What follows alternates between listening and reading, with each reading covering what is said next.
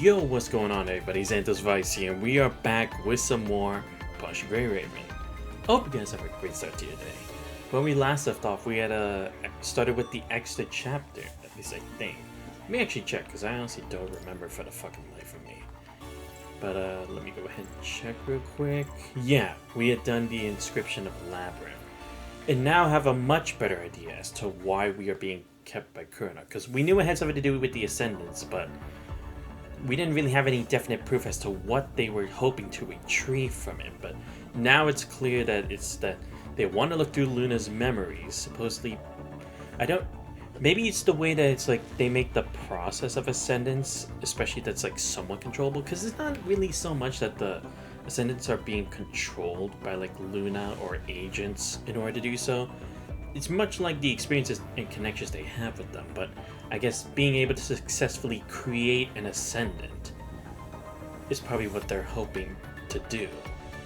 And now we're actually looking at to how like Roland and Lamia actually fit in the picture here, and hopefully shed a bit of light as to like what Vonnegut is trying to do, because he seems like he's being a bit of a neutral party, but obviously he's going to be against us at some point. But for the life of me, I can't really tell what his main goal is. But anyway, we're going to finish the extra chapter, and I'm going to try to at least start the next main chapter, chapter 15, The Last Spark, which I need to finish the extra one, and then I can start moving along to these things, hopefully. So yeah, that's what we're going to be focusing on today. Luckily, there shouldn't be that much left from the hidden part. I mean, there's like 2 battles left, but probably a decent number of like just the dialogue stuff going on, so yeah. Alright, lopsided recall. So yeah, in this one we had seen like how Roland got to this position, and he was actually saved by Ishmael after the stuff that went down in Lost Ascension, but that's it. Whatever the fuck the name of the chapter 13 was called. But anyway, the fact that she actually saved him and that she's also an agent, what does that play into all of this? And the fact that she's an agent, it's like, wait, hasn't she kind of been working with Babylonia? How are people okay with it? Or do they not even know what she really is, for that matter? But anyway, that's a side question for later. Let's go ahead and see what this is all about.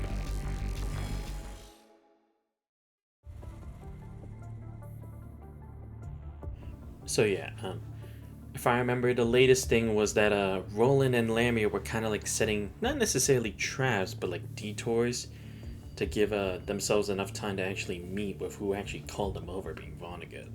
As for what exactly he hopes to gain from it, I don't know, because it doesn't necessarily seem to be that he's trying to get Luna, because otherwise he would be hunting down the Ascendants. And again, it does seem like agents specifically have some kind of like a truce or something, that they can't necessarily interfere with each other directly, which makes sense, because if there are so many Ascendants left over, why haven't they all worked together if you would think they'd have the same kind of goal, envisioning themselves as a higher species?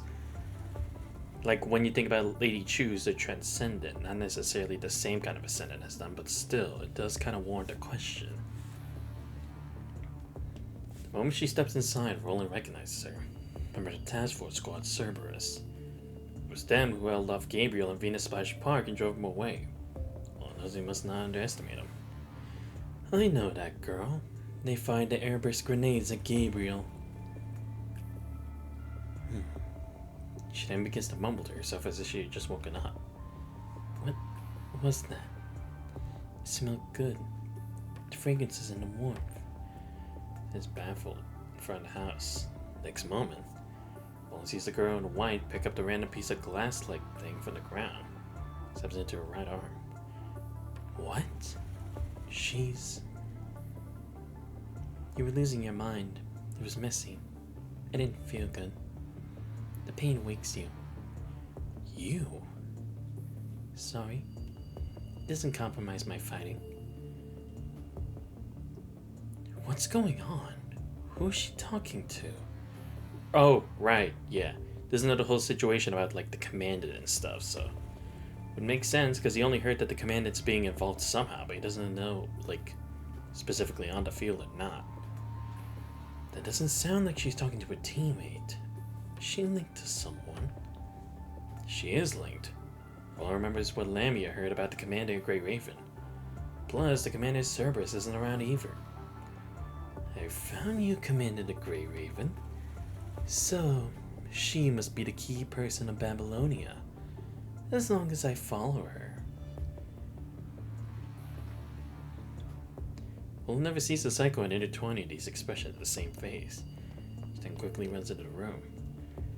What's going on? There was no time to think. Outside the room through another window that he opened earlier on.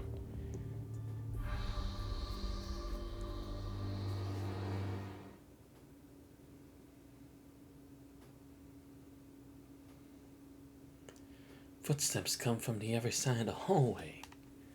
Looks like she's already inside the house. Follow her. Really? He actually just followed her? I figured he wanted to like keep a secret.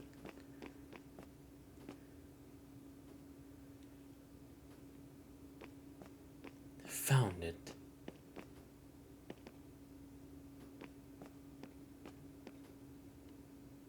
Left in a hurry. From that room, she must see something.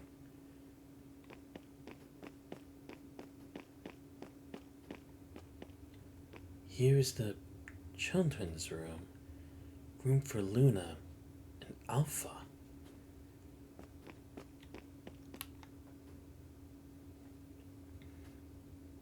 Nothing special, just normal toys for kids.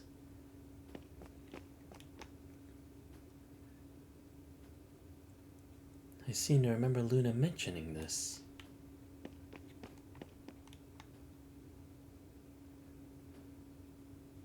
Group photo. Luna and Alpha, is it? Back to the corner.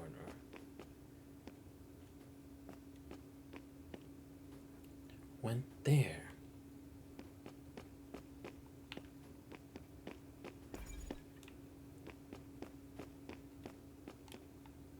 From the footsteps, she ran here. But what's this? Someone's opening the door from the other side. I have to stop her.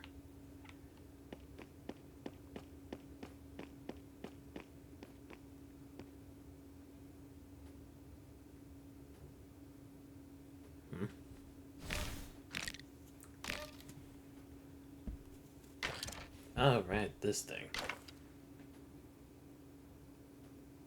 What a clingy child. Why don't you play with your peers? Sure, I can help you find someone to play with. Come on. Can I actually damage it? Oh. Oh, I guess I can.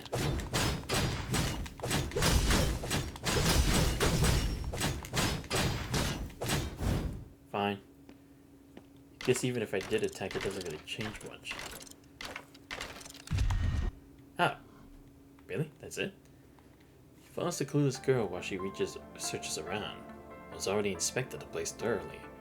She seems to be able to see things he cannot. Interesting. Is the information only visible to those that meet all the criteria? Well, I feel like he's getting close. After a series of seemingly pointless searching and relocating, the girl linking to the commander of Grey Raven runs downstairs. Roland's not rushing to follow. He's not keen to be a good stage actor that follows a script.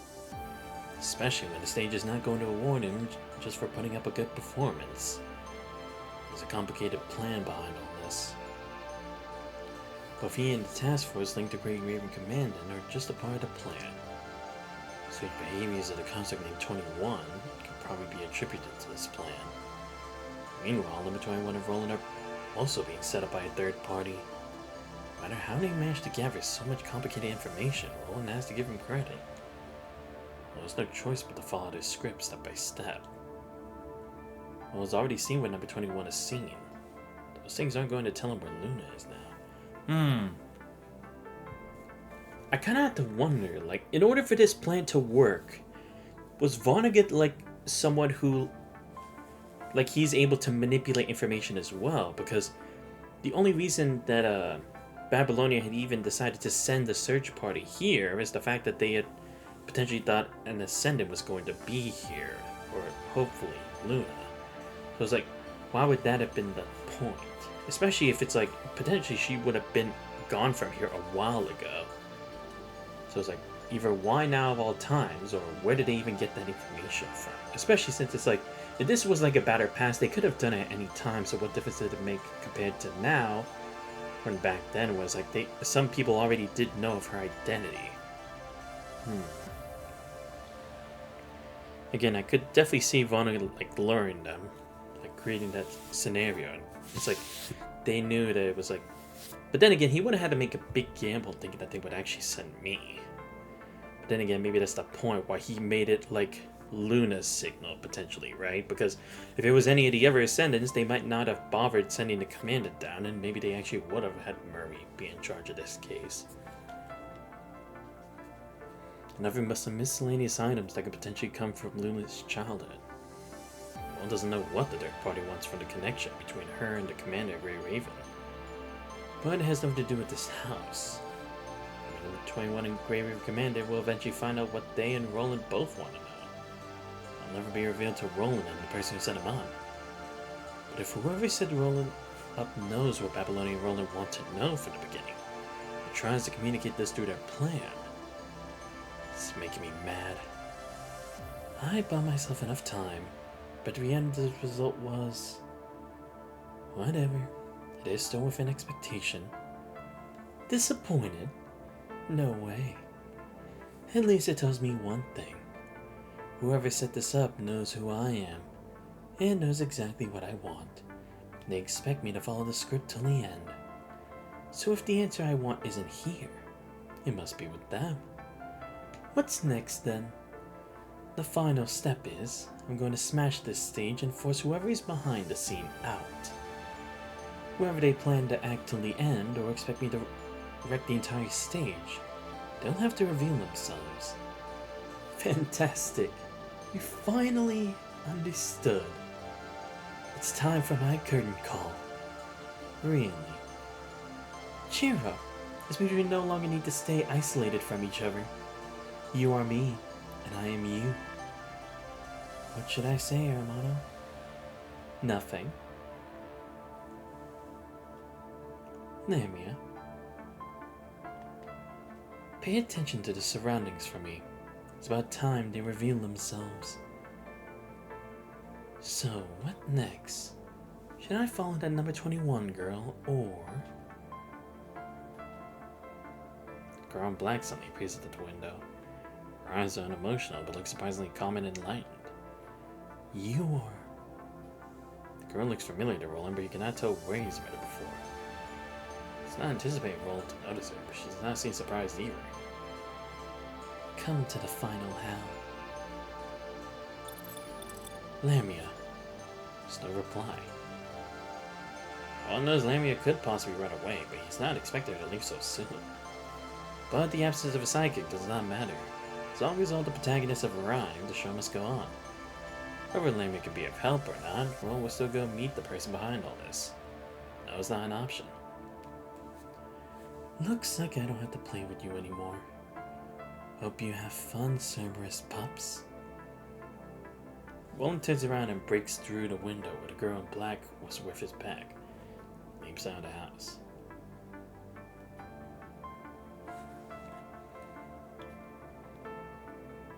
Lamia cuts the comms off and climbs higher up on the roof for wider vision. What's that? Suddenly hears a strange sound rapidly approaching. It's like a vroom noise produced by spinning fans. It sounds just like an engine.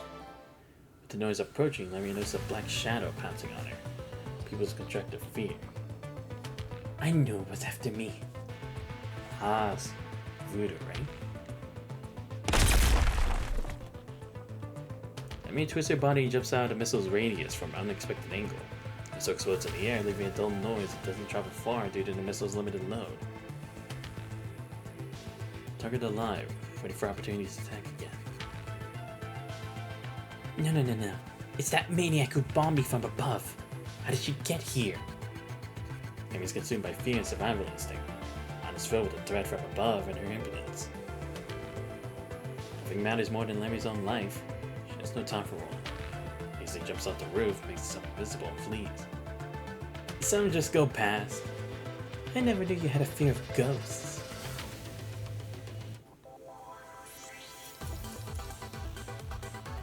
So that was probably before we reunited as well. Damn, I'm at 67%. It's like I'm almost done with this? Damn. Must be a lot of dialogue after this then, because otherwise it's like over the point. Cage battle.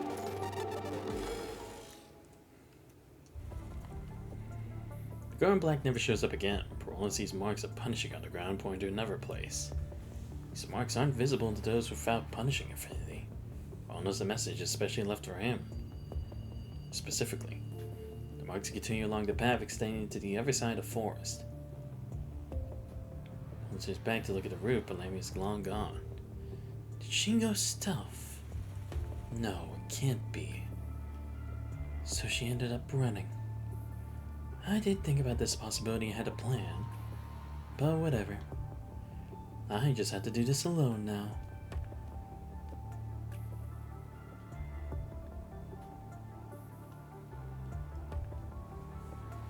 Hey. Just do what you have to. Now that you've showed up, your plot must have come to an end. Where's the villain?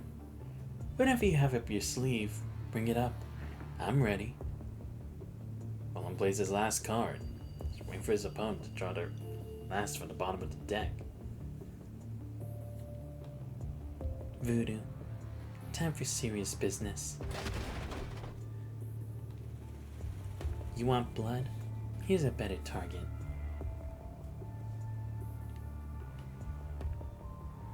Perhaps that's what Mr. sent you here.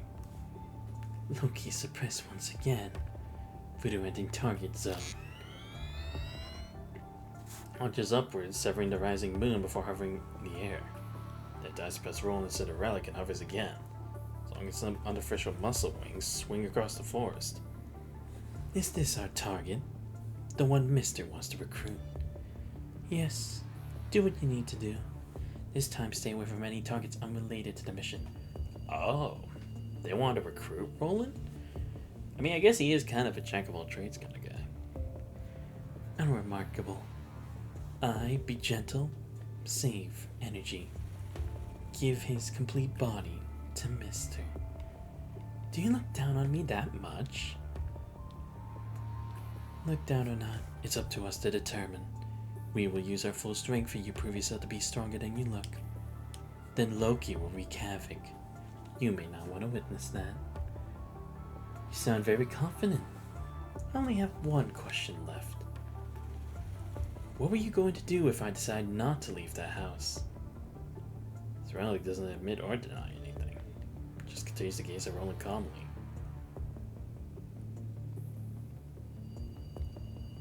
I really want to meet that mister of yours. If I get to see him, I'd like to make a complaint regarding this invitation. The staff he sent displayed extremely poor attitudes.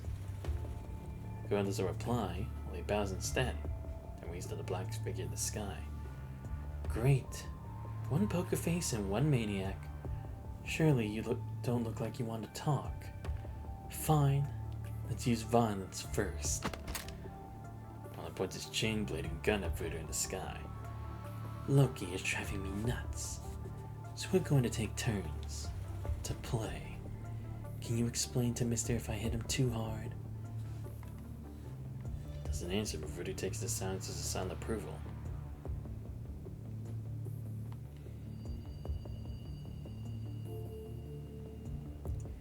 Who are we going to kill? Who? This guy? Is it him? Yes. Kill him if you find him too weak. We take turns. You can argue as long as you want, but can I go?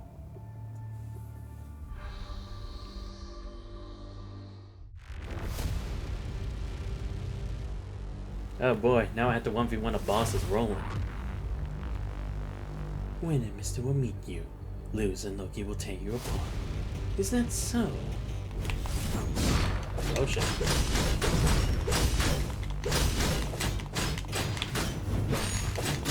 Ah, shit.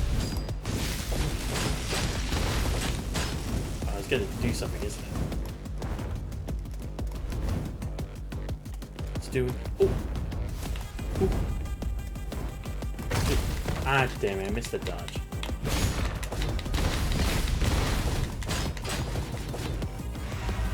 Okay, not bad. It's these oh, shit. Oh, great, here we go, Scorpion mode.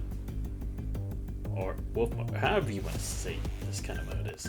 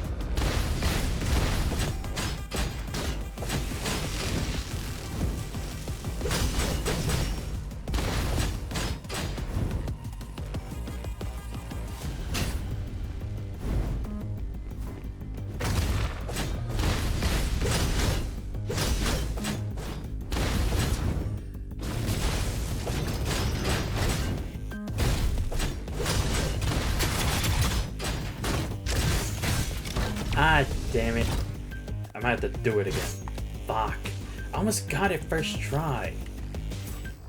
I don't want to do it with a death. I want to actually clear it first try. Because I can't do it. I almost had it, damn it. Just a bit more, I would have got that. Alright. Okay. Let's do this. But you can't skip this part, but whatever.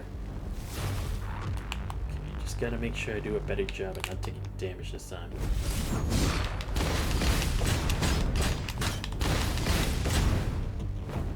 Nope.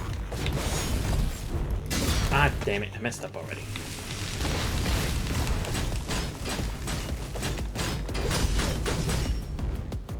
Alright. 1, 2.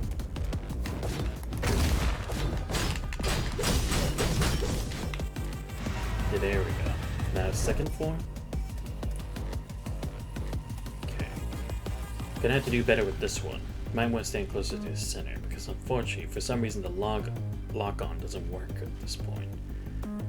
Surprisingly enough.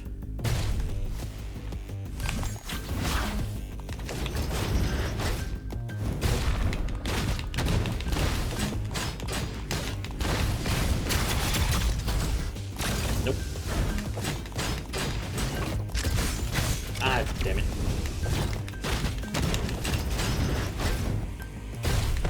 Oh my god, I missed the dodge again.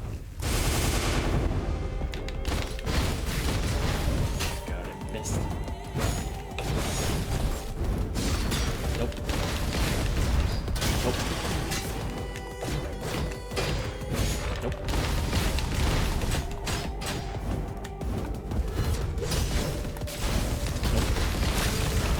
Oh shit.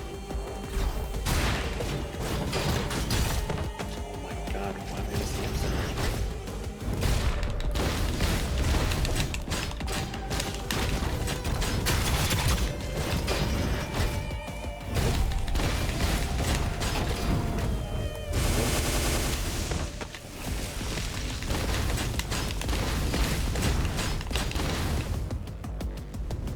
Okay.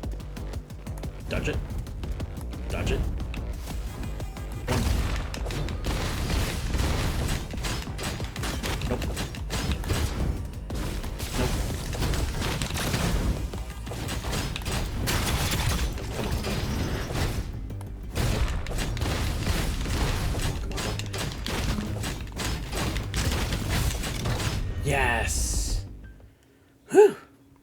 Got a second try. I'll take that. The thing Mr. asked me to reveal to you, Loki has already done so. But from the look of it, you don't seem to be worried. So let's end it here. It's up Voodoo's mask began to flash and change color. He clutches his weapons. If you can survive, I will judge again. Voodoo's calm voice becomes twisted, changing to a horrifying scream once again. Worst case, I'll just tear you apart and throw your remains to Mister. He won't care. Weaklings don't deserve to live. Around the battle, Roland's already getting used to her bipolar characteristics. Worst case, are you suggesting that I can still live to see your Mister?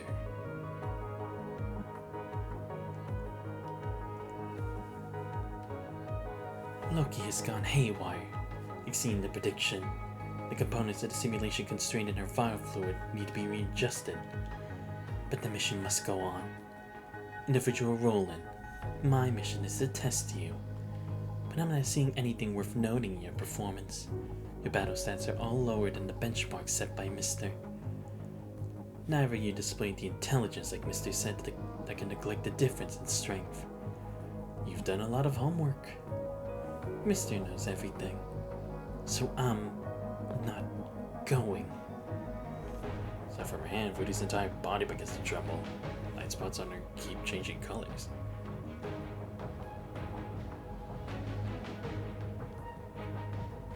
So what? You going to execute yourself? Do you still think you can separate yourself from me? Ever since you put your favorite movie character in your brain. Voodoo? No. Researcher RIKD042. You don't seem to understand our relationship, do you? You can argue all the time you want, but can I go now?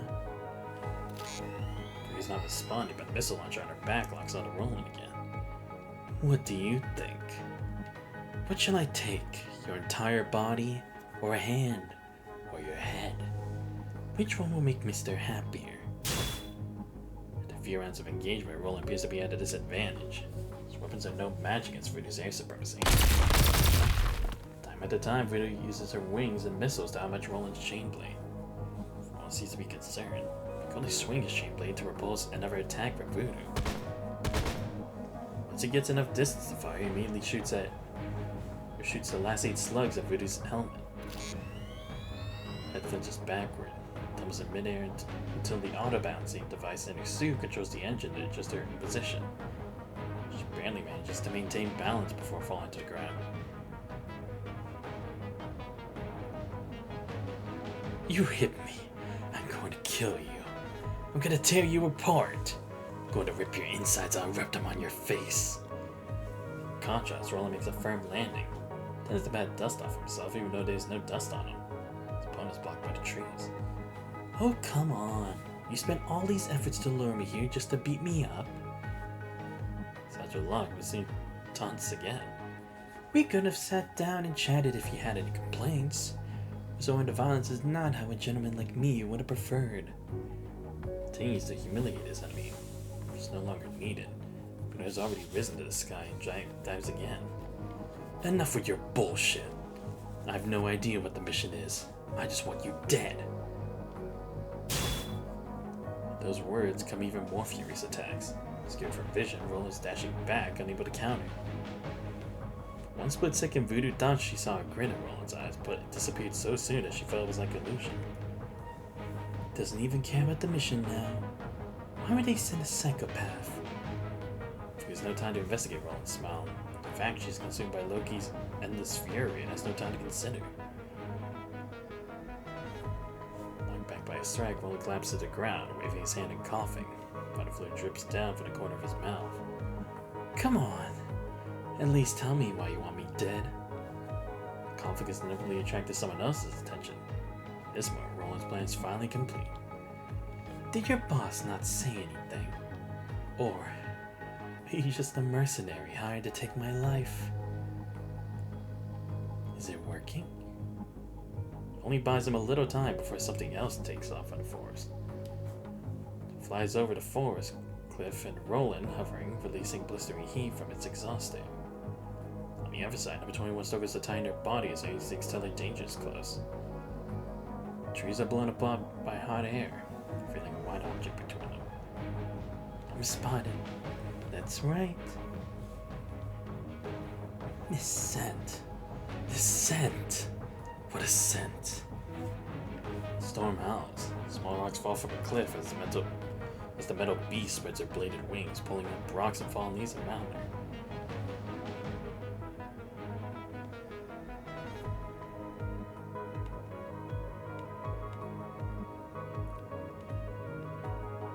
Her voice suddenly turns into a continuous high-pitched shriek filled with equal parts of terror and delight. Only tormented soul in hell could have made such a human sound. I'm here. Here! I'm here. Mister must be so disappointed. He picked such a useless scrub. But if we were to bring some new toys alive, he'll be happy. Mister will be so happy. What is that thing mumbling about? New toys? Fall back. Where are the targets?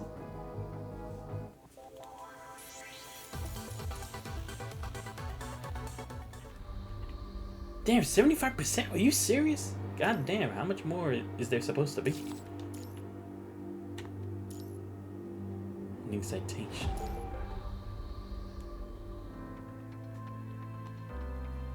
Alright, let's just skip the part that we already been through. It's because we already remember this part. Yeah, when you pinned them down.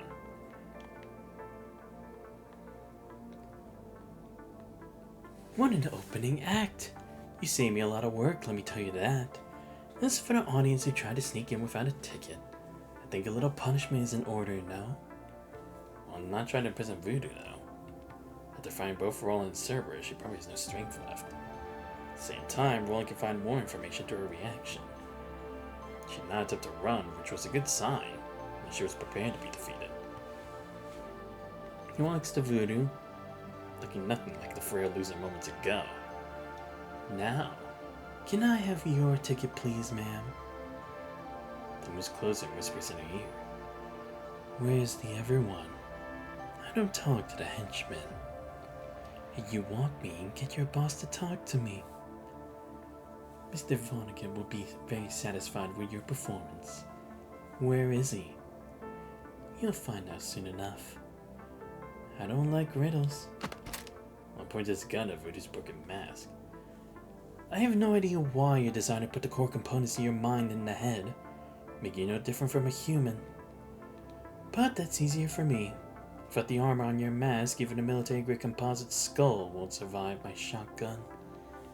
So, bring me the other one, if you don't want to die. 3.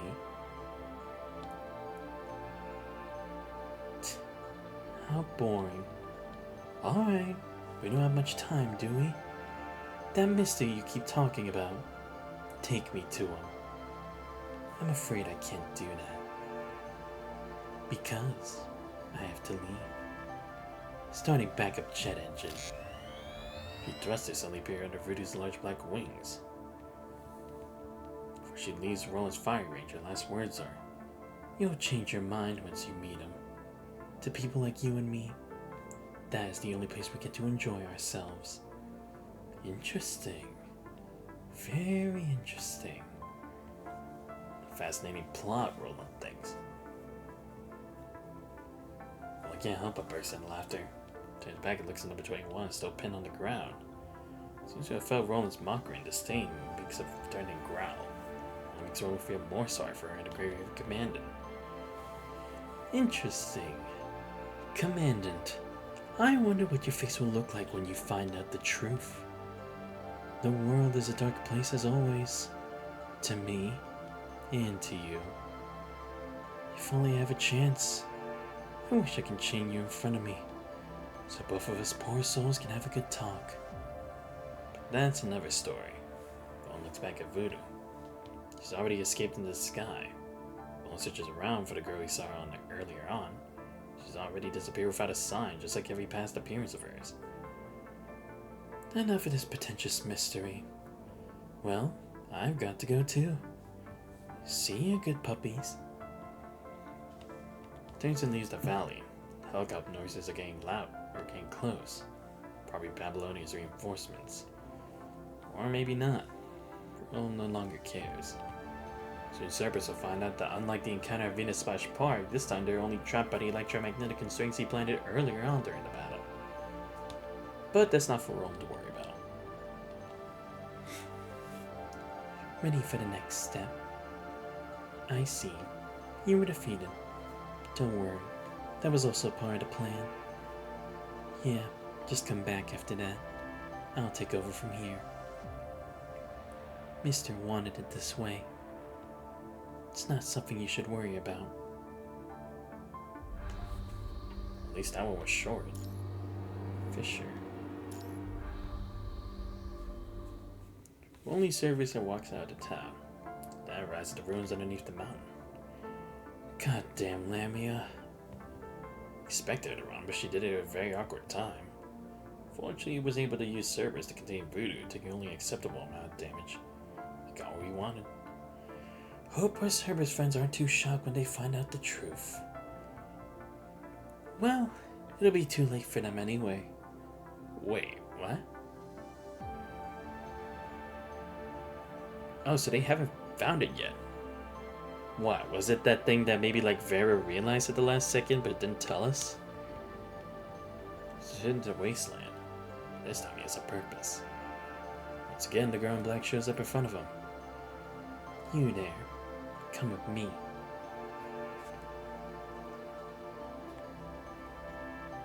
Who are you? Girl not to reply. Sheldon looks at him calmly. Roland sees no emotion or demand in her eyes. Look like a deep lake engulfed in fog. He's not like those eyes. Why? Not answer. This is what you wanted. How do you know? Wait, no. Not just in the house. You've been tracking me since long ago, right? State your offer. After all this drama, I don't think we need to test each other any further. That's not my mission. Whatever. Roland's going to simply follow her. He has his own plans.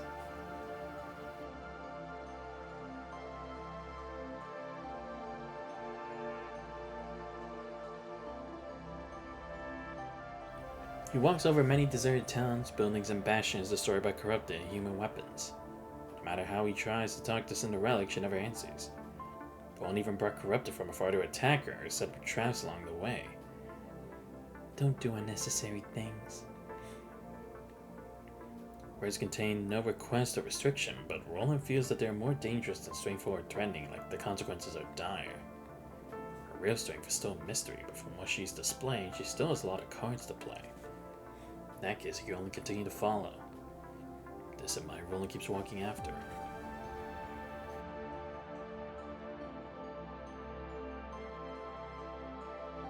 Please.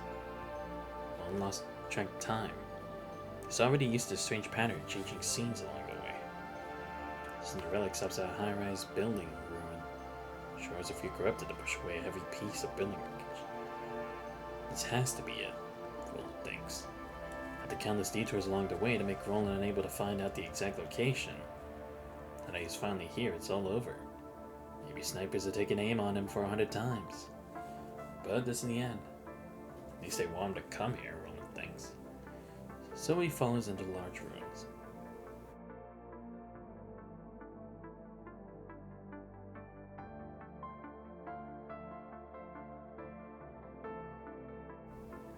The road inside is wide. Almost all light is absorbed by the ruins. You can see Cinderella walking past dappled light spots. No, she's not the only one. Someone's watching him. Actually, more than one.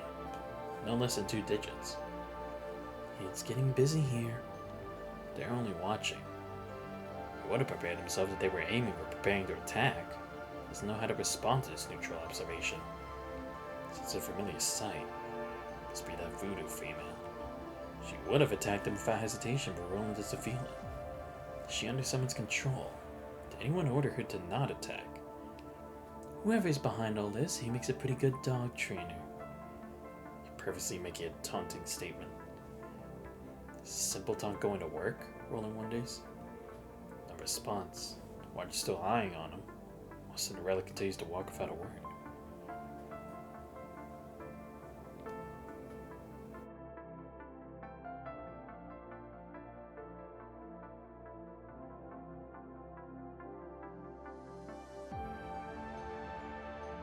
Mr. Vonnegut, the guest has arrived.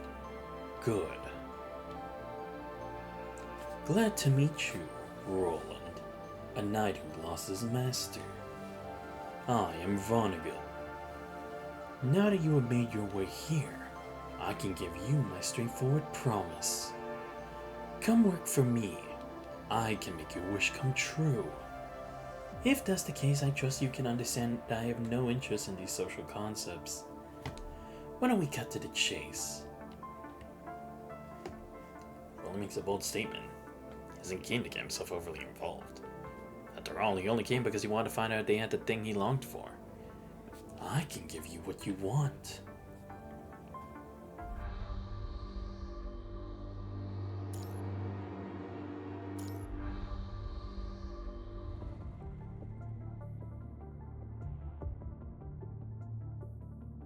Another agent. How interesting. But Roland isn't surprised at all. Skull Mask agent wouldn't spend so much time and effort to invite him for a coffee. Still, the offer was very cliche. What is this? Villain some cold B-rated superhero movie? Roland thinks. This man named Vonnegut is looking at him. You don't look too satisfied. You either think I'm a fool, or you prefer to seize the thing you want with your own hands. Is there a difference? No. Or should I say, they are equally interesting. I'll go with the former. You can't give me a reason in your next 5 sentences.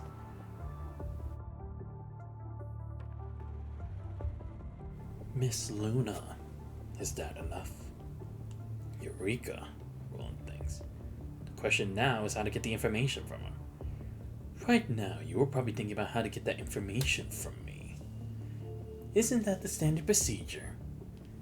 You know it yourself. Are you going to let me do that? It depends on whether you accept my offer or not.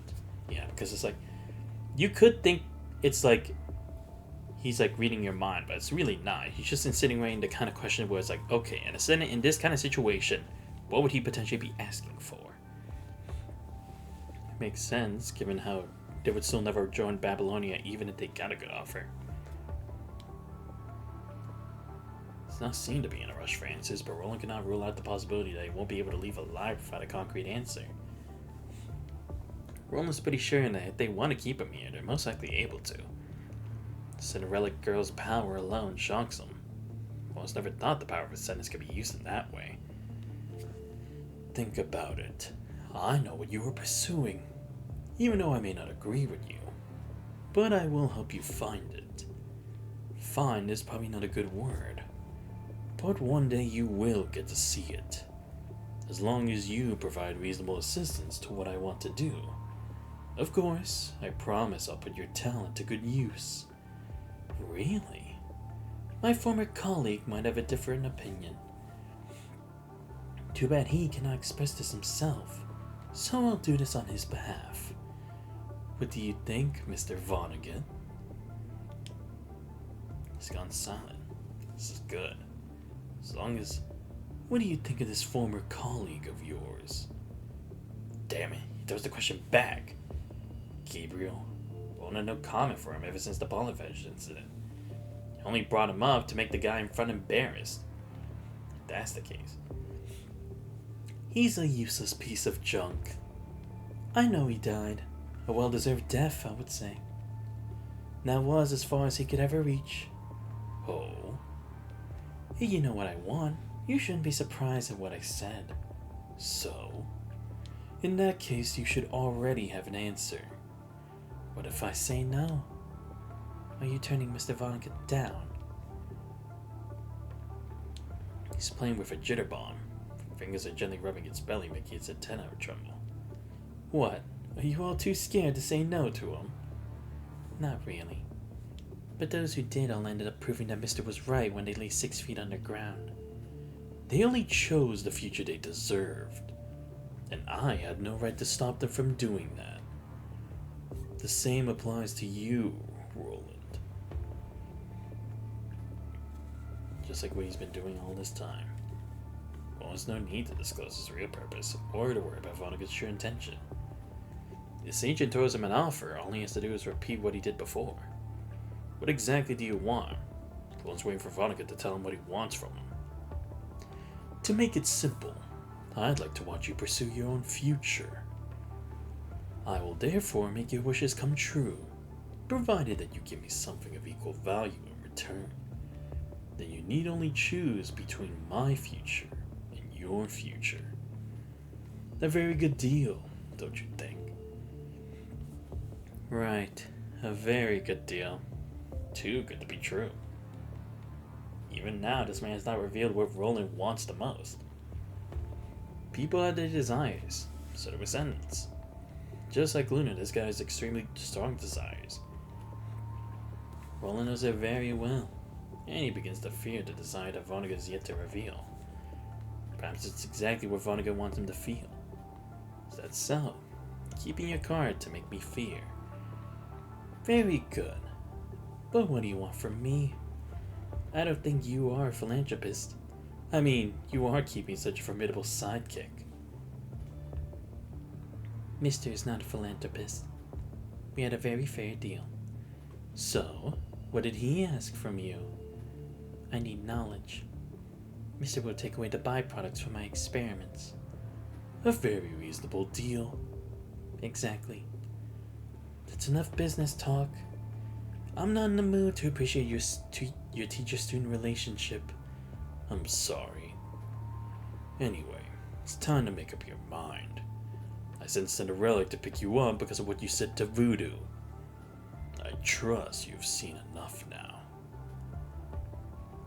Make your choice, then accept all the things you deserve. What should I do? One isn't in fear of loss. He's not going with the flow, nor is he struggling. The man in front of him is definitely offering him an opportunity. He doesn't know whether this gift box will bring him light or maggot when opened. All he knows is the gift of destiny awaits. What is it? What's behind this gift? Does it matter or not? Enlighten me, Amana. It's been quite some time since you last showed up. Why are you not showing up? Do you think I'm capable of making decisions now? Have you given up on me? Roland feels his invisible nerves are getting tense. His eyes are getting dry. Cosmic body no longer has that function, but he feels like he's sweating at the back of his neck. But use your brain and think. Who on earth are you? An actor, a knight, a stray dog, an ascendant, Luna's loyal servant? Stop lying to yourself. You are just who you are. You aren't anyone else. You aren't an item. You are just yourself. The one and only you in this world. Go onward, and one day you'll be able to answer me. Who are you? Your ideals, your recognition, your violence, your cunning. Maybe you need someone to rely on, some belief to follow, or a mission to give you a reason to live on. But you are unique. There's no one else like you in this world. Go, my puppy. Use them. Get what you want. And tear them apart. I see. It's actually very simple.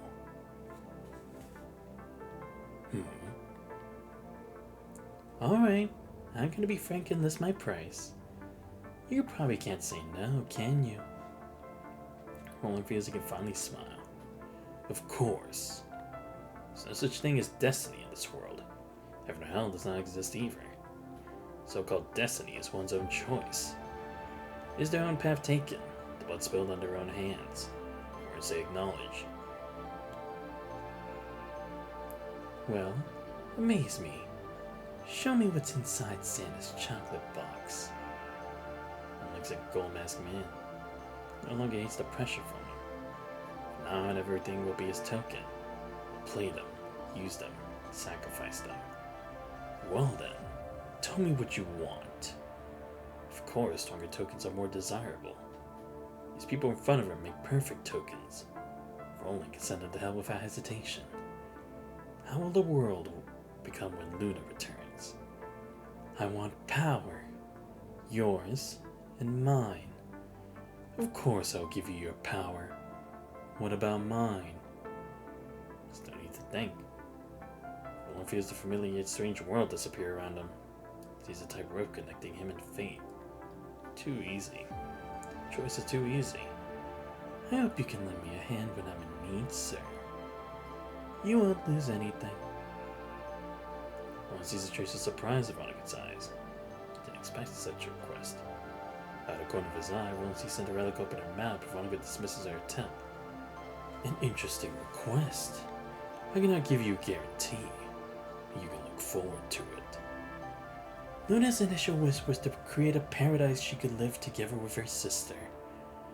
But as long as the Assnet has a leash on her, Luna will never get what she really wants. I'll take it as a yes. Too easy.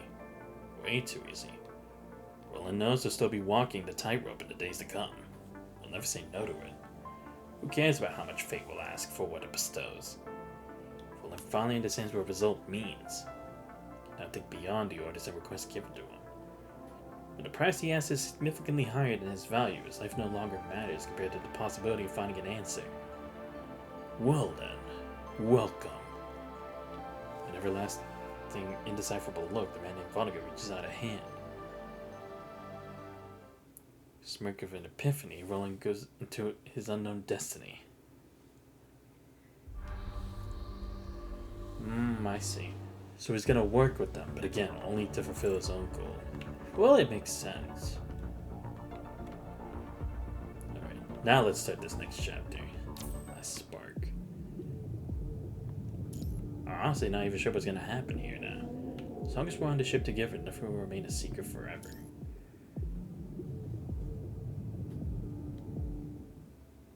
I know, of course, that Plato's Atlantis never really existed. For that very reason, it can never die. It will always be an ideal, a dream of perfection, a goal to inspire men for all ages to come. So that's why the symphony ends with a triumphant march into the future. Song of Distant Earth, Arthur C. Clarke. Babylonia, 24 hours before Cerberus receives their mission. Having walked along the narrow corridor, Nicholas stands before the old wooden door at the end. Unveiled before his eyes is a crass, tasteless, just ridiculously luxurious study. Velvet curtains, chandelier, long black walnut table. It's all trinkets from ages ago. To move these unnecessary items into Babylonia during an apocalypse is the cruelest mockery to those who were left behind. In the cause of Nicholas' furrowed brow, the silver-haired man leaning back on the leather swivel chair finally knows his presence. Long time no see, my dear Nicky. Colin's tone is fervent with a sense of joy, as if the two of them are actually old friends who have not seen each other for a while. Nicholas' brow furrow upon Colin's intimate greeting. Time has passed, and Nicholas' station stands far removed from what they once were. Still, disgusting contempt he feels about the man before him has not changed from his days in Kurno. Come on, stop staring at me like a mortal enemy. It's been so long. Take a seat and we'll catch up. I'm not here to catch up Collins. What Kurno has been doing to Xanthos has crossed the Parliament's line. P for Parliament or P for President, huh?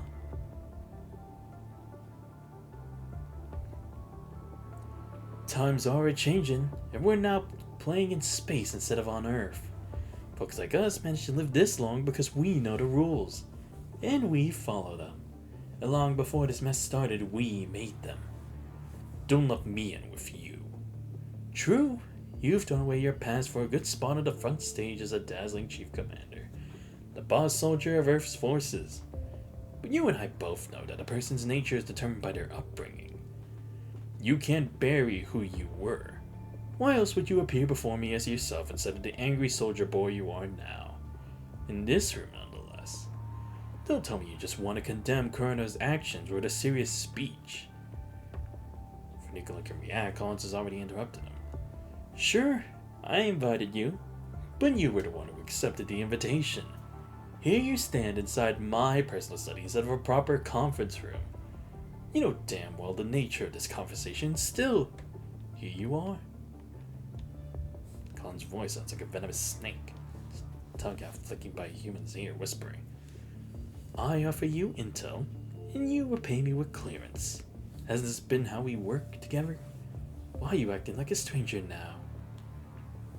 I've turned a blind eye within my authority as much as I could regarding you detaining a task force commandant.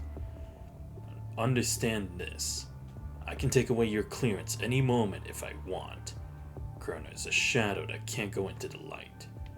You wouldn't want your dirty laundry hidden all these years exposed to the sun, would you? You won't do that. We've surely passed the bluffing stage by now. You won't back down on your word before you've gotten what you want. Your president is sentimental, but not you. The Grave of Command is just leverage to you. No more important than any other commandant you got. You aren't going to war to get one person back because you don't care.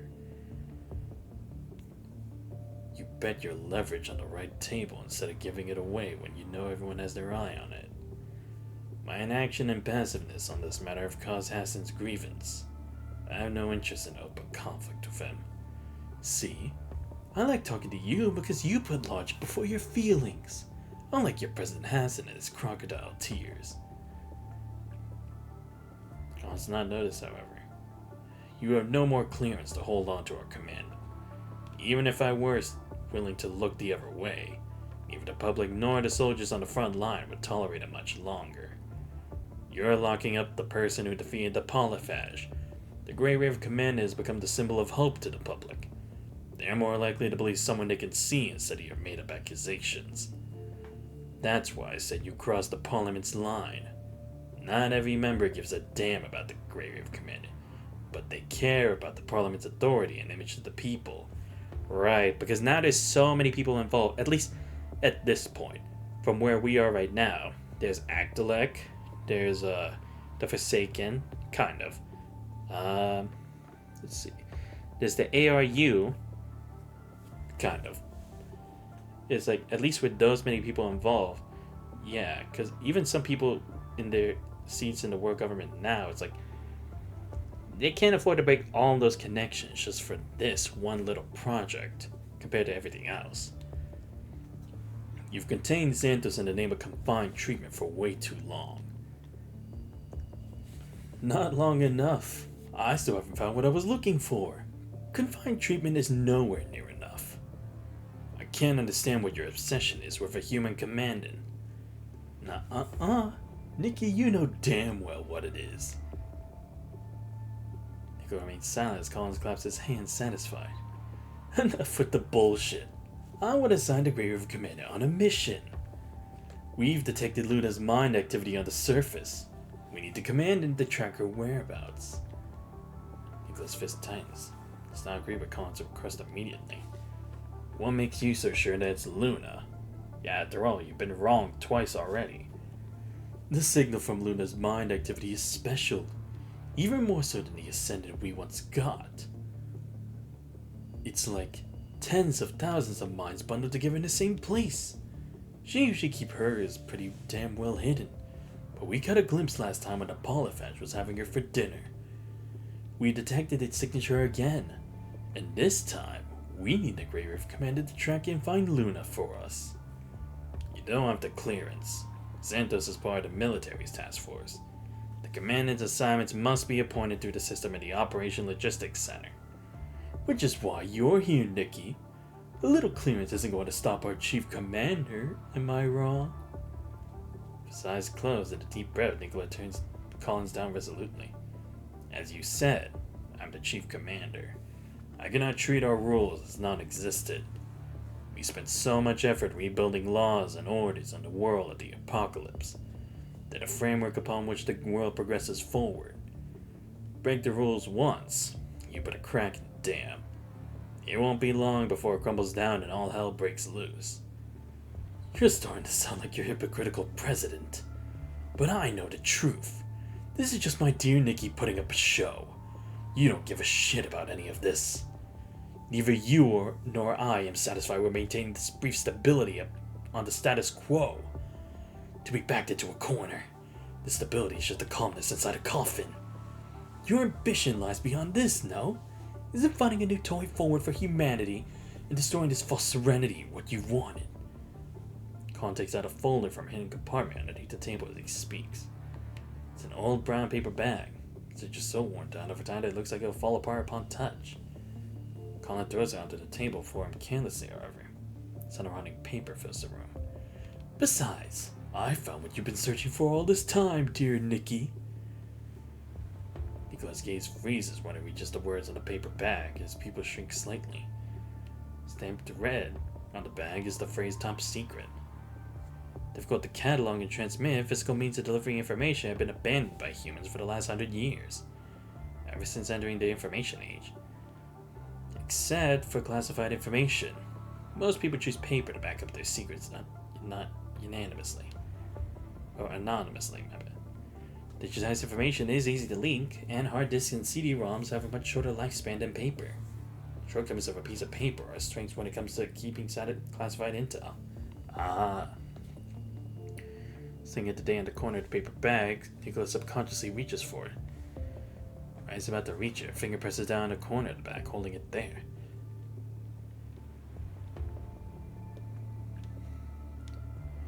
As I said, I cannot break the rules. The Grey Raven Commandant's assignments must be given to the Operation Logistics Center with an official construct squad. The mission details must also be officially approved and logged. Then we'll make it official just the way you like.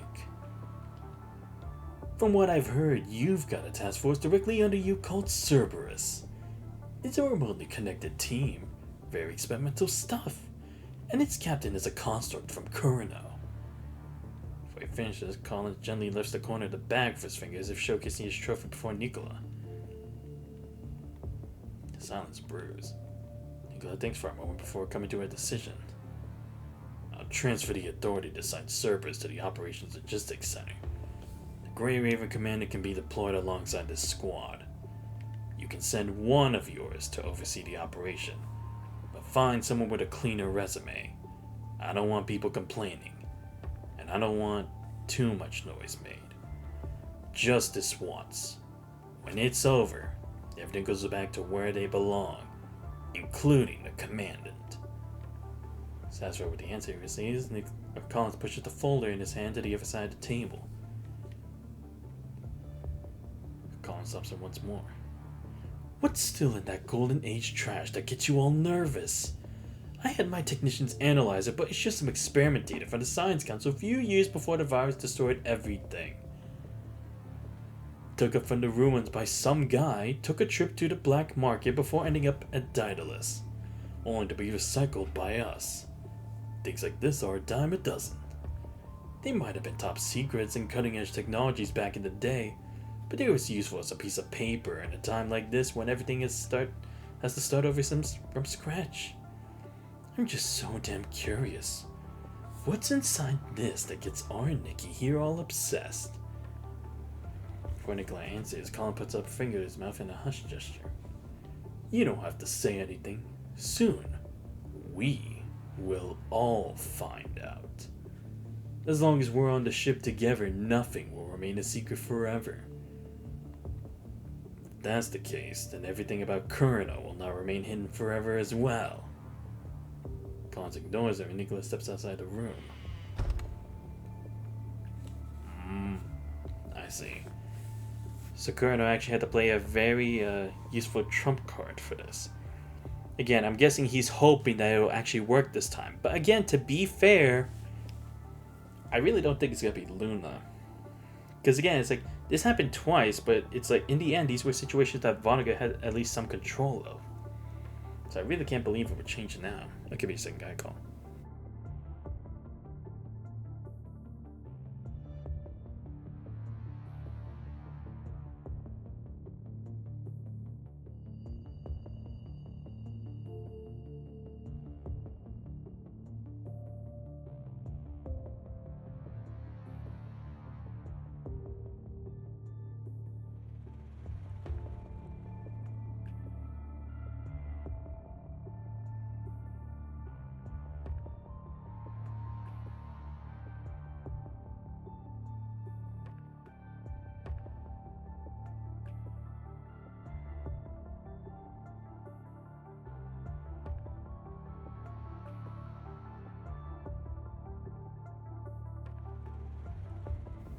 Babylonia, 12 hours before Cerberus receives their mission. I brought the thing back. Nico throws the paper bag he got from Collins not too long ago before Hassan. Catches it, immediately takes out the data from the bag and reads it carefully. Did Collins notice? No, I don't think he knew.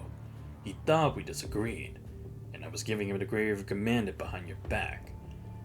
I'm surprised too. I thought you rejected me when I proposed this. You seem to value the commander a lot, after all. Valuing Xanthos doesn't mean I'll stay in a stalemate with Kurinoff forever. Getting stuck in an arm wrestle helps nobody.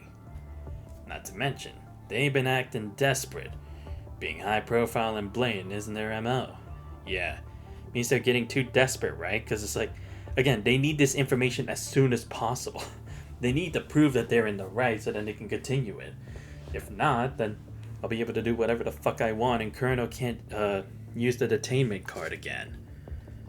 Because it's like being like, okay, but he survived it once and your detainment gave no results. Why would I need to again? I'm worried that Collins has got his hands on something big. Something important enough that gives him leverage to escalate like this. They said they needed Xanthos to help track down Ascendant, but given the way and number of people they're deploying, do you think they're truly hunting an Ascendant? Right, because, again, it's like, there's no way, even if Luna's weakened, people are not going to be enough to defeat them. And one Construct squad is definitely not going to beat them either. Because the Polyphage, that's one thing. But we're talking about like an actual Ascendant, though. We haven't been able to bring them down at all. And yet, you think, it's like, even would that even really be successful? If they had brought like all the teams like Strike Hawk and all that kind of stuff, maybe. And again, I know they can't actually bring all those squads there because different organizations, but I mean, like, as an example, Collins has his eyes set on Xanthos right now, which means Xanthos must be an important part of their plans. Connect the dots, and what do you think we'll find? Nico's expression turns gradually more solemn as Hassan speaks. Something that's connected to Xanthos at this point in time. Are you saying that what they're after is... He does not need to name what they're after, as he already knows the answer from Hassan's eyes. Indeed, it's exactly what you think. Of course, it's only my guess. Regardless, we can't prove that they've got a hold of her. Not to mention that we have no idea what they need her for. Right. And this her, it must be someone else completely different, right? Because, again, if it was Luna, why would they need to send me out that much anyway? When it's like, they could have done it during that detainment period. There's no reason to have to do something like this all roundabout like this when so far it's literally giving nothing. Unless they're trying to have me like a tracker, but even that is like, that's still been pretty fruitless so far. We need to know what this all means, so we must act. You were our best option. If I compromised it on the Grey River commanding, Collins might figure out that something's afoot. But not me. Is that so? Exactly. Your past makes him less cautious. And our usual disagreements have provided our plan the best cover. I always think that you're more cold and logical than me in some ways. But I have to warn you, Collins is not a fool. Even if he didn't notice at first, the moment I revealed my interest in that data, he knew what a trump card he got in his hand.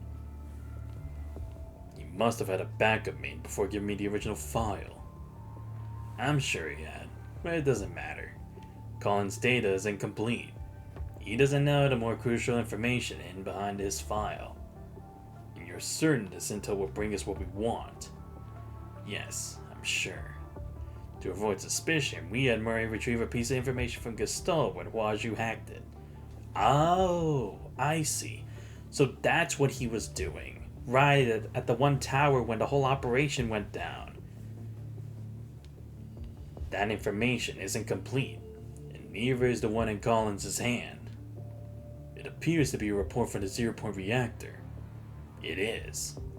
These files are just a regular data feedback sent to the Science Council by each reactor. But we discovered that the data reported by one of the reactors is slightly different. Based on Gestalt's calculation, the data was encrypted to hide a certain set of numbers. After we deciphered it, we discovered a set of coordinates hidden within. coordinates of the zero-point reactor codenamed Atlantis, because our information was incomplete.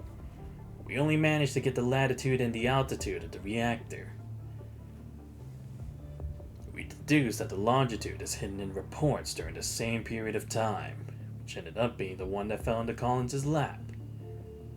I don't understand. Why would someone encrypt the location of each of their own reactor, only to send that information out? This is like the work of a spy. You're right. The world government was well established at that point. There were no borders or separate governments. Why would someone from the Golden Age try to leak this information? Just because there was only one government didn't mean that there were no disagreements. Zero-point reactors represent the next energy revolution, where if a controller could reshuffle the world order and control everything. Ah, right. True, because it was supposed to be the next best thing. It was supposed to be the thing that could potentially take us to space. Which was why they had to hide the location of their reactor. Their union was just a temporary facade. As long as people are equal and resources are not divided fairly, there's no true union in this world. Ah, I see. So they just took advantage of the whole fact that it would help for everyone. Use it to have the means to create their own reactor. It's almost tragic, isn't it? Whether it's the people in the glorious golden age, or it's us on the brink of extinction, we still have the same struggle. We're still fighting the same fight. Fascinating. Strike. The red-haired construct stands amidst them proudly like a rose above its thorn. Earth, 2 hours after Cerberus' mission is abruptly terminated. Canons prefer to move in packs. When separated, survivability and strength were greatly diminished. Right now, Chrono is treating Cerberus as if they were real dogs. Whether they were making a mess together or colluding with one another, Chrono has separated 3 Cerberus members for interrogation at the same quarantine zone. Crosshair Arms Fair does not change your response regardless of how the interrogator questions her. Yeah, come on, it's Vera. You guys think you can do anything different to make her talk? Fuck off. I told you we don't know who our mindless attacker is. It called itself Voodoo and it kept bumbling about a guy called Vonnegut. It first attacked the Ascended Roland before coming after us. That's all I got. Ask me however you want, but that's all I can tell you. What else are you expecting? A lecture on its behavior pattern? How the hell would I know what the punishing virus has done to it? Based on the mission logs, you had disengaged the remote connection for a time not long after the mission began. Your tracks deviated from your planned route quite extensively afterward. Huh. Planned route? What on earth is that? Our mission was to investigate what appeared to be Luna's mind activities and locate her. Yeah, it's like, come on. Like, you would think they would know better, or if research service would be better to know that they don't always follow the direct plan to the T. If there was a planned route, why the hell would we need to locate her? Right. Cerberus accepted your assignment due to the Chief Commander's order, but that window closes when the mission ends. Now that you terminated our mission is ended, so you have no authority over us anymore, given the terms of our arrangement. We don't even have to sit here and get grilled by you. Understand this. We're staying here listening to your macho crap because we're in a good mood, not because we're afraid. I know your type, so don't think for a second that your scare tactics will work on us. The custodian, her voice as all the colonel soldiers raised their weapon. Red-haired construct stands amidst them proudly like a rose above its thorns. She has shown no signs of aggression. Her lips not even moved an inch toward the hilt by her waist.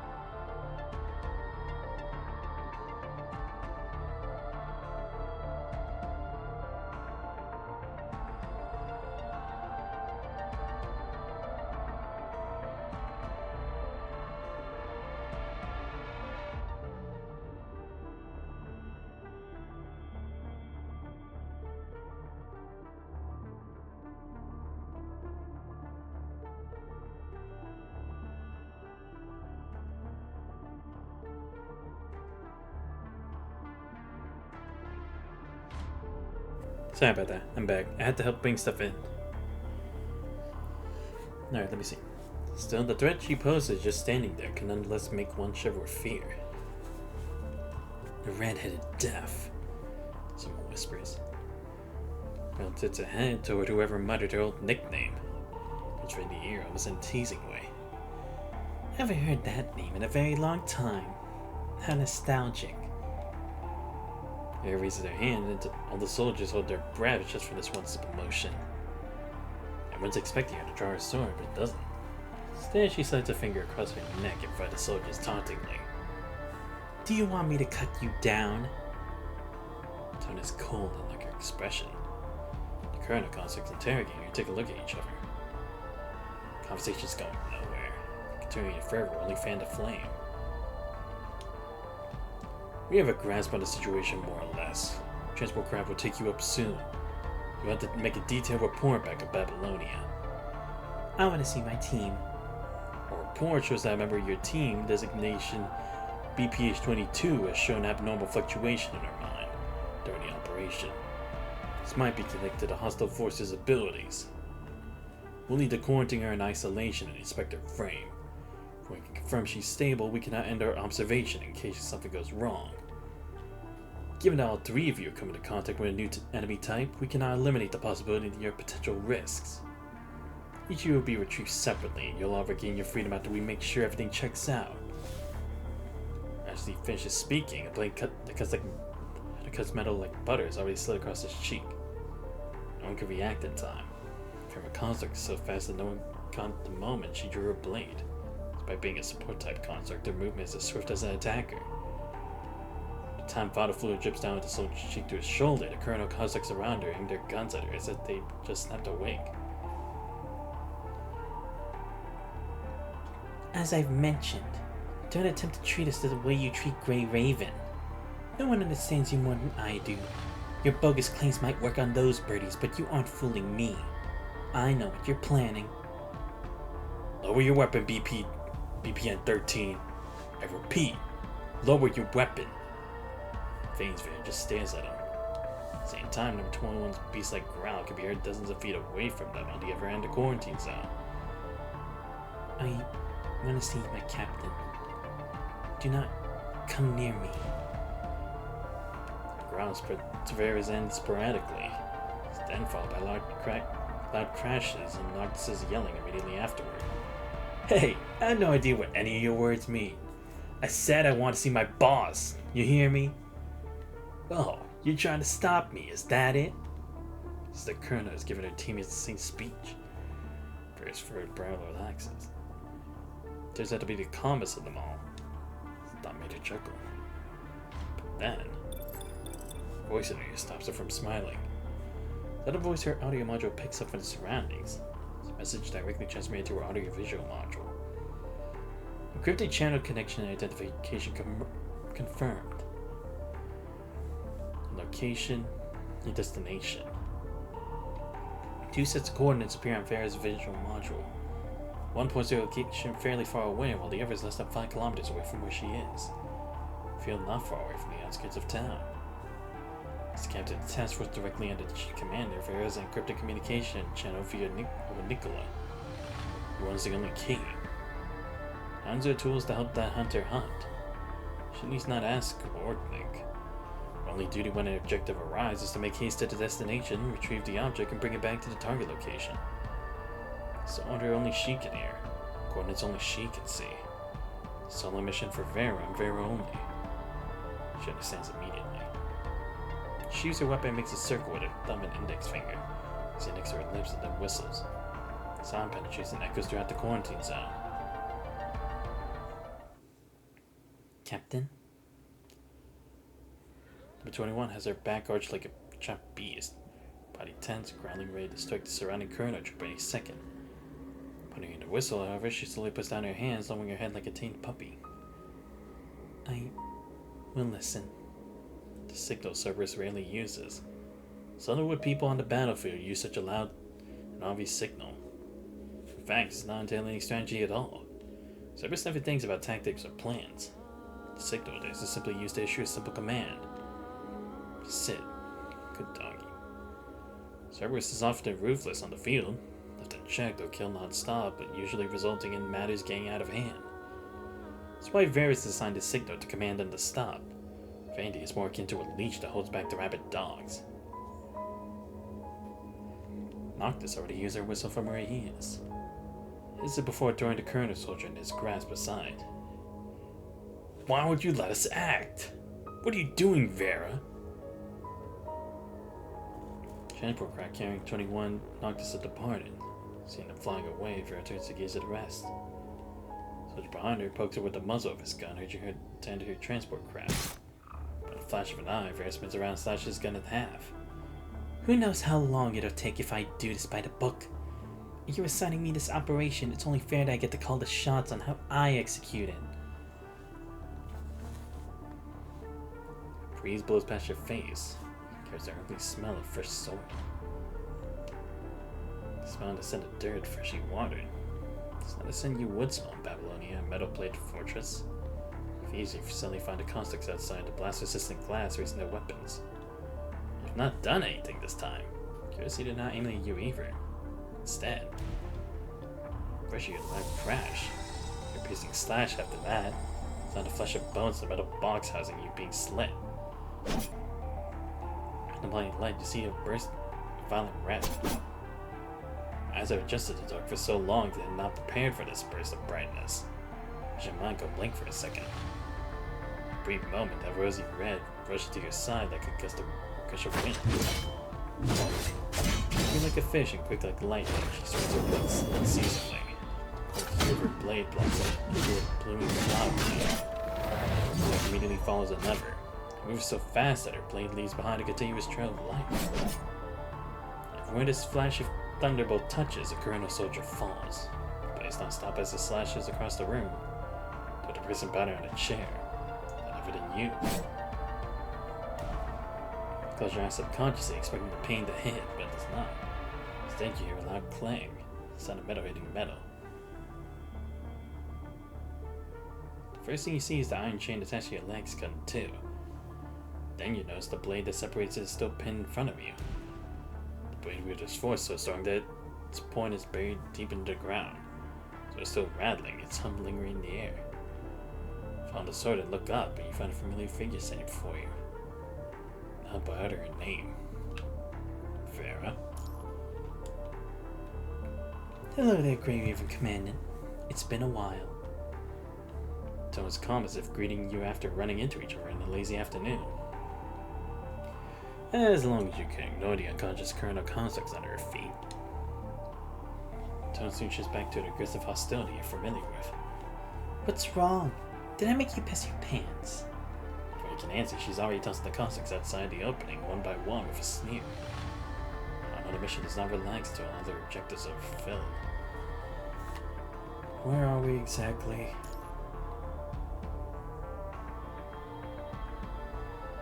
Sometimes it's amazing how dense you are. She walks towards you as she speaks. Swiftly she retrieves the weapon, or the blade, nailed to the ground before cutting open another metal wall. From the cabin of the transport craft on the other side of the opening. This is... You break into forest bathed under moonlight outside the walls. Yet the trees rattle in the wind. Babylonia would never waste that many resources on green spaces, not to mention simulating natural wind. The thing you're seeing points to one fact. You're on Earth. But why? You were in Babylonia before the remote connection. How are you inside a transport craft on Earth all of a sudden? Yes, the sense of dissonance you've been ignoring finally adds up. The perplexing remote connection that took longer than usual. The fact that Rebecca was contacting you with comms after your first face-to-face meeting. Oh, right. Yeah, because it's like, if she was always able to meet with me before, why would she have to later? Damn, I didn't even notice that. And the intermittent quakes beneath your feet. Oh, when voodoo came. Right. So you look for epiphany, but it shows you a look of disgust. Only now do you notice it? Come on, Grey Raven Commandant. The transporter Earth sent your first remote connection. They replicated the dark room that caged you on this transport craft to create the illusion that you never moved. I've taken out most of the Colonel caustics on my way here, but their reinforcement will arrive soon. Go close to the rear door. I've only torn apart this room, not the craft itself. I'm gonna fly the plane now. Time to bolt. Then she steps inside the cockpit, no longer communicating with you. Their construct has been blazing around you like a fire. Only until she disappears from your side that you can finally smell the scent of crossing sword she's up behind. The door to study opens. What Collins does is raise his eyebrows. Despite his guest arriving unprompted, Collins knows about his address only known to a suspected viewer, accessible to viewer. Indeed, it's Rebecca at his door. Just rises and falls from her heavy breaths, her usual elegant appearance slightly unkempt. Apparently she was in a hurry and able to bother with how she looked. It's unusual for Rebecca. Someone like her cares for how she presents herself. Not unless things are so tight she cannot afford to do so. What was that you got from the chief commander? The Grey Raven commander just got rescued by the Cerberus captain. Your plan to see commander away has backfired. I can't believe it. Nikki actually did it. Stupefied, Rebecca stares at the man before her, laughs so hard he almost runs out of breath as she stands there confused. At least a socialite here has stopped pretending to be neutral. Rebecca instantly understands he's mocking how she's been playing both sides. The only good news is that we detained the other two Cerberus members. One of them was connected with the commander for a long period of time, and her mind showed unusual activities during the mission. As long as you retrieve her and analyze her mind, our mission is not a total failure. Why the hell are you not nervous at all?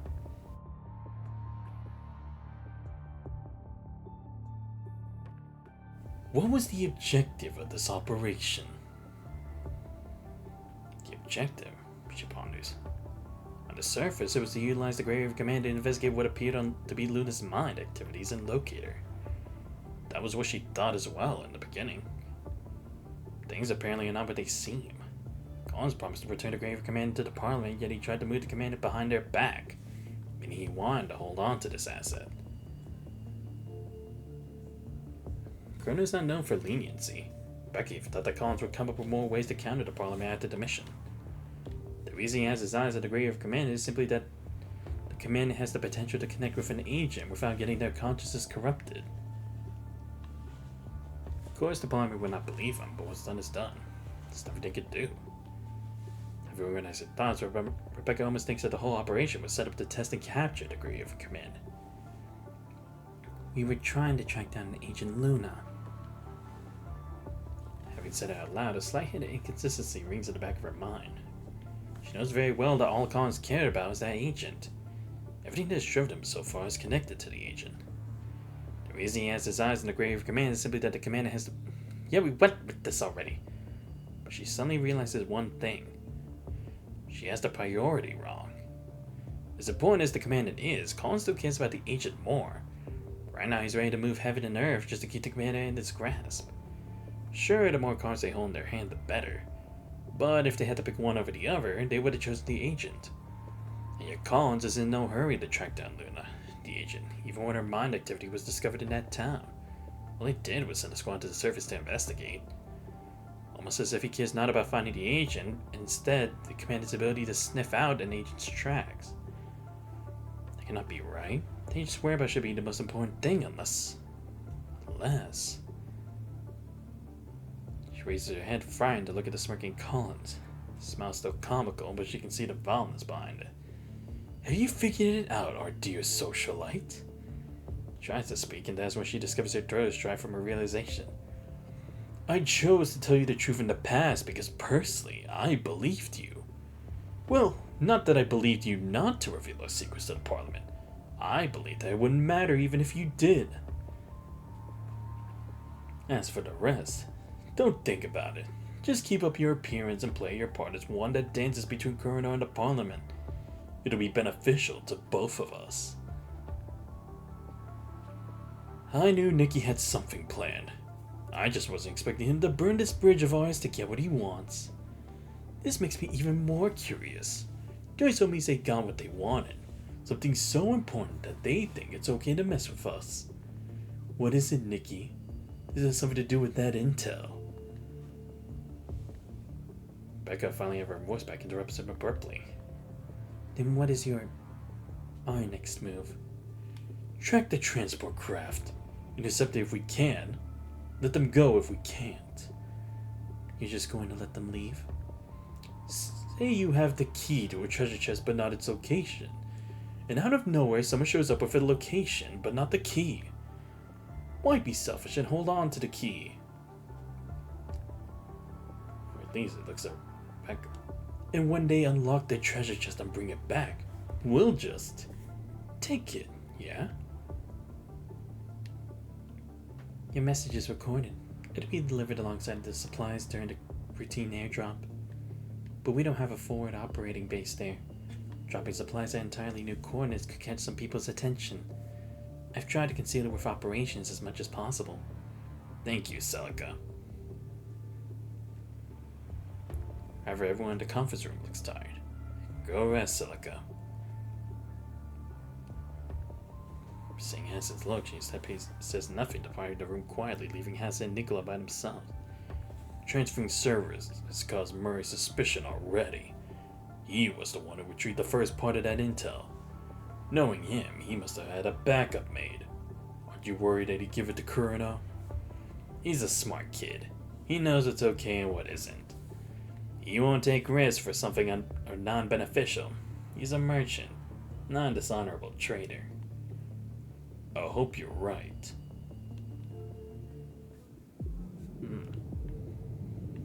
Okay. That's right. The city you're standing at was once a 0-point reactor.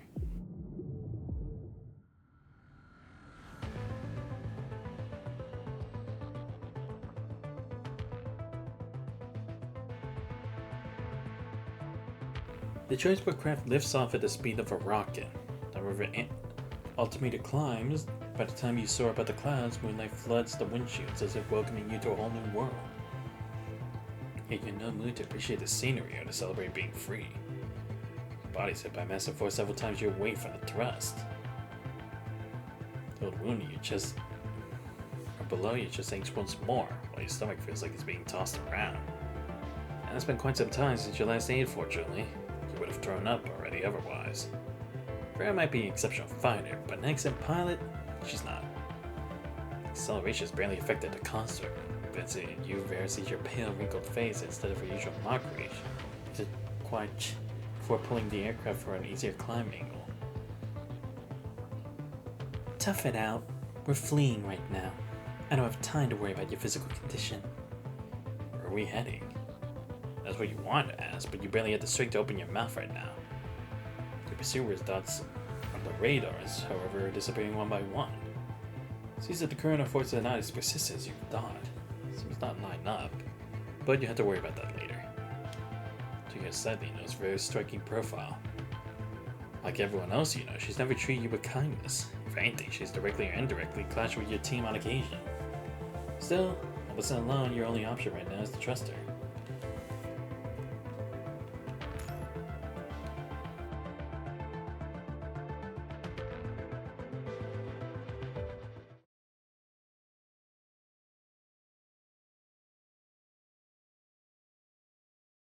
You must have passed out once temporarily, because you find yourself lying down in the cabin when you open your eyes again. Vanny's next to you, her hand holding up an IV drop. The tube connects the back in her hand to the needle attached to the vein on the back of your hand. Feel the breeze over your chest. Look down, you find Vera's other hand resting there. She had been examining your conditions while you were out. Noticing that you're awake, she lifts her hand slightly. Fingertip gliding to the side along your ribcage from the center of your chest before pressing down with slight force. Piercing pain makes you curl up involuntarily. Feeling your body shoots up, you sit on the floor. His hand sliding off you. You look perfectly fine to me. Hold this yourself. Does the IV back to you before heading back to the cockpit. The fluid are almost empty. It must have been injected quite a while ago. Over the needle, wipe away the blood where it was attached. You find yourself much spirited when you stand up. Pain's on autopilot right now. The hum of the engine gently rocks you in a way that feels comforting.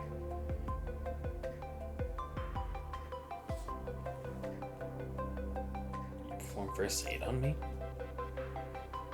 I did, yes. What's with that look? Do not believe that I do it, or do you think I do a piss poor job at it?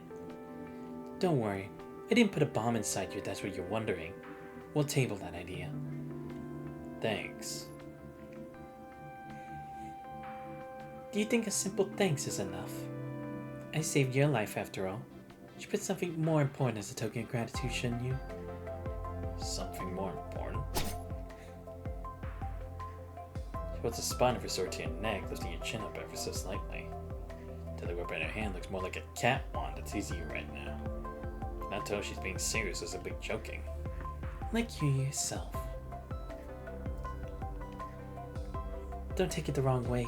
It's just that everyone's trying to get a piece of you when I'm holding you right here. What a predicament. Don't you think I can trade you for anything I want right now?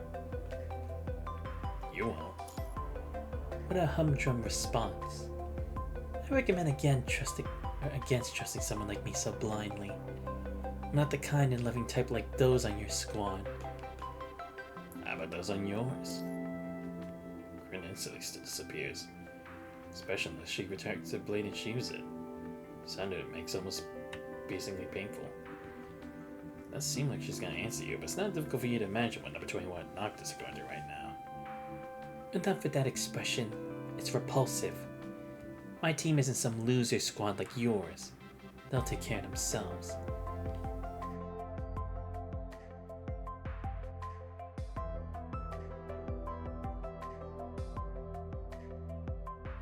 Just like how you're missing the Grey Raven. Farah must be feeling the same thing when she refuses to show up before you. Only signs between you once again.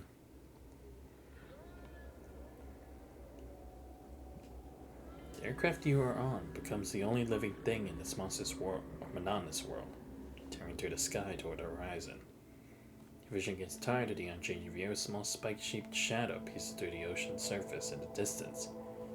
So abruptly that the shot gets you fully awake. Second spike and then the third one. Gradually they unveil before you. Like witnessing the sunrise, some spectacular, overwhelming rises. From behind the horizon it reveals itself. Rising not a star, however, it's a man-made structure so breathtaking that might as well be a miracle.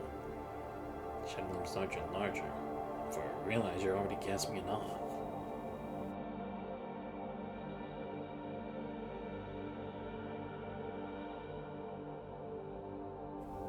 Six metallic gray spires form a giant circle in the ocean, surrounding the tallest Seventh spire in the center. Just the sheer size of the shadow this group of structures casts is enough to humble you. Vernay's mysterious island could not hold a candle to this floating fortress even if it were real.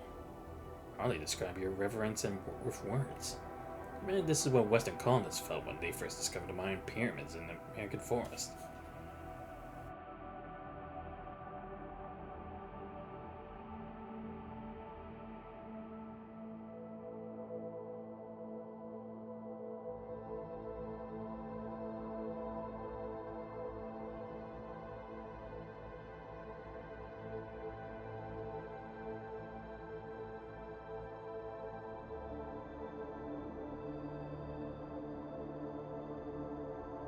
You cannot begin to fathom what kind of radiation absorbent material is used to turn this metropolis on the ocean invisible to your radar. Farah's only the slightest shift in her body when she lays eyes on it. Immediately, she refocuses and heads for the display in front of the pilot seat, calibrating. You see that red beacon? You look toward where she's guarding and notices a red beacon floating in the water. A cube-shaped crate tied beneath it is Seaboard City's landing pad. Contrastingly different, a cold and silent city it swims beside, the beacon is easily noticeable. This is an airdrop beacon from the Chief Commander. Mirai Xanthos, prepare to jump. Jump? We took a Kurano aircraft. Don't you think they'll try to track this plane's signal once they stop out at Snafu? I'll enter a new destination for the plane's autopilot system, but this will only delay Kurano for a bit. Once they track down its wreckage and pull up its track record, they'll find us sooner or later. So stop standing there like an idiot and go find a chute. We're jumping. Well, she is smart. give her that much. And again, I guess that is why she's part of Nicola's private squad. The white parachute opens above Vera and you, like a flower blossoming. Yes, a parachute. Vera fastens you to her with a harness as if you're a novice skydiver and you descend at the same time. Given the landing spot is only the size of a landing pad, I didn't want you to land in the ocean. I don't need the extra work saving you from drowning. You have had parachute training, but you must admit that the construct's artificial skin is way more sensitive to airflow and wind direction. The reaction's response speed is also unrivaled by humans. Controlling the steering toggles, Vera guides the two of you to the landing pad slowly and precisely. The city was impressive when you observed it from high up in the distance. You descend, its shape becomes clearer and clearer. It's like an amalgamation of a fortress, a pyramid, a city, and a mountain range. But it's also so much more. There's nothing in real life that can compare to its majesty and mystery. It looks more like a myth realized by humans with science and technology. The legend has come alive. Atlantis, the sea upon the Atlantic Ocean.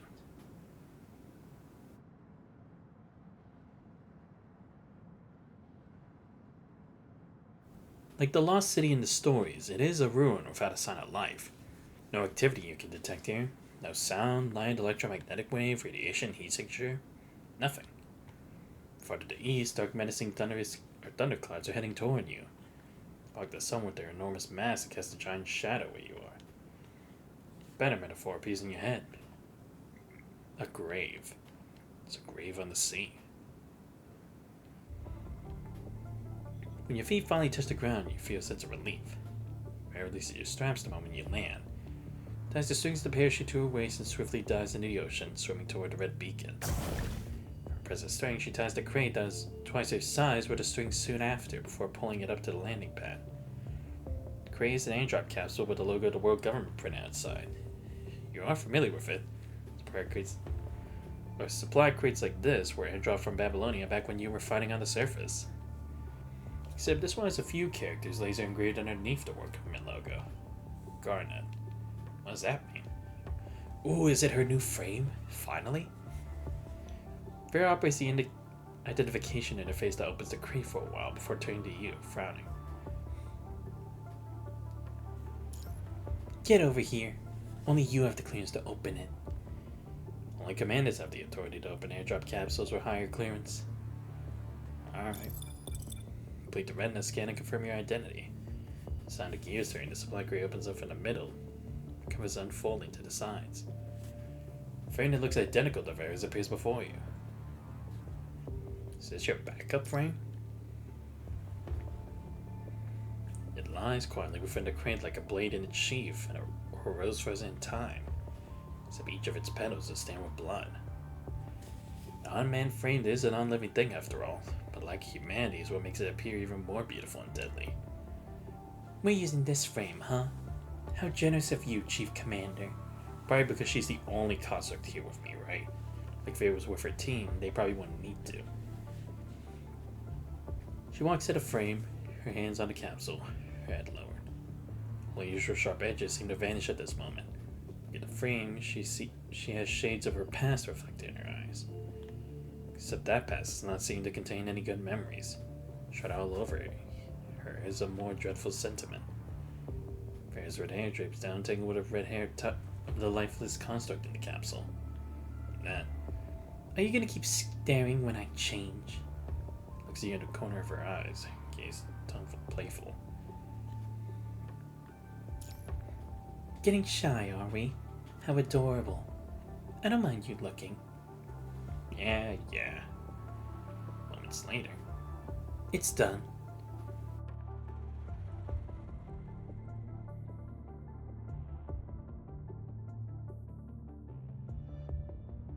Vera places her original frame back in the capsule and stretches. The new frame is well adjusted. You should be able to continue the mission right away. Is this a new frame? Obviously not. Wouldn't I be able to adjust to it so quickly if it's new? It's an old frame I've used a couple times in the past. It doesn't leave the closet except for special circumstances. After all, even my support type frame is far superior on the battlefield to those losers.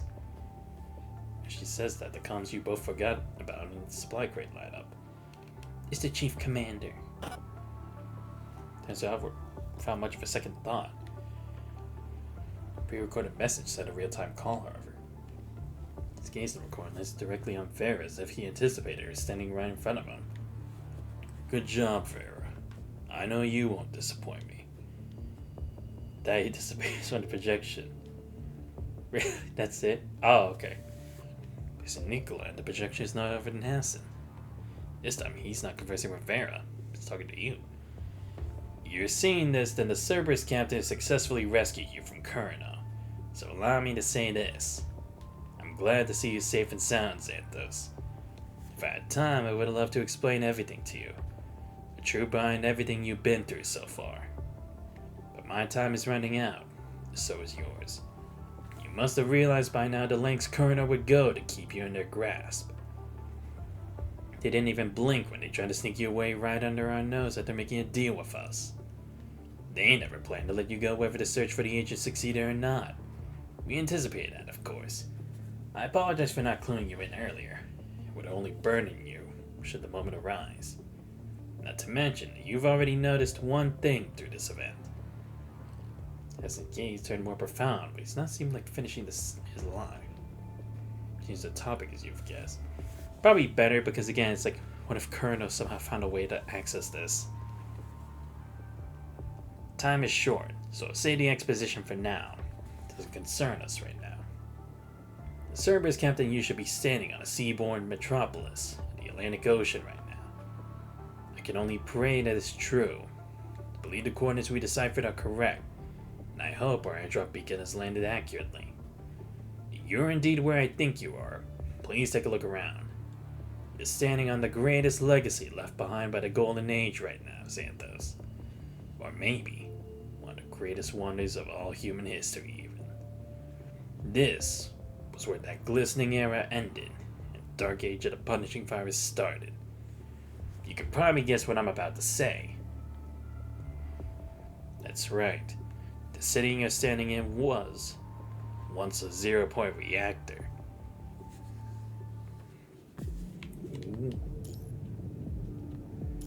Oh yes, I actually get to be Vera, let's go. I'm actually only a few fragments away from actually getting this frame, so this is perfect timing. I think I need like 8 or 6 more left, so this is actually good training for me. I know what you're thinking, Xanthos. We both know that the Punishing Fires first appeared within the chamber of the first zero-point reactor before spreading and infecting the whole world. That's right, the first zero-point reactor. It's now wise to put all one's eggs in one basket. Given the political wisdom, the people in power during the Golden Age didn't gamble all they had in one reactor either. Which is smart, to be honest. It makes sense.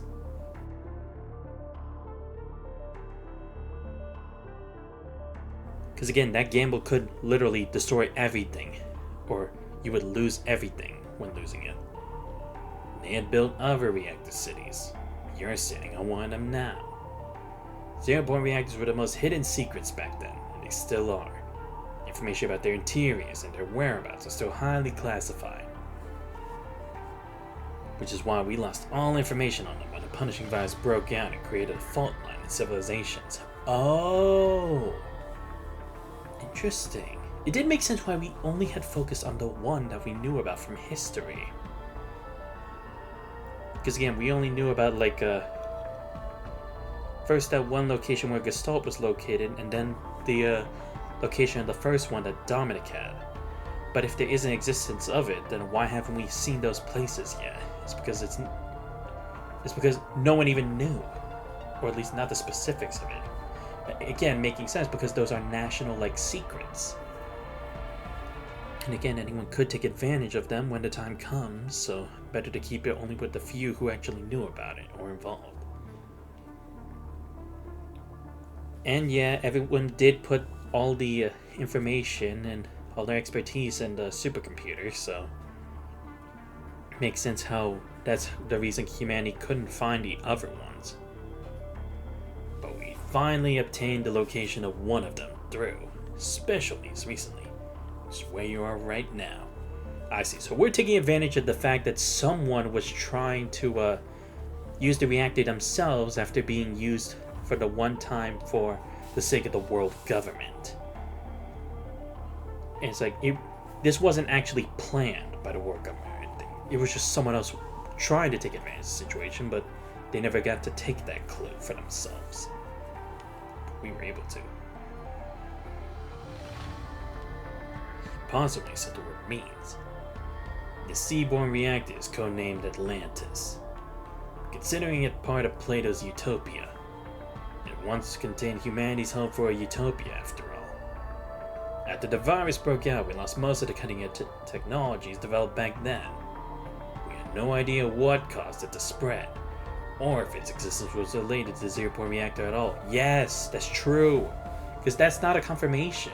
It's like, we know what happened then, but we don't know if it was always gonna happen from it, if it was a side effect, or someone did something to it. I doubt we're gonna learn that yet, but at least we're getting deeper into the questions. Because of how classified this information was, the world government has even lost all research data on zero-point energy. Oh!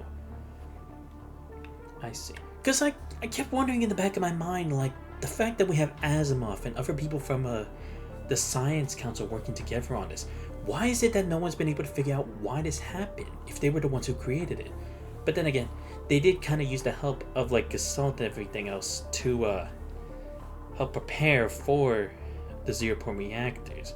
But again, even we already know by this point that Gestalt is still limited in its functions, or like at least all of its functions, so maybe that was also a part of it that we don't have the key to right now as well. Interesting. I'm glad we're getting more clarification on this.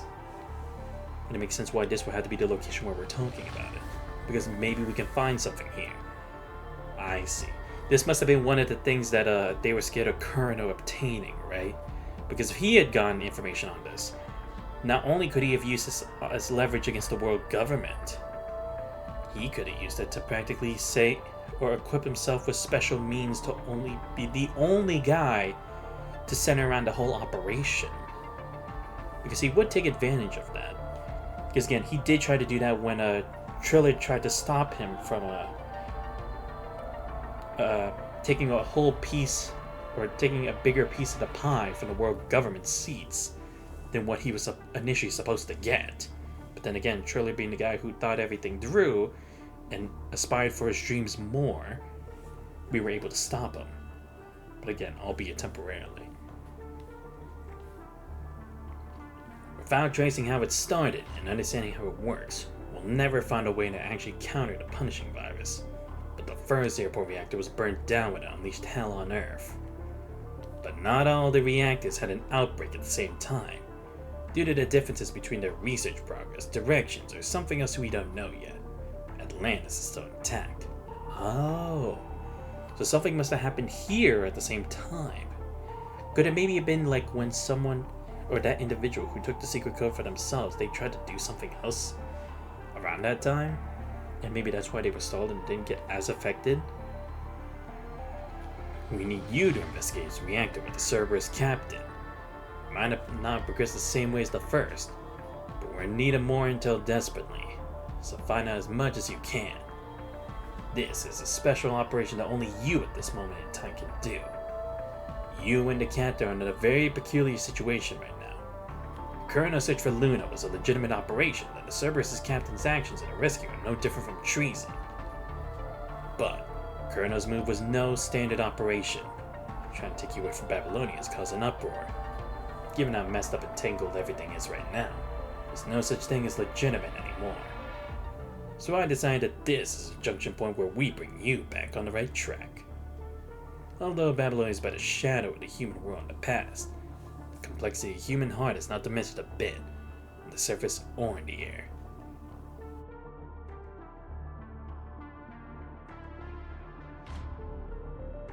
There are too many people with secret agendas, and their eyes and ears up here. Sending a team to the Atlantis directly from Babylonia would have alerted people we don't want to alert. Right.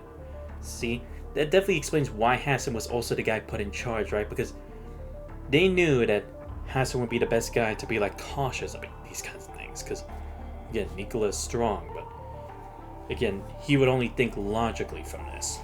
but there at least needs to be some sense of belief and trust within humanity to be able to get things done. And it's probably also the fact that Hassan can trust what the enemies would do, that he's been able to avoid a direct conflict this whole time. But he's right, at this point, we need to be very careful. Because obviously, can't send in Grey Raven, that'd be compromising everything. Can't send in Strikehawk, somewhat connected to Nicola in a way. And there's no other conflict scores that we can think of that if we sent them, it wouldn't be strange. That's why I decided to take advantage of the fact that you're already on the surface to have you in charge of this classified operation. Ah, I see. So we're turning Kurano's plan against them. Them thinking that they could take advantage of me on Earth, this time they're gonna do the same thing. The brighter the light, the bigger the shadow it casts. But it also means that truths are better concealed inside. If everyone's decided to place their bets on you, let's go all in. For now, you're a fugitive and a mission operator. Your detour won't be in vain, of course. I have a hunch that whatever you discover here, will impact Babylonia's course of actions, the future of mankind, in other words. That renown will be more than enough for us to put you in a spotlight before the public.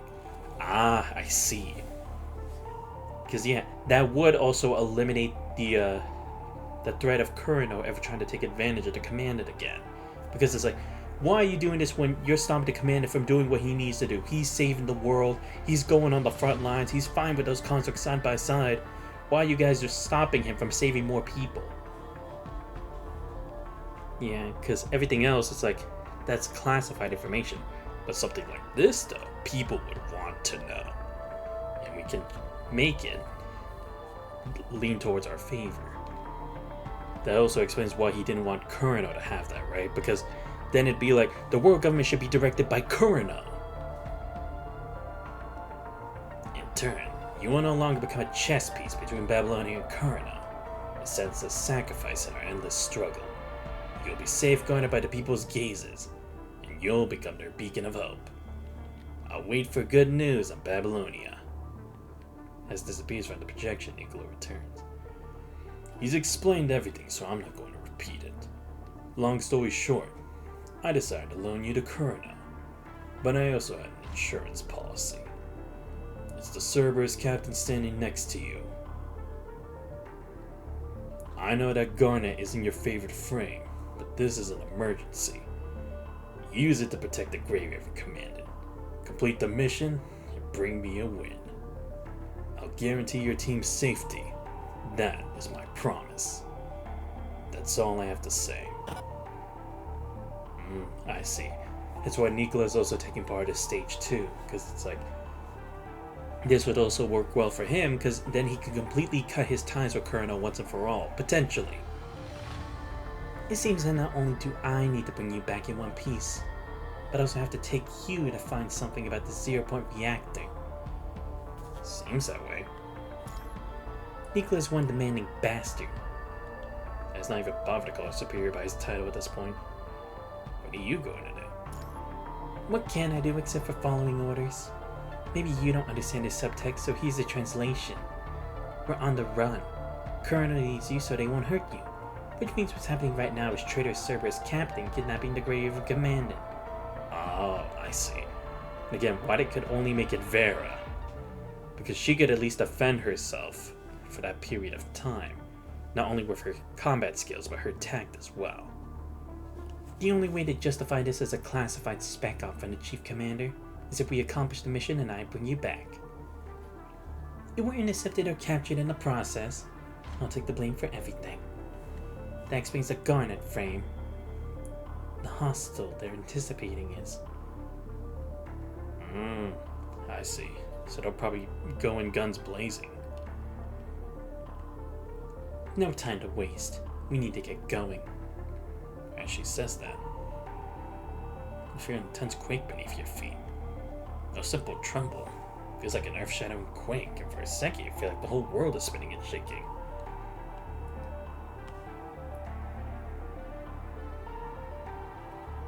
as if an endless herd of wild beasts is spreading on the surface or a giant is waking up from its slumber to stretch.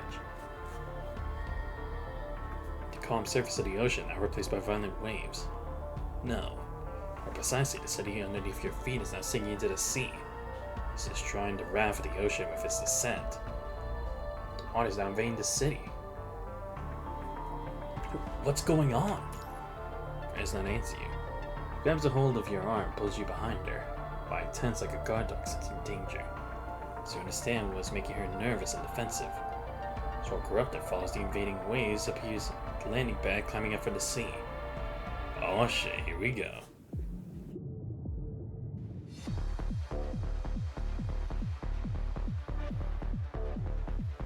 Damn, this actually looks pretty cool.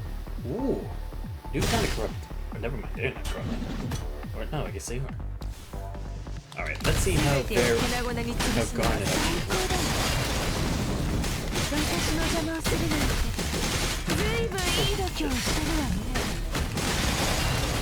There we go.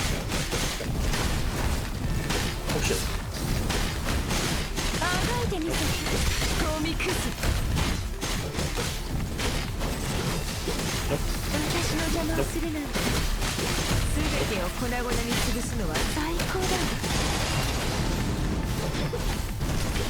Hey, come on.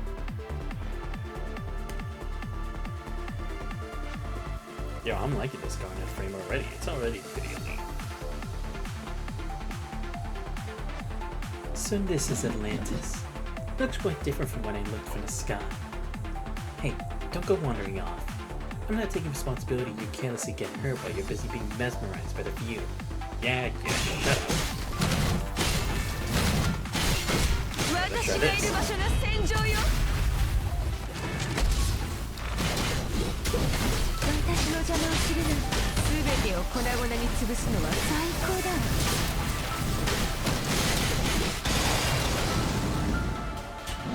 The one in the fortress over there.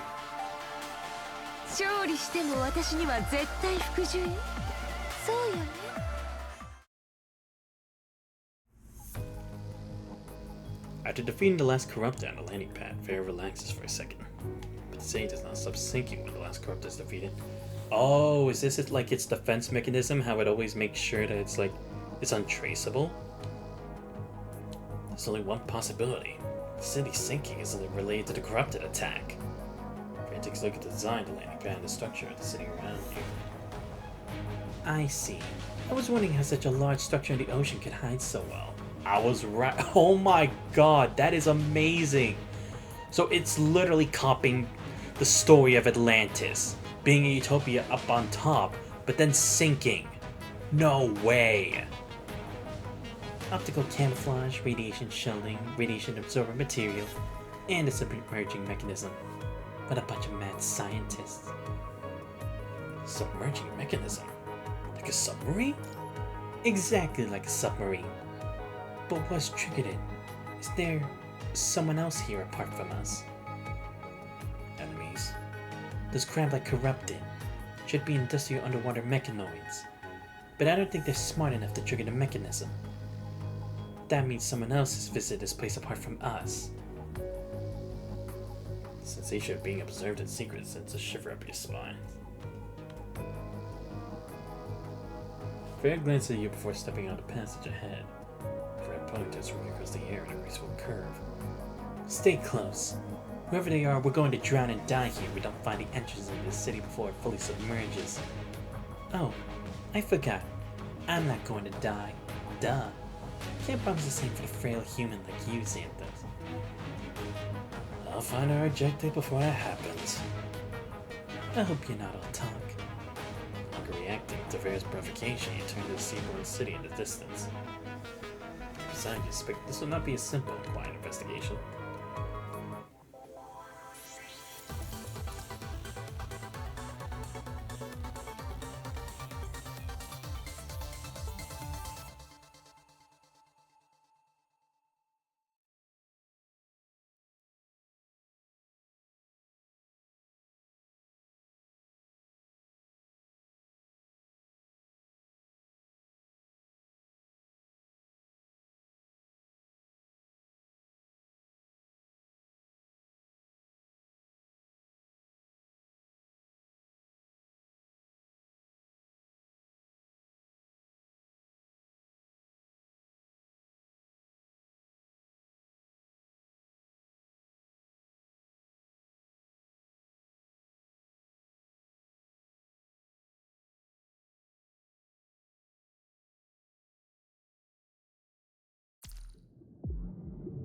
Sorry about that. I had to answer a text real quick. Alright, let's keep going then. Long time ago, before the apocalypse, like everyone else visiting the seaboard city for the first time, Lustrous is trying to view it and soak in its scenery. If the Golden Age is a crown, then this is one of the brightest jewels on it. The main island glitters under the sun. Pearl white and astonishing. It looks wholly as if it's from another time. When the Phoenician merchants passed the Aegean Sea in their purple-sailed ships and witnessed their sacred flame burning in the Acropolis of Athens, must have felt the same way. What a beaut, isn't she? Lustrous does not respond. She's completely focused on the city itself. Foaming waves crash and roar across the island. Every second, billions of gallons of water rush underneath the island's design, driving the massive tidal stream generators. The generators power the scattered tall buildings on the island. Windows light up in dense rows like stars falling on water. Travel between the city center and its borders is constant. Light beam is shot into the sky from the ring-shaped submerged satellite city, disappearing before reaching the clouds with the help of optical camouflage. Supply ships from orbit land directly on the launch platforms everywhere. Radiation shielding and infrared is undetectable 2 kilometers from the city. Freighters and ships pass by the city, completely unaware of the wonder right next to them. It hides in the ocean, but also illuminates it. A lighthouse beckoning humanity's future is standing right here, completely unknown. Lustrous thinks herself someone who is unmoved by wonders. She's always been rational, so much so that she's been called cold by others. The moment she sets foot on the landing pad, standing before the seaboard city, she finds herself reconsidering her stance. Her heart is thumping wildly. She recognizes that she's emotional right now. Adrenaline is pumping out in her body, making her heart beat harder and increasing the rate of her blood circulation.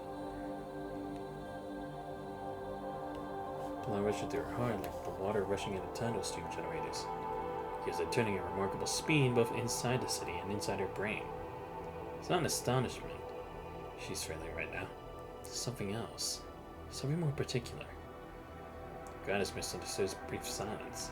I think she's dumbfounded by Atlantis like every other newcomer. Stop gawking. Catch up. Pretty bad luck that you arrive on Submergence Day. It's the fishing season, so we're getting more boats hanging around this part of the sea.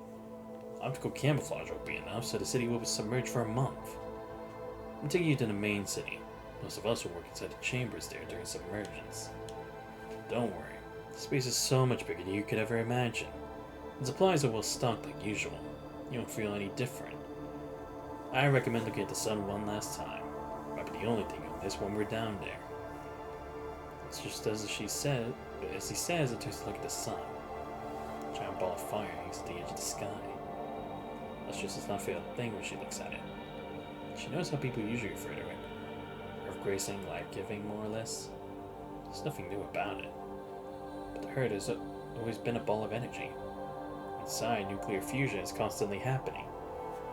The energy it generates every second is enough to sustain the entirety of Earth's civilization for nearly 100,000 years.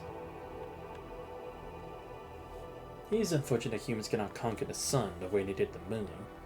The distance between humans and the sun is way too far. But they have a more daring option now. More ambitious than conquering the sun. 0-point energy.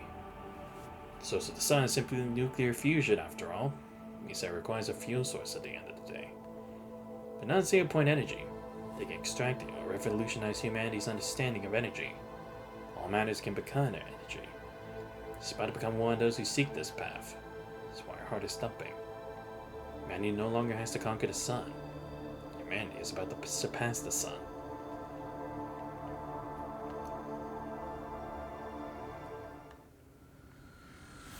Next to the landing pad is a canal connecting the satellite city and the main city, but commonly used to transport goods is parked right next to it.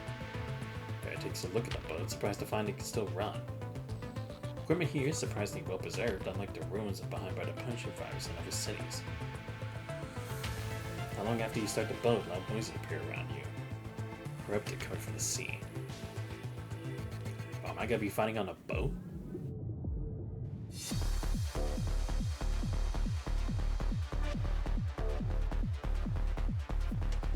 Oh my god, I'm fighting on a boat. Let's go. Looks like we won't be bored on this journey. Oh shit. Wait, how do I do it? Oh. Ow. もっと来てよ。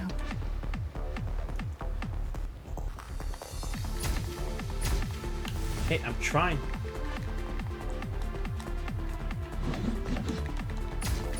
Hey, I'm trying to hit it. Oh. Do I need to lock on first?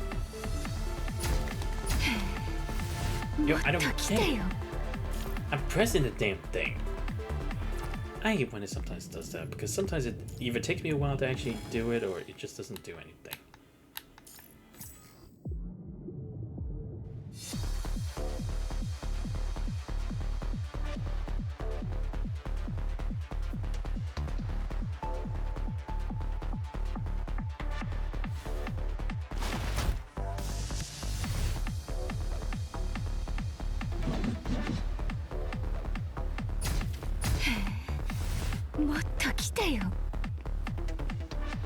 Oh, I'm literally just kicking them off. I was so confused. I was like, what the fuck is the point then? Nope.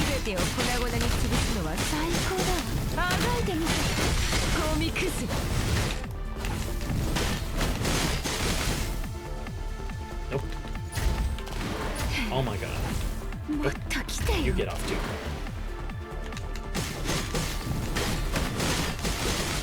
You gotta take a farewell. You soon eventually possible.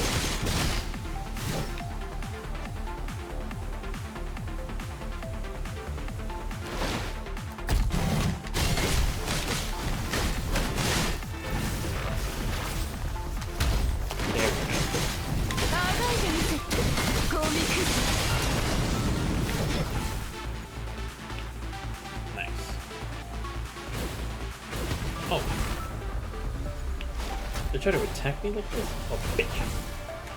Nope. Gotta keep a lookout. Hmm? Oh.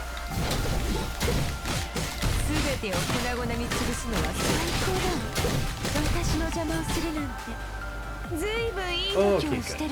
Never better be now. Oh my god. Nope. Nope.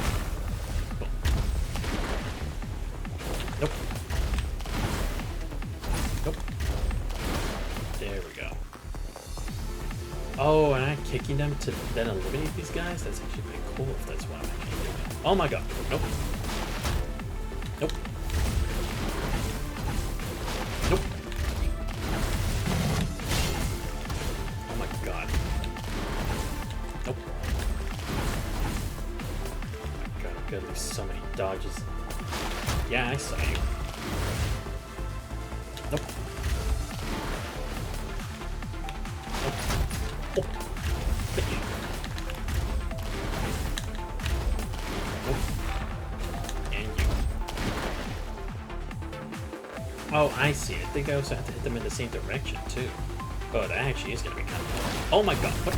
No. There we go. Ah, shit. Nope.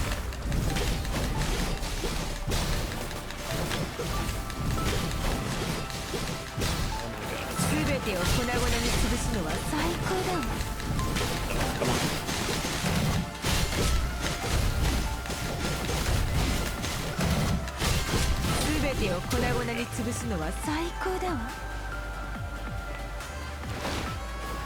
Nope. Actually, I can only hit what? Nope. Oh shit. Alright, you. Hit you. You. There we go.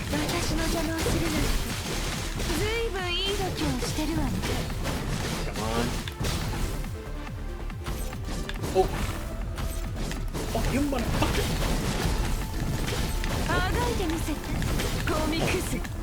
Asshole. Nope. Oh, I wish I hit him too. Oh, there we go. Now he's actually climbing aboard. What's up, asshole? Oh shit. There we go.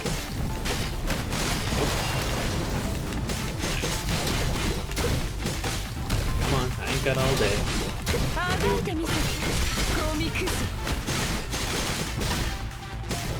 Come on, very good for this shit. Come on. Wait, not gonna hit me? Come on. Do it. You target me. Come on. Nope. Nope. This guy's a bit shorter. Is that it?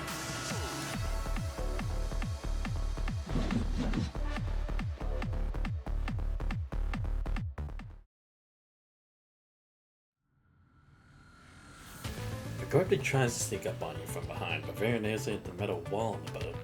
Her bandage spear before it can touch you. To make sure it's no longer moving, she kicks off a boat. He's corrupted. Some of them are not mechanoids native to the city. That's strange. In that case, where the hell did the corrupted we've encountered come from? So the corrupted are approaching the city, surrounding it orderly. Just the sight of it is enough to make one shiver.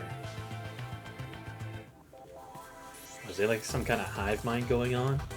Maybe it's similar to like Cinderella's ability. Like how she controlled all the jitter bombs? Return. 4 hours before the 2 Babylonia visitors arrive on Atlantis, another uninvited guest souls visiting the city. She arrives from the depth of the ocean. Being the coward she is, she's brought along all the corrupted she encountered on the way here. She looks like a returning queen with her army behind her. Oh! Lamia. I mean, you notice that she's no queen. If anything, she's a parasite. She's not despised it. That's how she survived until now, after all. But when everyone she depends on is left, she's forced to think for herself. Is this it? When her feet touch its surface, a sense of nostalgia and strangeness hit her. That guy didn't lie. I've finally found it. The mermaid climbs out of the ruins carrying a cube. With this, I can finally get what I want. Oh, right! She delivered a cube. So this is what she got it for. She has no idea how long she's walked along the ruins since she climbed out of the collapsed opening. Finally, she sees that familiar robot. Oh, Murray, right? No, yeah, because he had a piece of the information. You telling me he was able to kind of piece this together? Damn. Well, then again, Nicola was worried about, like, would Murray betray you? But Hess is like, nah. I mean, at least supposedly he didn't give it to to Kurino, so it's not the worst thing. I have it. The robot extends its arms, ready to retrieve the white cube in Lamia's hand. But she suddenly withdraws her hands and holds the cube in her arms. Are you backing out now? No. Since you know so much, can you help me with one more thing? Oh? I've been trying to find a place, but I've forgotten much. I don't remember where it is anymore. She lowers her head. Tell me what you want, then hand it to me. An unclear number keeps appearing in her head. Seems like a piece of important information engraved in her mind, scraped repeatedly. The whole number inaccessible to her. She can only recall the first half of the numbers, no matter how hard she tries. No, not a number. A set of coordinates. Or she does not remember. All she knows is it's a very important place. A place she must return to. A place of her obsessions. Can I trust you? Of course. I will do my best. Now hand it to me and tell me in detail what it is you want to know. He's curious, after all, about what more he can learn about the spirit ascendant before him. I see. So this is what she's been working towards this whole time. Potentially why she wanted Roland along, right? Because he could be a good asset. The graveyard for the arrogance. Oh, okay. I don't know. What team do I want to use this time? You know what? Fuck it. Since we're talking about Lamia, I might as well use her 私 too. の体調待って待って本気なの This could be the wrong team because it's water, but whatever. でも分かったよ Alright, let's do it. After this, I might use the Alpha team next. The pyramid-shaped main island is superimposed above a large circular chasm, where water pours down its edge and forms one majestic annular waterfall, running into seemingly bottomless abyss. Wide roads connect the main city and the 6 towering grey spires around it, still standing steadfast despite how long they've been abandoned. After defeating the corrupted, your boat enters the main city unscathed. Years have passed, but the pain for the Golden Age is yet to fade. Dusty-backed high-rises almost cover the sky, but their under windows no longer look like stars. The closer you approach the city, the more intense the sense of dread. The 6 spires around the city are all 6 towering tombstones, save for the lack of an epitaph. Everywhere you look are marks left behind by humans, but the city feels lifeless. Time is frozen in this place. History is stomped within these walls. Atlantis has forgotten the world, and the world has forgotten it. Leap off the boat. Vera walks ahead of you. Are you alright? Vera's looking miserable since receiving a message from Asin. Hearing your question, she turns around. Huh? Are you seriously trying to take care of others' feelings when you can't even take care of yourself? How about you stop wasting time talking to me and try to find the intel they want ASAP? Hell, how are we supposed to find the precise thing they want in such a large city before it sinks? 21 in Noctis. What about them? You're worried about them. Vera pauses. Turns around again, her gaze piercing, usual mockery absent. The chief commander said he'd protect them. Do you really need someone to spell it all out to you? Don't you understand the subtext? Yeah, like, don't you dare fail this mission or else. Nicola wasn't giving me a promise. He was giving me a warning. He was warning me not to betray him. Yeah, because again, that's just how Nicola works. Again, don't get me wrong, I completely understand he's supposed to be that type of guy, but still. That is something grasping what she's talking about. Chief Commander is different from Kurano. Do you honestly believe that? Stop with your bullshit. Lee is on your team. You must have heard him talking about Kurano and me. I was one of the Kuranos. I got transferred to the task force later. Oh. Right, because Lee did know about Kurano. Wasn't it like he worked for Kurano for a bit? I see. So that's also probably the reason why Nicola uses her the most and made her like the captain of this squad, because she's the closest to Kurano that he is. Do you know how I ended up directly at Nicola's command? Because he was one of Kurano's too. It's not a secret. People from his generation know it full well. But most of those who know don't say a damn thing. It's not something we're celebrating after all. So understand this. The Parliament is the same as Kurano fundamentally. Perhaps they've acted and believed differently, but given everything that you've been through, how virtuous do you think the Parliament can be? The Parliament and Kurano are in a deadly game of chess right now, and we're their pawns and bats. I suggest you focus on how to save yourself in this little dance they're doing first, instead of blindly trusting those in power.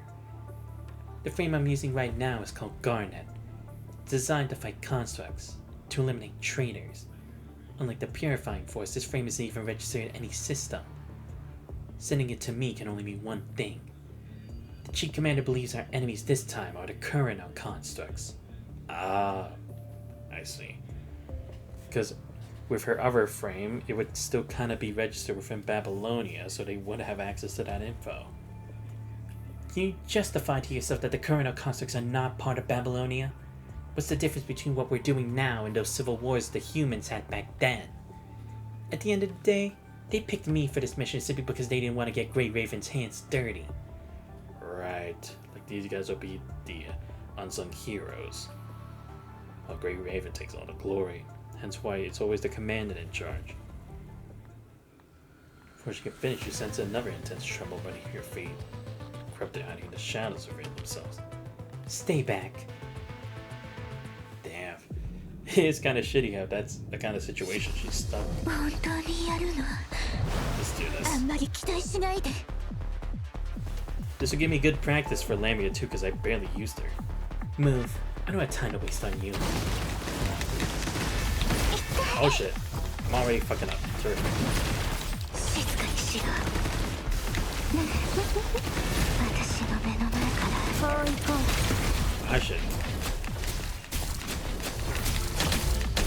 侵入開始。 Oh. Okay. The outer coating of this building. Oh wait, I was supposed to check this? I didn't even know. It's unusual behavior and abnormal corruption level. I was right to say they're newly corrupted. We should hurry up.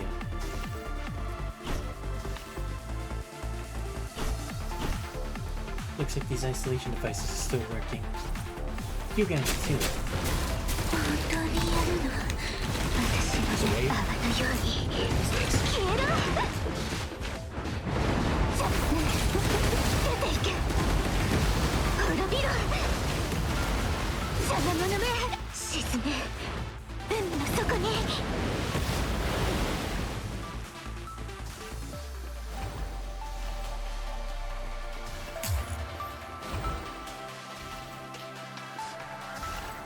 It's still sinking. Let's get rid of them quickly. Oh shit. Nice eye there. Take those. 静かにしろ。こう行こう。痛い！ Prepare for the next wave of enemies. Alright, not too bad, but I need to do better at visualizing when I need to guard when I'm using those water attacks. Because I think I keep getting distracted by the effects. This isn't ending anytime soon. Can you take down another wave of corrupt affairs? Frame is overheating from the continuous intense fights. Get indoors. He immediately understands what you mean. Picks you up and carries you over his shoulder, leaving you into a building. Corrupt pass by the building, unable to detect your signals. As you guess, almost all buildings here are covered in radiation-absorbent material and built with special substances to isolate most neutral signals. They're nearly invisible to a machine's eyes. Ah, I see. So again, another way to keep this kind of stuff hidden, specifically the zero-point reactor. Having gone through this immediate danger, Vera relaxes her tense self and sits down leaning on the wall. There's a deep cut on her arm, a pot of fluid slowly dripping out from the wound. She got it earlier, protecting you. She keeps saying she does not care for your safety, and yet you're unharmed. Save for being exhausted from a difficult journey, she has kept you protected. I'm sorry. Shut up. An apology that doesn't help our current situation means it's only to make you feel better. He's on the wall. Artificial skin starting to turn red. If you say anything, Vera gives you a stare. If you ask me if I'm feeling alright again, I promise I'll throw you into the ocean. Ain't silent for a long time. Her cooled her frame a bit, Vera takes a deep breath, starts treating her wound. Like humans, most of the construct's wounds are not lethal. But also unlike humans, their wounds do not heal themselves. You look like an expert. You have no idea what I used to do. Having said that, it seems she's going to elaborate. She quickly stops the bleeding. You're surprised to find her technique no less delicate and skilled than Liv's. She fixes herself in no time. Well, I mean, to be fair, she does have, like, the healer frame on a lot of times, so I guess she would actually be good at this. I can help if you need me. is the true measure of achieved being relentless or having incredibly thick skin? Because even this time she speaks unprompted. I just think that everything we're doing now is stupid and meaningless. The Parliament, Colonel, and his mission are all stupid at their core. All those calculated men are so damn stupid. They'll not stop fighting each other even when everything's at stake. I'm stupid too for telling you this. You're angry. Of course I'm angry. Not just at all of these. I'm angry at myself for having to do it anyway. Square even been through so little, or are you just so damn naive? Everyone knows the punishing virus comes from the zero-point reactor. We're already paying the price and look where we are. How ironic to have us investigate a place like this. Don't they know how the world ended? Do they want a sequel already? Close their eyes. The soldiers crying in their deathbed as the comrades falling before our eyes. Or is it the past and their pain flood our mind? I thought the Parliament would be better than Kurno at the very least. Surprise! They're also morons who tempt fate. Poking at something so dangerous just to counter the opponent. You think we should leave 0-point energy alone? I don't think. I know it for a fact. Can you deny it's what started all of this? Yeah, I mean, to be fair, even if we say that that's the case, like, even if we say it didn't directly cause it, it was this research that kind of led to it. I mean, again, we don't have the actual fundamental proof that it was created because of it, but this kind of reminds me of something, you know, like, you know how in the concept of things when trying to reach a higher stage or a greater plane of existence, what seems to be considered like the realm of the gods or a form of ascension can look grotesque to others, but that's because it's inexplicable to the norms of humanity and just as deemed as normal or beautiful in the sense of those who exist on that higher plane. Because I remember sometimes in some places it's like angels or stuff that's supposed to be considered ascendic can sometimes look horrific or grotesque at times, and it's like it's not necessarily that it's like it actually is that bad, but it's like to them in that concept it would be considered beautiful, it would be considered amazing or beneficial or such. So it's like, what if the punishing virus, that's a reaction for us trying to reach that realm which shouldn't be passed, or that it seems like a bad thing to us but it actually is a good thing? Maybe. I don't know. I mean, again, there's so little I know about the punishing virus, but at the same time you can't say that what Vera's saying is wrong, as if like, what if this was meant to be? What if this is what 0-point energy really does? Because again, what would happen if we actually did go through it again? How are we not sure that it won't repeat itself? Especially with how so little we know, yet we're still taking a gamble on potentially trying it again. Can I refute her words? That is a fact, like she said. Humans have long died on the road to their ambitions. The city's just a graveyard for their areas. Yeah, because that's the thing, it's like, I know what they say, innovation, like, can inspire others in the world to do much more stuff for the better. And you can't say that you can't take risks at times. But it's one thing when it's like it's only going to a group of people or just that specific individual.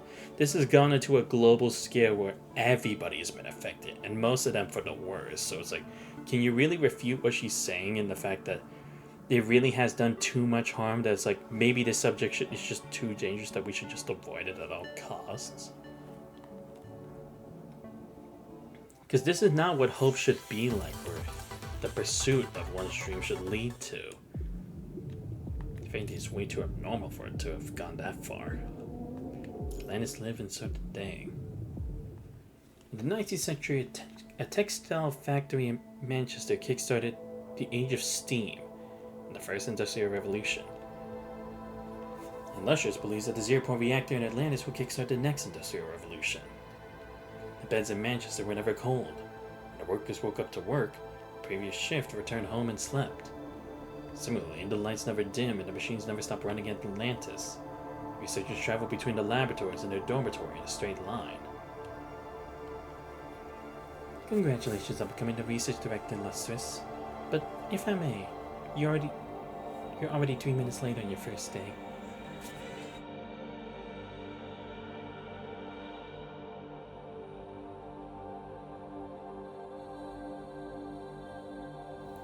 The voice recognition of the system AI was way too low. Stopped me at the door for over 10 minutes. You should reprimand the logistics staff for this. The base is a brain built with metal and flesh. The devices here being cells, the wires veins, the optical fibers nerves. The servers hippocampus, and the endless streams of data encodes thoughts. Its head lies proudly in the middle of the Atlantic Ocean. Humans inside are but the nutrients it needs to work, and the sugar and amino acid it requires to think. The research has not stopped for anyone. To Atlantis, the zero-point reactor is bigger than the world. Anyone who cannot advance the research will be shipped back to the mainland, living the rest of their lives monitored. In a few hours, those vacancies will be filled. Ah, wow. So it's like, literally, if you can't prove that you're actually beneficial here, that you know the cost. Again, makes sense because they wouldn't want those secrets being let out to places where it shouldn't be. She's never seen anyone that left return. This place is cruel, metabolizing constantly. Entering the conference room, she already notices a few familiar figures gone. New faces are taking their place. She's used to it by now, never showing a hint of hesitation. Not humans in her eyes, but kids of the city. Let's start our morning meeting. Are all departments here? No one sitting there ever thinks that their research at the time would lead them down anything but a path of light.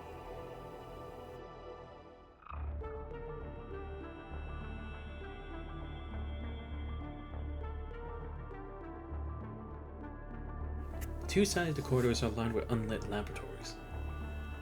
Equations written years ago still linger on the yellow-tinted whiteboards. Dry ink turns to dust with the slightest touch flicking off from the boards. The empty offices are tidy and organized as if waiting for the departed researchers to return and work. The glare of dust on the tables and the floors suggests that it's been a long time since someone last visited.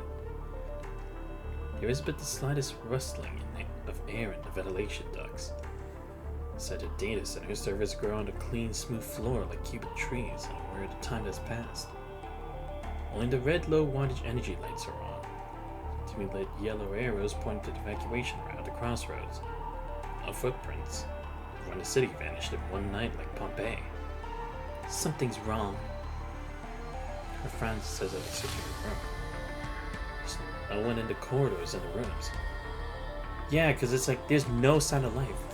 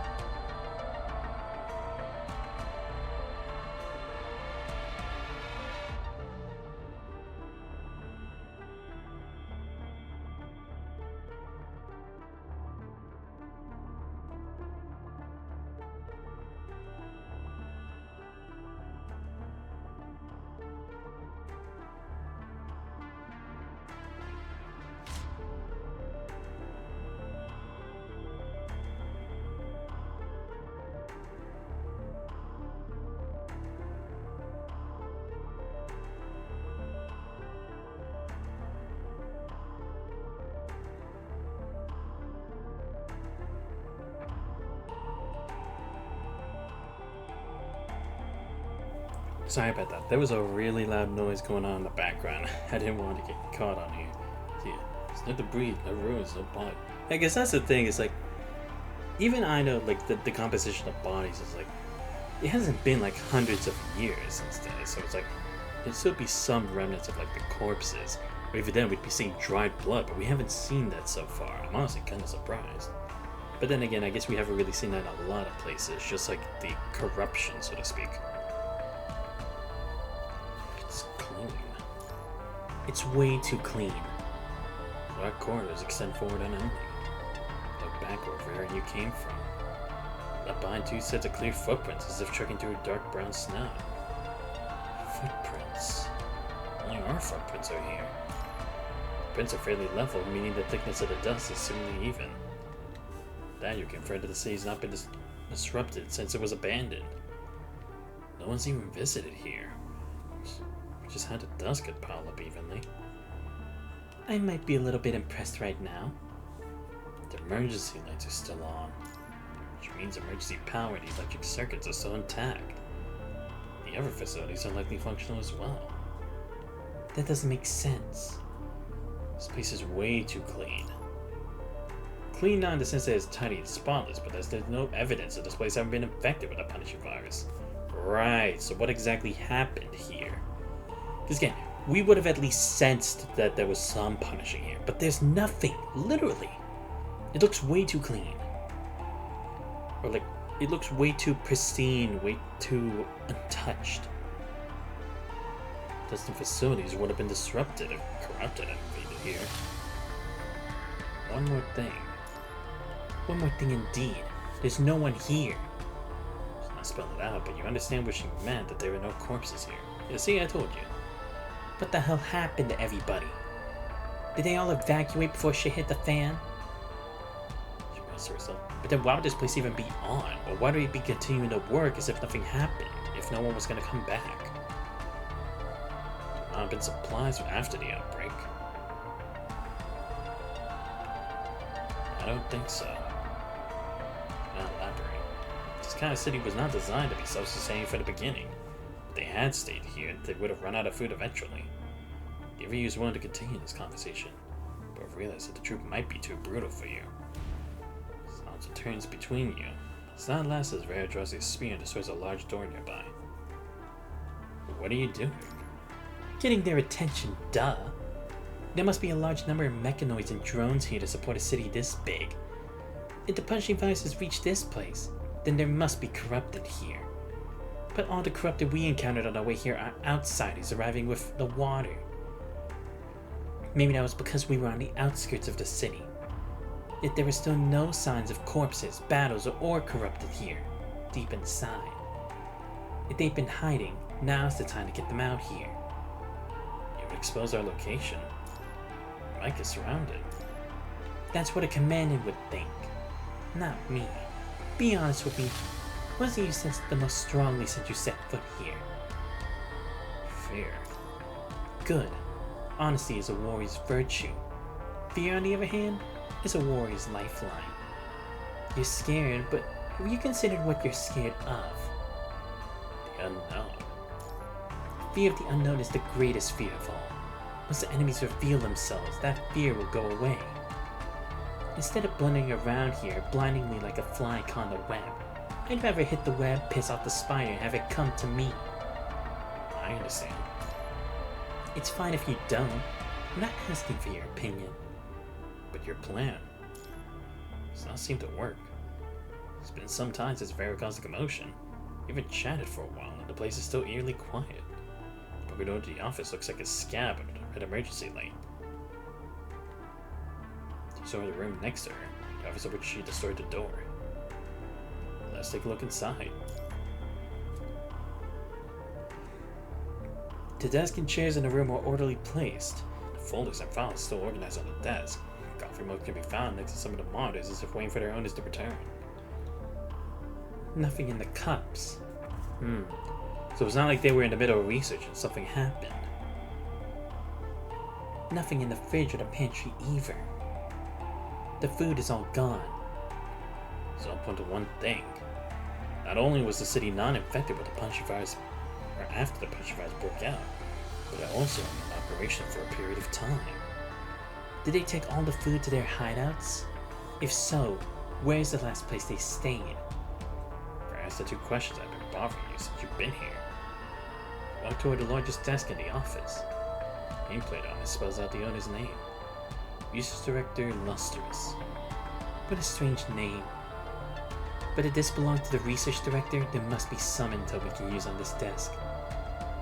Let's see. I accidentally hit a button on the projection screen on the desk lights up. It's been a long time since it was last used, so the image and sound are both fuzzy.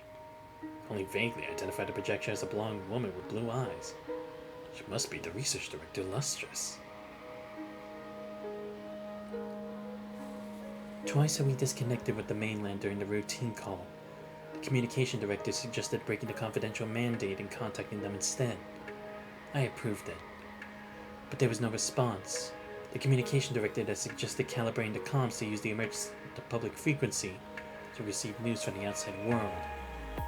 Again, that goes against the confidentiality mandate, but I still approved it. I'm glad the decision was not too late. The channels that still work were all reporting the same warning. The punching virus.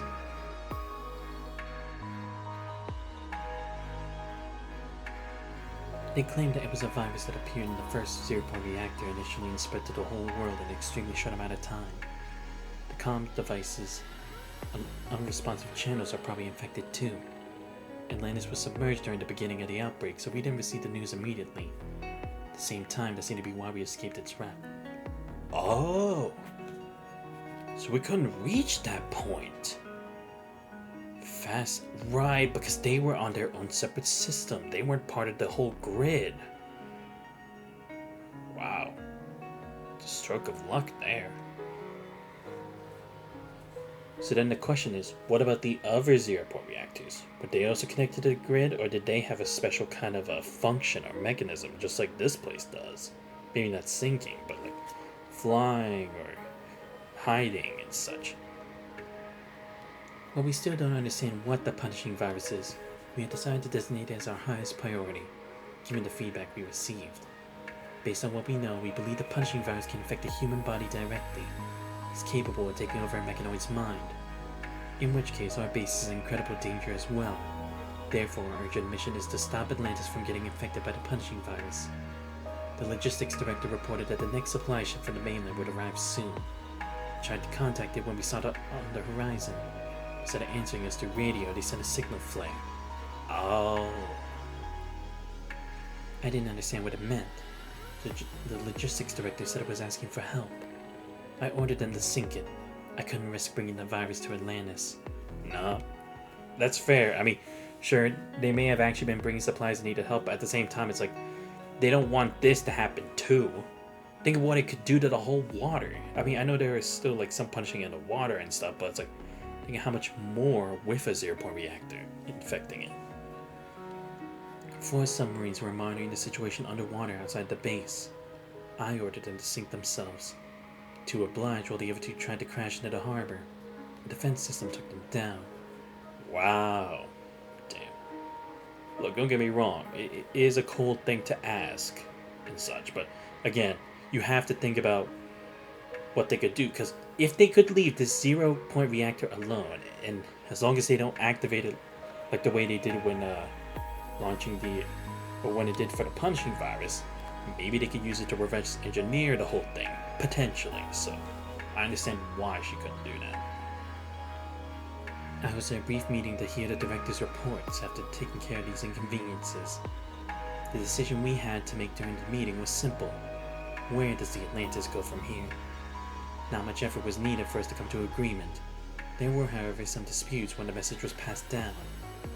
Someone proposed that we should broadcast to nearby areas and take in refugees. I turned it down. The location of Atlantis cannot be revealed.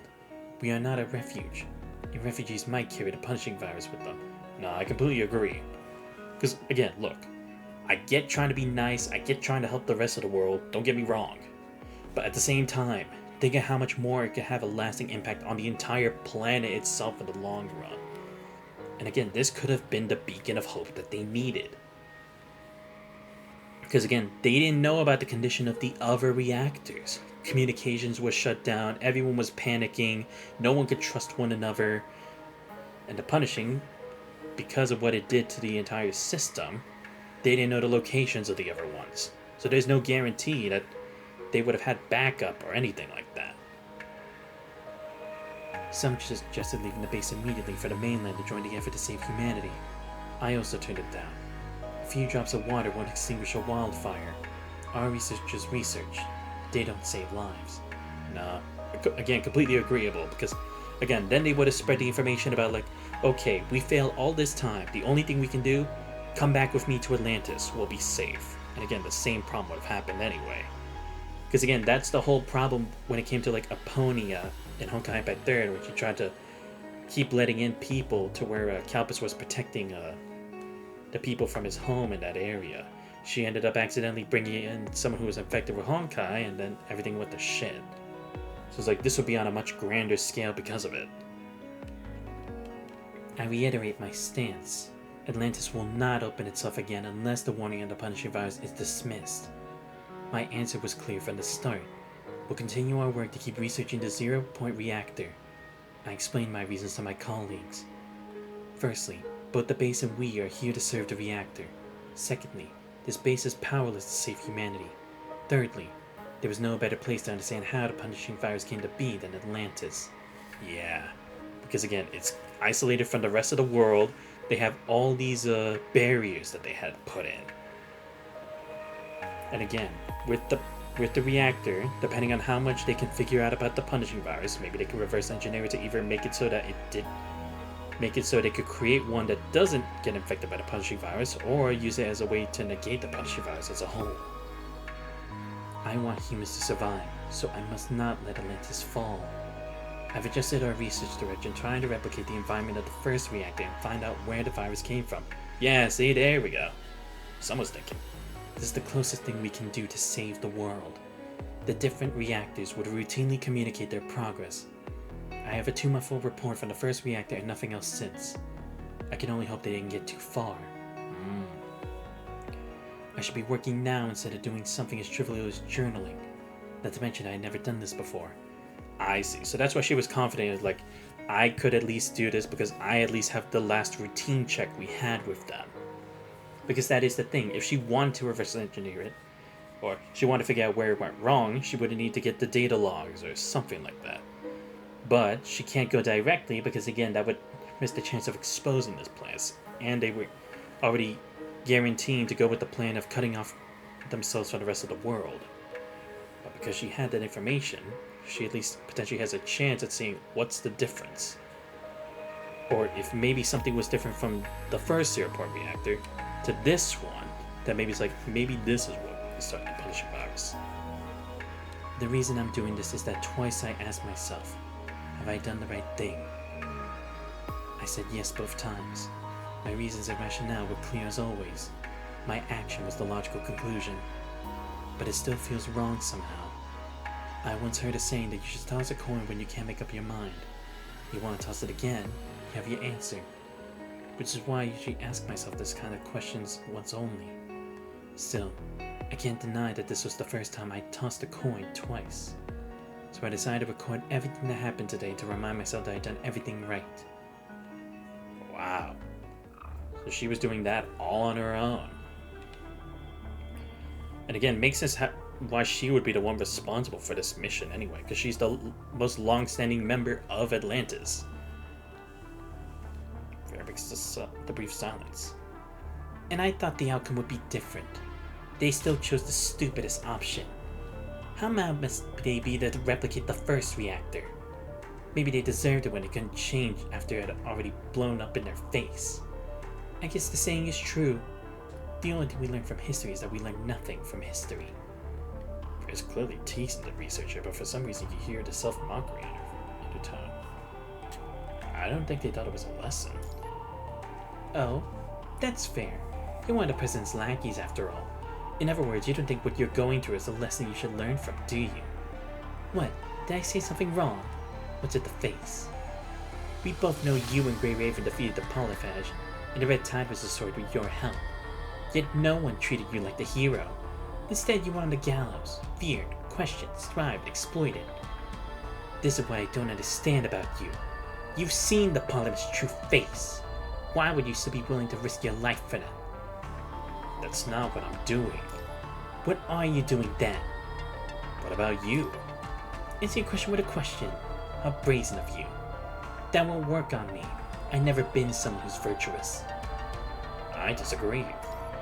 If that was true, you wouldn't be so angry about all of this. Vera, I know the Parliament members aren't the saints they appear to be. But you still chose them. I didn't choose them.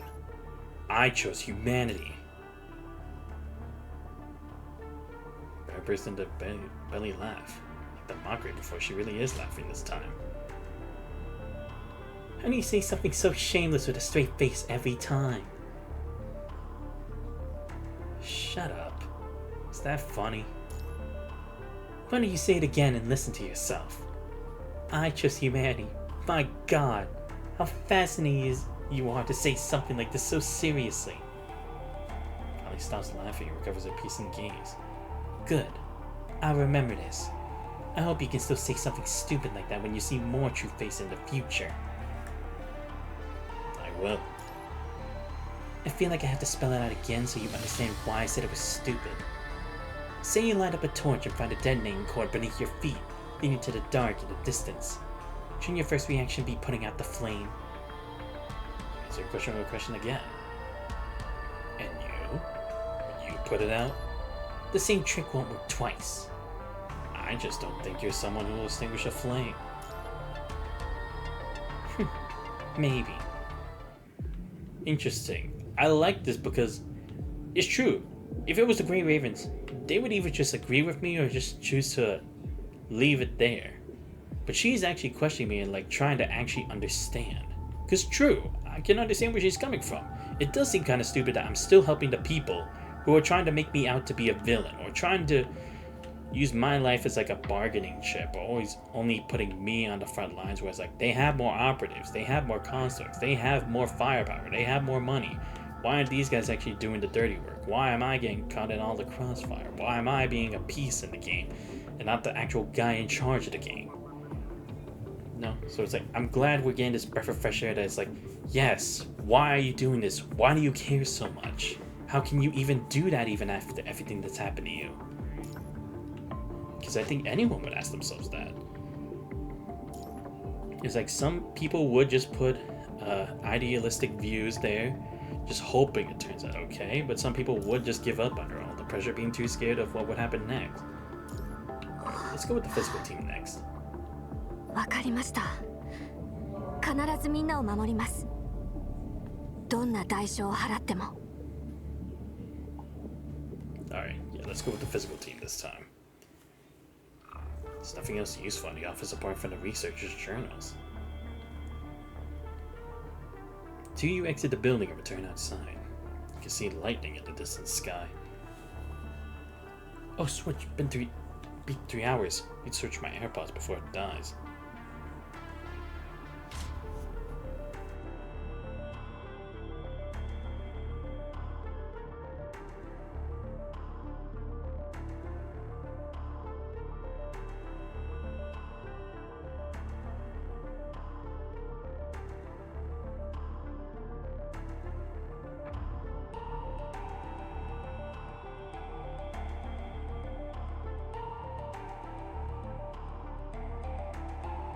The thundercloud to your east has indeed roamed toward the city.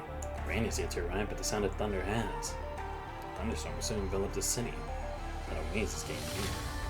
The city submerged considerably. Looking out on the street in the main city, you no longer see the landing pad. Only the top of a few satellite cities remains above water. The city's still sinking? I had no idea if their safeguard for the submerged threshold is still working or not. If it doesn't stop going down, the water pressure will destroy it all. We've got two options. Either find a way to stop the city from submerging, or we head for the reactor directly, hoping we'll find some key intel before it all goes poof. Whichever we choose, we won't be able to find out where they are. We don't have time to search all these buildings one by one. These corrupted are kind of strange. There are clearly two kinds of corrupted here. One of them is the cleaner robots that were serving this base. The emblems on the mechanoids are obvious. The other one, can't tell where they come from.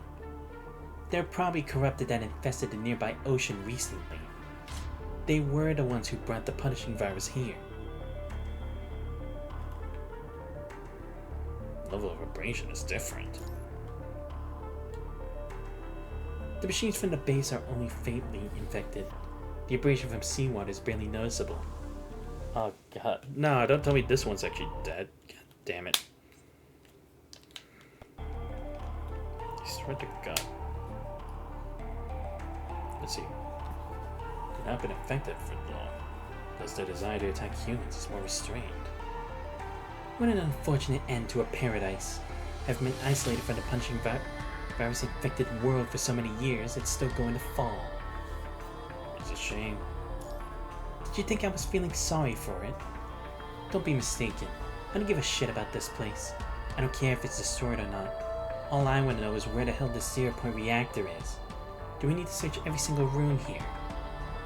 God damn it. The humans are all gone. Why are the electromagnetic barriers still working? You can ask those mechanoids.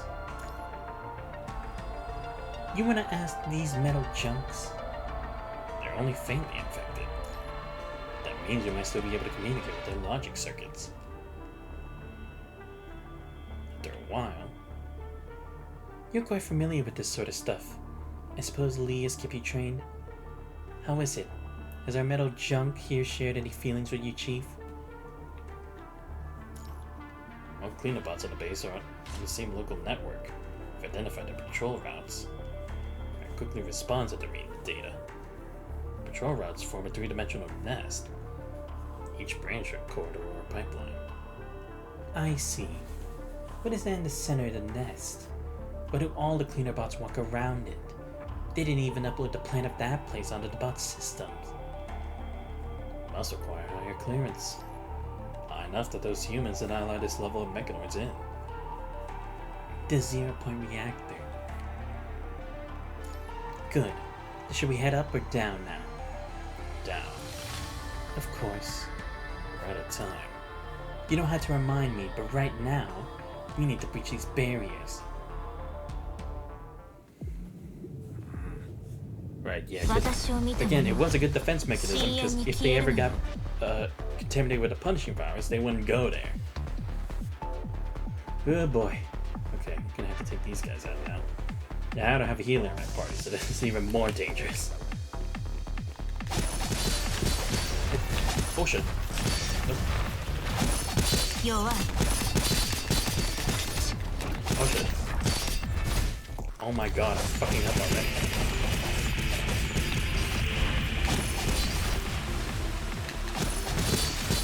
Oh shit. Nope.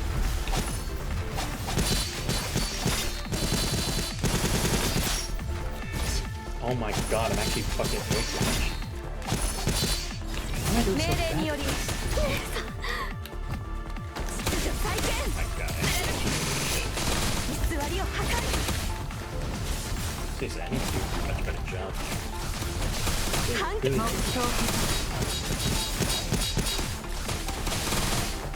Maybe I should have put lunacy to actually get myself more comfortable with shit.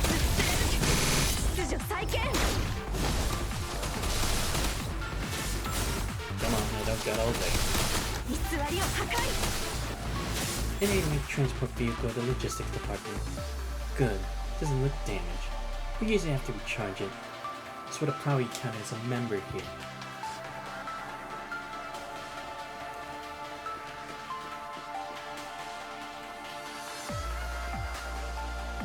Am I just supposed to follow it? Oh, I see. I have to stay within the confines of it.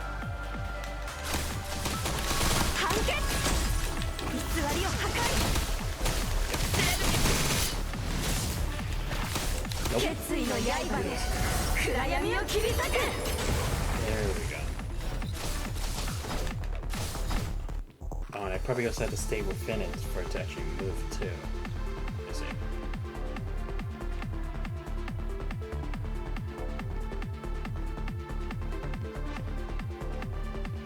Just Department A rank certification detected. I was correct. There's not much time left. We need to get them out of the way.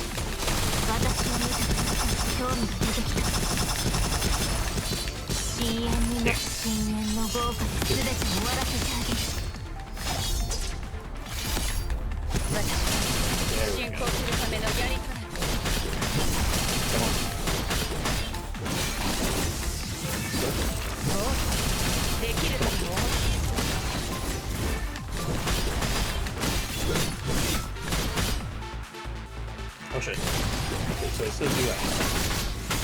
Nope.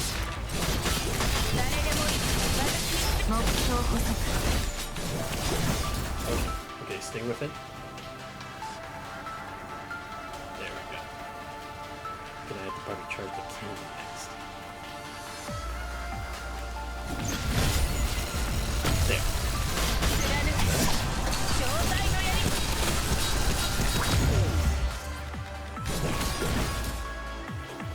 Ah shit. Great, you're back. Nope.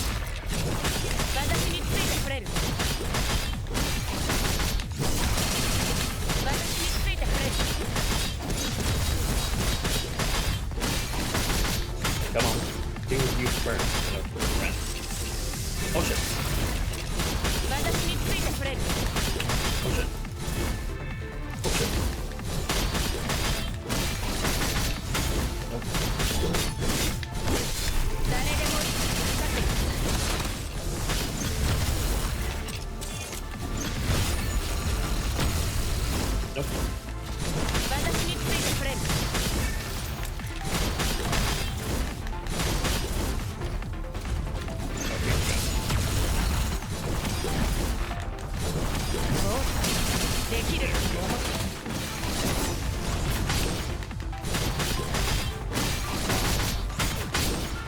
There we go. Thank you. Alright. Should be the last one. Well, unless I have to get through those too. Maybe I don't, because I just go through there.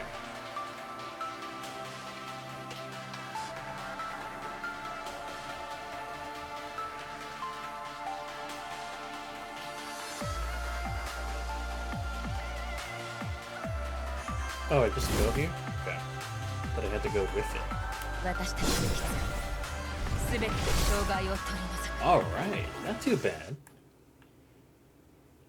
Physical team survived. These electromagnetic barriers are only set up to counter outsiders. Seems like a basic defense system on the base. IDs that are in the city's records will be stopped. That's weird. Yeah, have you also noticed it? At least the devices are damaged. That means the enemy has entered Atlantis before you and triggered a submerged mechanism was not blocked by these barriers. Who the hell are we facing? Don't tell me the city's haunted.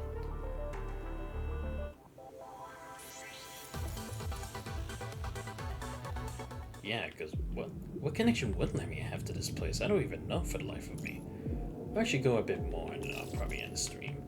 Is there a hidden mode after? Yeah, there is. Okay, good. So even if I get through a good part of this today, I can still like set it up for Saturday. And finish the whole chapter. Oh good, I get to go as Garnet again. Let's go. 私についてきて恐れることはないわ As expected, some of the watertight compartments don't work anymore. The water keeps flowing in from the left side. The right side isn't flowing, so something must be blocking it. We need to get out ASAP. Oh goody. Oh wow, it actually does look like it's rising. Shit. The exit's over there. Let's go on the other side. Okay, so yeah, I can't go through here. Trying to see if I can do anything. That bridge looks too dangerous to go through. Okay, can't go through here. Let me check the other door. Oh my god, yeah, the water's actually getting up here. Shit.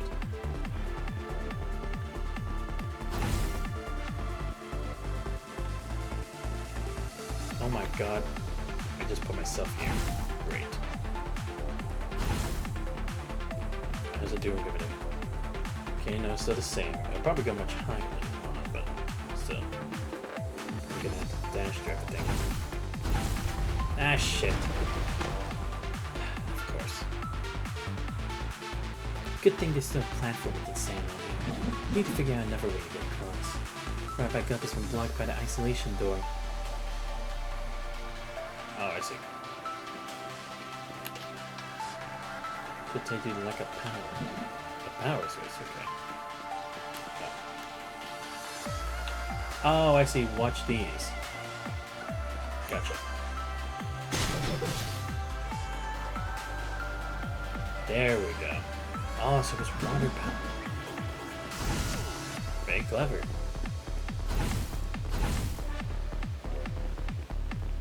Useless crap.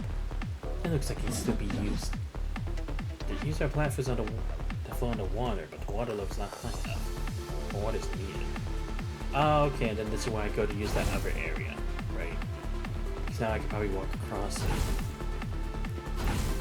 Yeah, that's why I use this now, I think.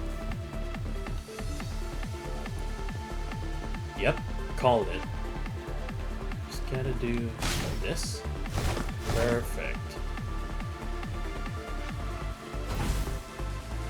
There we go. These floating platforms have been connected. We can get to the other side now. I actually like these kind of contraptions. They're pretty cool.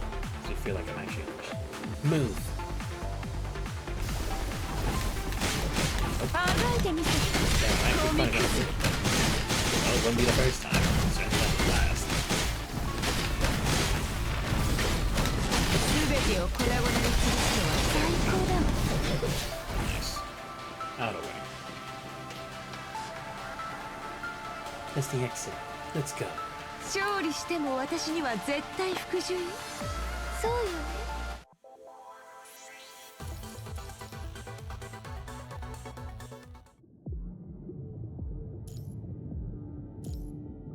Alright,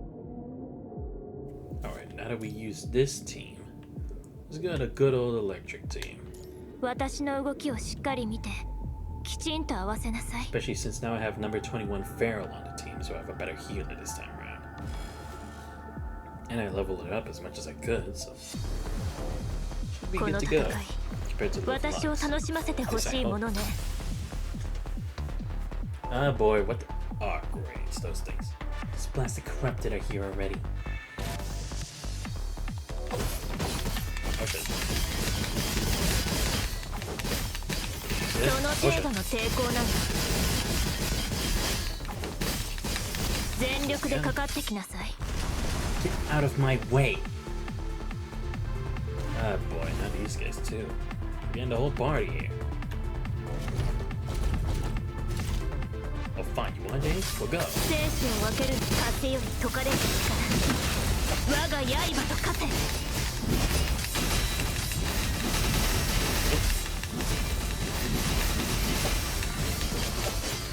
無駄な抵抗は Oh やめ wow, なさい。 there's actually only one of them.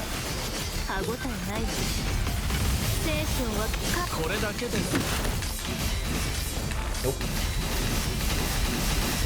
手加減はしない。 There we go. Easy. But my lightning team? 次に向かう。 Come on. この勝利 I still need very が guarded 終 on 幕で this はない team. わ。 Aside from that, way too easy. Alright, next. Oh cool, more fair time. Let's go. I'm loving this chapter already. 私についてきて。恐れることはな Seriously, い。 it's actually a pretty cool chapter. I'm curious what's gonna be on the hidden side of it though. Is it just gonna be like whatever Lamia's perspective, whatever the fuck she's doing here, or is it gonna be something else? Alright, now open the door.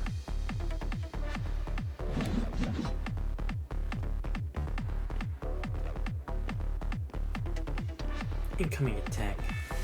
Ah, great, these motherfuckers. Dodge the enemy's attack. Yay! Looks like they're just scums that are too afraid to attack head on.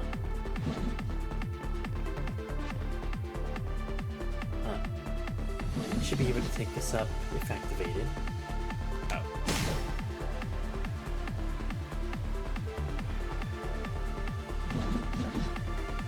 If I stopped running into him, no way to resume it.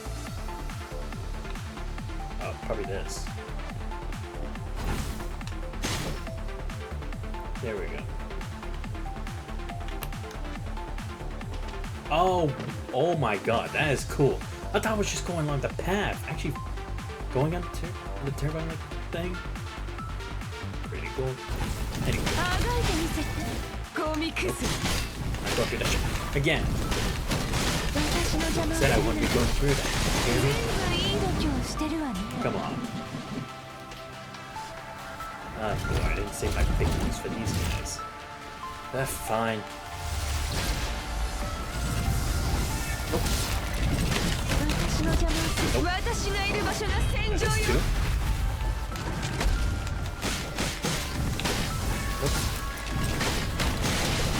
私の邪魔をするなんて。ずいぶんいい度胸してるわね。 Oh shit. 私の邪魔をするな。私がいる場所が戦場よ。 Here we go. Nope. Oh shit. There we go. 勝利しても私には絶対服従よ。そうよね。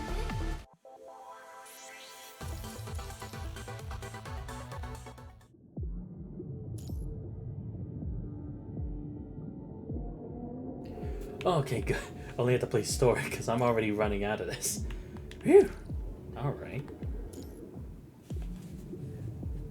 After following Vera, reaching several laboratories with force, we finally arrived at the innermost area of the city.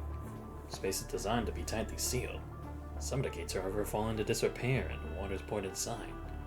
But the water disappears again after you cross the last enclosed defense line. The silhouette of the zero-point reactor looks for the dark like a seamount forged with metal. Two of you walk along the chasm between the mounts. Way above you in the dark is an all-encompassing ghostly blue light. It's the ocean that envelops Atlantis. Right power shrouds the reactor like a sky. Separating the reactor from the force of the water is a layer of thick, transparent tempered glass. The glass wall so clear that it almost looks like nothing's there. Staring at it for too long, you would think that the water itself is formed of the wall unmoving. The large indescribable piece of the reactor look nothing like the cutting-edge technology they are, so they look like an ancient ruin, a tomb as lofty as a sleeping mountain. Inside the tomb buries the glorious but cold dream of the Golden Age. Inside it bears a time that would no longer wake. Why do you think they built this thing underwater? Can't answer. Plato's Atlantis ended up sinking in the ocean, but later some suggested that perhaps Atlantis had never broken the surface of the sea. Perhaps it's the same for this reactor. Maybe its architects back then had expected the reactor to fail from the beginning. If the reactor goes out of control, the vast Atlantic Ocean will devour the base completely, like the tide swallowing a wave. The wave absorbs a bubble. Possibly. How ironic. If they were prepared for failure, why didn't they just stop? Right, it's true. We go to this point because they were trying to control a power that wasn't theirs. Do you keep going forward? The blue hue of the water casts the reactor in the shade of a glacier. Walking here feels like trekking through the depths of Antarctica, setting foot on the most barren no man's land. Suddenly Vera holds up a hand to stop you. Suddenly flashes before you. Hidden in the dark this whole time, the culprit who sank the city is finally revealing herself. And you both recognize her at the same time. You know her. That's the Ascendant with the Roland guy. Takes her battle stance. Lamia stands at the center of the reactor alone, expression strange and adrift, not even hearing Vera's and yours footsteps approaching. She only reacts when Vera's spear is about to hit her. Stay away. Stay away. She stumbles back. You fought her before, which is why you're certain of one thing. Lamia's not quite herself right now. So the Ascendant are also looking for information on the zero-point reactor? Lamia's not denying it, but maybe she does not even hear it. It takes Lamia's silence as confirmation and charges forward with her spear. Lamia cannot dodge fast enough. The spearhead cuts off a strand of her hair. Vera startled and angry like a wounded dog whose territory is violated. Get out of here. Stay away. Stay away. First, Lamia looks like she's gonna strike back. Then her eyes flooded with despair. But all that's left in her eyes is hatred that borders on madness. I have no idea why her emotions are changing so rapidly in mere seconds. Sink. Just sink. Let it all sink to the bottom of the ocean with me. Says back in the air around her distorts. Familiar with that sight. She's trying to turn invisible and run. She's gonna escape.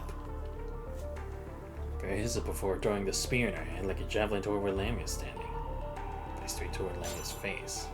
The spear only pierces a projection, goes right through it, and buries deep into the wall behind. Still escaped right beneath your noses. It's quiet again. Vera frowns pulling her bandage spear out of the wall. What is going on here? Why would an Ascendant find out about this place? Didn't the President say the coordinates of this location are a secret? How come even a small fish like her can find out? Hassan's gonna be surprised when he hears this. Because again, there's only certain people who would know. The control panel. Fine, we'll let her off the hook for now. And you restore the control panel at the center. Is it too late to read the menu? I've got this. Central control system is not as complicated as you imagine. Operation systems like this are built on a similar vein. Things you learned from Lee in your spare time are finally coming in handy. But biodata identification's failed. Not operated. The connection area that appears on your screen afterward completely shatters any hope you have got. The number that indicates how much the city is sunk keeps rising while all operation options are locked behind a command to continue submergence. Not the unexpected ending. But damn it, how'd the goddamn fish girl manage to operate the central control system? As she says that, another screen appears on the monitor. It's the recorded footage of a meeting. Start reporting. You first. Not much to say. All radio communications have been unresponsive, but our equipment's fine. means the problem is the relay and the receiving end. What's wrong with the relay? Neither the satellites nor the servers on the mainland have responded, suggesting that all surface and orbital communication networks have failed. What's the worst case scenario? All human civilizations outside of space have been annihilated. How about a less bad one? All 240 satellites in the sky and every server in Asia, Europe, and North America failed at the same time? Too busy fixing them to answer a call. Let's just not laugh. What is the possibility of this scenario? Less than 10 to the power negative 17. Checked it before the meeting. Twice. Understood. Research should proceed on the basis that human civilizations have ended. She concisely concludes before looking at the administrative director. How's the situation inside the base? Internal communication between the departments are stable. All personnel remains at their posts. The base is still in order. Equipment? Self-diagnostics is functional. We haven't received any reports of mechanical failure. How are our supplies looking? Assuming our supply chain for the mainland has been cut off, we can survive for a maximum of 15 months. How do you get that number? I calculated the minimum calories all staff members needed based on their weights, then divided the total calories of food we got in the base by that number. It's just an estimated figure. Give me some time and I'll calculate a more accurate answer. Where do we create the environment for the exploded first reactor? We need at least 21 months to figure out what happened there. So it gets lots of thought, only for a few seconds. How long will our supplies last if we reduce the personnel on the base? If we stop supplying the others and move all the sources to the research department, we can last 23 months. Long enough for you to complete your research. If I may. Please. I don't recommend doing so. Your reason? Programs and machines will break down. People get sick from the lack of nutrients. This will all slow down your progress. Not to mention that the communication department has been trying to contact any possible survivors or groups. If we can receive support from the outside world, our immediate crisis will be resolved. To safeguard your research, we should prioritize the different department and cut off supplies to the least important one first. I agree. Then let's sort them out. We'll cut off supplies to the administrative department first, then logistics, after that medical, communication, robotics, data, and research. Puts the directors around the table according to the order, and at last she points at herself. Objections? The administrative director begins to pack up the folders on the table. It's decided then. I'll notify my people. The quarter meeting's over. The screen flickers and you see Lester's figure when the image becomes clear again. To whoever sees this record in the future, my name is Lustrous, the research director. This recording is set to public. Anyone who tries to access the central command system will activate this video. It plays automatically just in case someone fails to notice it. I put our first and final group meeting at the beginning of this video. I assume any human with common sense will understand what has happened to our base after watching it. Oh. They all died of starvation. Because they weren't able to get the help that they needed. Because they didn't know about the plan that the world government had regarding Babylonia. Because they didn't think that humanity had survived. They could only depend on themselves at the end. They had to cut themselves off, limb by limb. I mean that is like in the order of like the districts, not the gory sense. Presuming that you are an intelligent life such as a human, please allow me to skip the main point. I'm not sure what the exact time is now. Right, because again, this was only like potentially a year, maybe 2, if they were lucky. But this has been on for a while. The base has been in lockdown since the outbreak. We've given up on Greenwich Mean Time and instead opted for the base's timer as the time standard in our records. So I might be wrong about the month and day, but I think the year should still be accurate. This is the 3rd year since the outbreak of the punishing virus. We have run out of food. No one's coming to save us. The most logical conclusion is that the human race beyond this base is extinct. I'm not good at recording history, but if you're here and you found this, then you must be a seeker who is curious. You're like me. I feel obligated to satisfy your curiosity. Let me briefly describe what happened after that meeting. We started rationing the moment that we initiated the lockdown. The plan went well and it allowed us to last for a very long time with very limited resources. When food began to run short, we came to an unspoken agreement. The core researchers were prioritized with provisions, while the others were arranged in the order of their importance, the least of which will die first. The first one to go was the administrative department. We didn't have any higher-ups to report to anymore, after all. This island wasn't designed for our situation, so it doesn't have any corpse disposal facilities. We decided to administrate barriers at sea to avoid the growth of germs and bacteria from their accumulating bodies. Ah, I see. So it was a system that they had made. That's why it didn't look like there was an attack. It was organized and administered by the group themselves. And I guess fair, because in the end, even if they stop themselves from getting infected by the punishing virus, that doesn't mean that they're immune to like all diseases. It can still happen just with the corpses still being there. And again, they didn't really have any disposal place. And again, the punishing would have done away with the corpses, considering it's always in the water too. Logistics was next. After that, I had to spend an extra 25 minutes each day traveling between the office and the storage to pick up the canned food and hardtacks. I had to learn how to organize files and do other trivial stuff. It was the medical department afterward. They left behind detailed medical guides before they died. Those who remained were all very grateful for their generosity. Wow. Damn, man. This just goes to show that these people understood what was at stake here.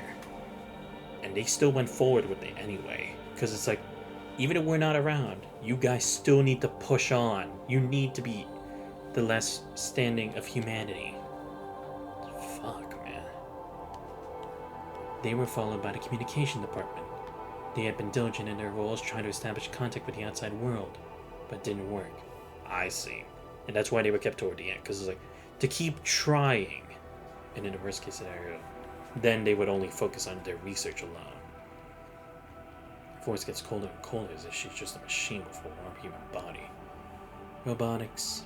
Without those machines and engineers, I could only hope that nothing major broke out before our research saw some results. Data. Similarly, without the programmers, I could only pray that the servers and databanks wouldn't fail. Research. It was our last and most essential department. The one under my lead. We made a list, and the one on top would die first. Since I was the key personnel, they put me at the bottom. Right. I also placed the non-staff members such as children in the middle.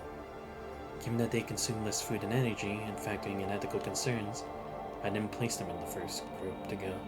Okay, good.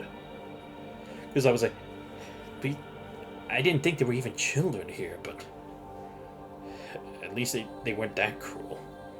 I mean, I wouldn't say that isn't cruel, but at the same time, it's like, you think about what's the lesser of two evils here. Some of our colleagues had values that would have clashed quite strongly with the alternative that could possibly stall our progress. This is the first time I'd done this kind of visual documentation.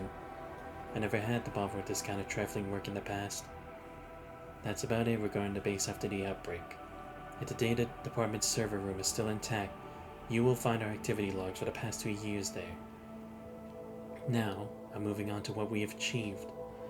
0-point reactors are highly classified, but if you're watching this right now, then you must already know that there is one such reactor in this facility. After the lockdown, we tried to recreate the first reactor's failure in order to figure out how the punishing virus first appeared. Long story short, we failed.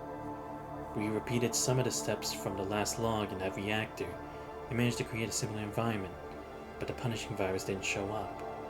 Correction, not that it didn't show up. It appeared, but it was unobservable. I don't know who is watching this right now, or whether or not you have any knowledge regarding it, so I'll try my best to put it in layman's terms. Reports from around the world in the first reactor told us what the physical effects would be when the punishing virus appeared. We didn't observe the virus directly, but our equipment detected those phenomena. They disappeared soon after they manifested, like raindrops. We can't see the virus, only the ripples it caused once it hit the water. In other words, some kind of energy absorbed them. Oh, so something pulled it to our side. In other words, it had to have been something that, considering that it was only unobservable until recently, and she has this report from like, what, 2 months or 2 weeks before the first reactor went off? That means there must have been some change either before, after that last report they got, or it happened almost instantaneously when they turned it on, and it pulled some force. Again, maybe that's the whole point. Maybe that's what 0-point energy really is. Who's to say? But this could give Vera more like of a affirmative reasoning that, yeah, we have to stop with this whole 0-point reactor nonsense. It's not helping anybody. It's not the future. It's our end. Potentially. If my department and I had another 2 years worth of food, we might be able to figure out why it happened. But all my staff are dead now. And I just finished my last hard tech. I see. So, if we can at least take the stuff that they collected, considering we also don't have any information on the first 0-point reactor, maybe we can find something, potentially. Okay, I know I'm saying potentially a lot, but it's because I have to keep it up in the air, you know? There's nothing guaranteed yet. We've gone as far as we could. I couldn't catch the raindrop, but I found the water. The water that absorbed the punishing virus. It took me way too long to explain the details, but I called that technology the Omega File. I put it in my pocket. I'll be heading for the observatory at the highest point of the city after this recording. I don't have the samples and equipment to repeat our experiments, so I can't guarantee that Omega File would work outside of this base. Cold machine shows a type of warmth for a second with sadness buried underneath it. Regardless, seeker or seekers, you have traveled this far. This is your reward. I think we completed our part remarkably. I hope you will complete yours too. Now, seek our legacy. Right. I wasn't planning to say the following in this record. Sentimental words always affect a person's rational judgment. But I think I should give all of us one last opportunity to be capricious. After that meeting, there were some among us who questioned if we had done the right thing. While others were resolute in their answers, they believed we made the correct choice. To be fair, the virus that destroyed the world was born from the first 0-point reactor. That did make many of us doubt the decision to continue our research, but we still decided to carry out our duty till the very end. We did not regret anything. We did what was right. We would have chosen the same even if we could do it again. I think our colleagues in the first reactor would feel the same. The only thing I regret is that this is as far as we can go. But I hope any human that seeks this remembers one thing. Don't forget your desire to reach the stars. Don't lose your hunger to trek forward. Don't lose the courage to go further just because we are being plundered. Seize it, conquer it, fall and stand again. Keep going. I believe humanity will have a bright future. I'm putting everything we have in your hands. Now, I'm going to see my colleagues. Goodbye. Wow. It's like, it wasn't necessarily like too emotional, but just those words were so empowering. Like, I actually have a bit of tears going on. So I'm like, what? Really? Even though I'm reading it like somewhat close to monotonously. But again, it's like, those words are so powerful because it's supposed to be inspiration for the future. You know what? Fuck it. We'll do one more. I want to see where this goes.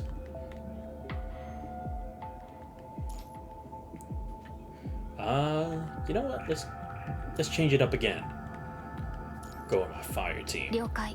Especially since 序 now I 列の have a 1位と period. して出撃する。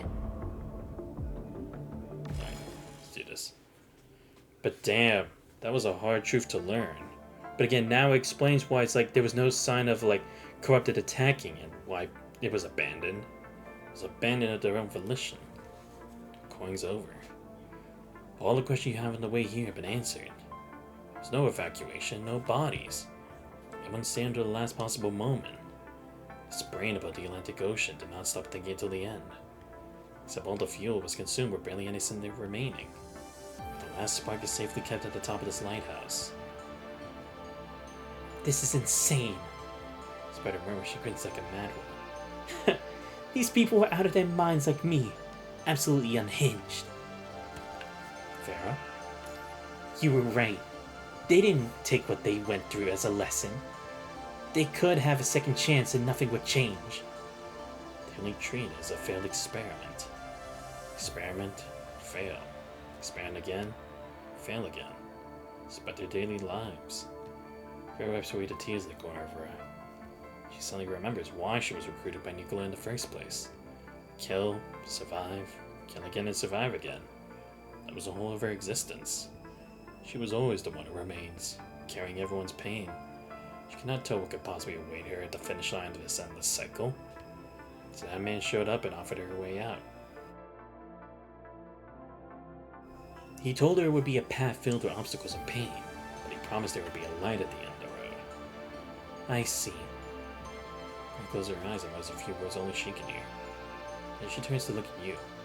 Do you remember what I asked you? About the torch. Yeah. I wouldn't put it out.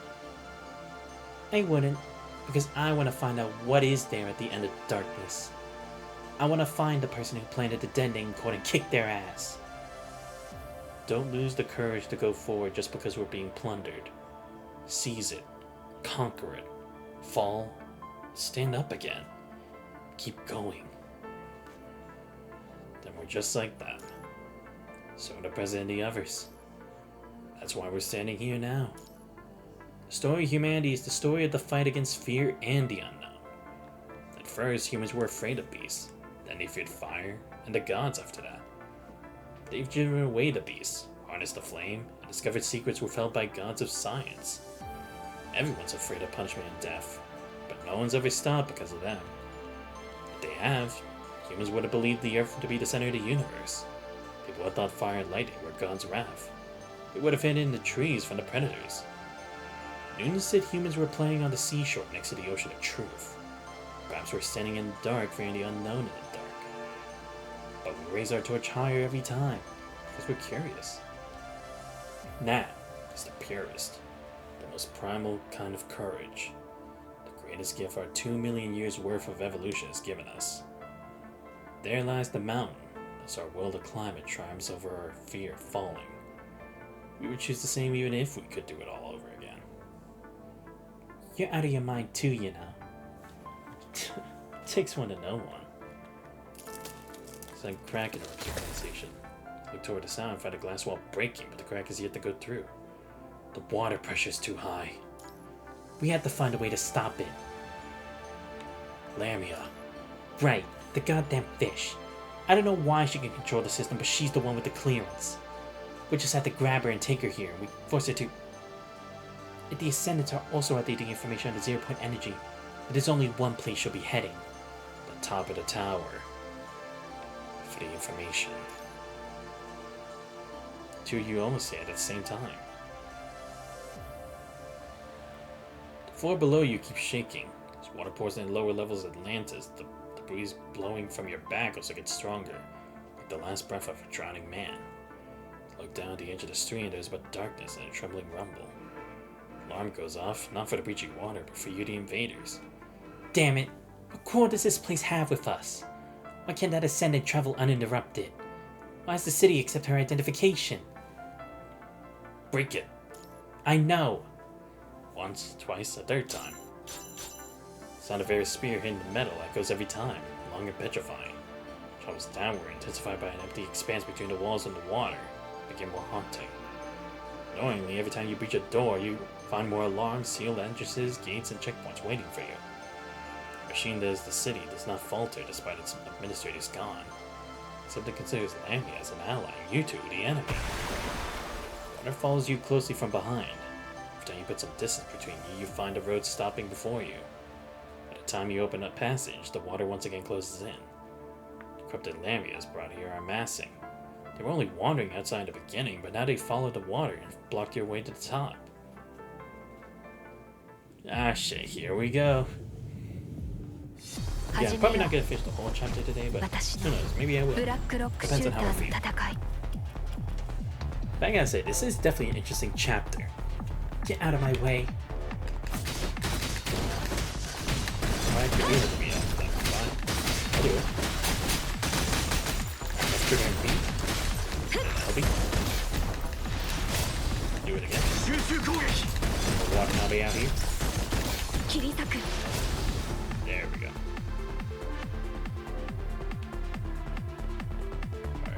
god. Boy, I love playing with Black Rock Shooter. It's so cool. Again, I will still have to find time to actually watch the anime. Maybe I'll actually try watching this weekend. Oh, by the way, I did see they actually put a new figure out for it. I might have to check that out at some point. I don't think I would get it because I think I like one of the ones that they had. But let's see if anyone's selling it. Then I would actually purchase it. What the hell? Well, I mean, to be fair, I guess these stages are kind of... Considering we're just like, considering this isn't really a corrupted home base, so they're probably not all that used to fighting. You've removed all the obstacles in your way. You discovered Lemmy's tracks on the way to the observatory. Long-deep scratches graze the metal walls. Marks that can only be made with your twin blade. She's indeed after the data at the 0-point reactor. Is she? You're gonna have to ask yourself, so no one can answer you now. Yeah, you know what? Fuck it. I'll just finish the normal part of this chapter, and I'll save the hidden one for next time. Because I'm already 83%, so should be close. I also love this eerie music they put for here, because it's like, it did make it seem like haunted and creepy, but it's like, it's the exact opposite of what the exit chapter was. After the first and last meeting, I thought there would be more opposition. The administrative office director closes the metallic glass on the suitcase and smiles at the research director. My hands would be on your neck if I was still the same person from when I first came here. Remember that first night you became the director? I dragged you out from your lab and hosted a dinner with the other directors. I asked you what you think of the base when you were eating. You said this place is like a brain constantly metabolizing.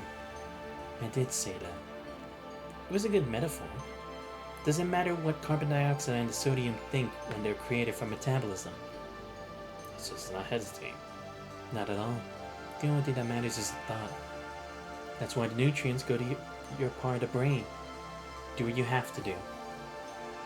Administrative director nods at the others around the table.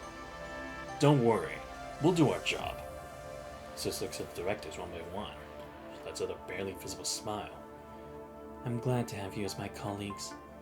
It's an honor working with you all. The honor is mine. I look forward to Atlantis leading the next industrial revolution. But if I won't live long enough for that day to come, I'll die where it sits. She stands. I'll go first. Try to stay away as long as you can. We're sorry that you have to be the one who carries it all in the end. Yeah, because in the end, it's like, she'll still have to do all the work in the end. For all the people and for the research. And damn, she's actually accepting it. This just goes to show, like, there are some flashes where it's like, humanity can take a stand together and push aside their differences for what's really important. If only this lesson can go to Babylonia and the world government, maybe they could actually make more of a difference. Lester stands in front of the window of the observatory, beyond the lifeless seaboard city. The more one thing is shown, the more forsaken it looks when it falls. Too long has passed. Everyone she knows has passed. Standing here alone, she looks like a wavering torch in a storm. This last torch is about to go out. The weather is not great today. Dark clouds cover the sky, but the rain is yet to fall. Literal silver linings are peeking from between the clouds. She closes her eyes, trying to feel the warmth on her cheeks. So in the end, I still have that speck of weakness in me. Oh, brain. I despise you sometimes. She sighs softly. She's never shown any weakness in front of others because she was their flag. A flag is a symbol and a metaphor. Flags don't need to show humanity or have a heart. A flag just needs to be hung before an army during wars and planted on an enemy's castle at the victory. As long as the flag does not fall, everyone else will charge toward the same destination. As long as it stands, everyone will march forward fearlessly for their dreams and beliefs. But now everyone she was leading is gone. They burned their dignity and soul into cinders for their last act of humanity. So the flag becomes a human again. Try to stay away as long as I can. I'm afraid I can't keep that promise. The observatory used to be where they liked to stay the most. It sits at the top of Atlantis and they could see the whole city from here. See the ocean, the sky, the stars. observatory is now empty. She's the only one left trying to see humanity's future. She just walks to her chair and sits down. She's done her job. That's as far as she goes. She's tired. She'll leave the rest of the work to those who come after. She just turns around and takes one last look at the setting sun. Just won't regret, she thinks. The day she set foot on this island, she thought she would go to the edge of the universe one day. Who would have thought that, in the end, I'd go gentle into that good night? The last whisper is carried away by the wind, disappearing for the last hit of sunlight.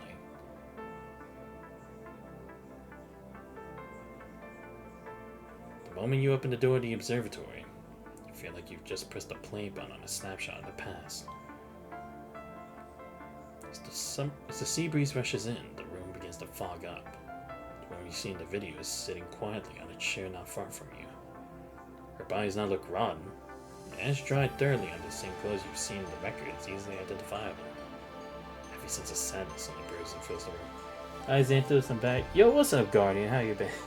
Yo, I gotta say, this chapter 15, it's been pretty fire, especially with Vera being the main construct here. Sadly, Vera walks toward a woman and kneels down on one knee. Then she discovers something. The supply crate next to her body is filled with food.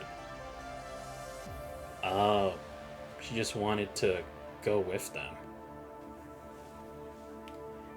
You get to meet the feet? No, yeah, I definitely just like only met with Lamia a bit here, but it's like, I'm guessing she has some real connection here that we're gonna find out. Vera's eyes widen. For a moment there, she can even picture the woman's last moment for what has been left behind in the room. Like the others, her sister was not starved to death. She chose to end her life. Oh, I was kind of wondering about it, because I was thinking, it's like, I don't think she would have, like, just starved in that position if that's what it was. Oh, you're hitting peak soon. Surviving Lucem is peak. Oh, okay. I think that's in, like, the next chapter or two, so gotta get excited for that one. Realizing that, Vera laughs hysterically as if to cover another feeling deep inside. This is as far as she goes? Then what the hell is this? You tricky bastard. In the end, you couldn't take it. Yeah. The flag became human.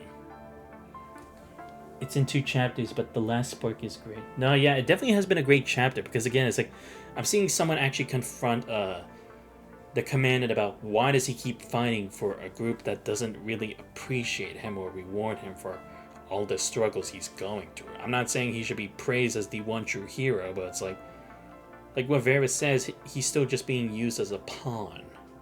Or he's still being put fake accusations, being involved in the struggle between different organizations and such. It's like, you wouldn't see that with Grey Raven, because like I said before, either they would just agree with him or just be neutral about it, but they wouldn't actually try to spark something from him. Well then, I'll seize it from you. Vera opens a pack of hardtacks and stuffs them into her mouth. Hardtacks do not need to eat. What she's doing is technically pointless. Vera just starts stuffing her hardtacks into her mouth one after another, like a ritual where she's picking up the baton. The flag being passed from Lester to Vera.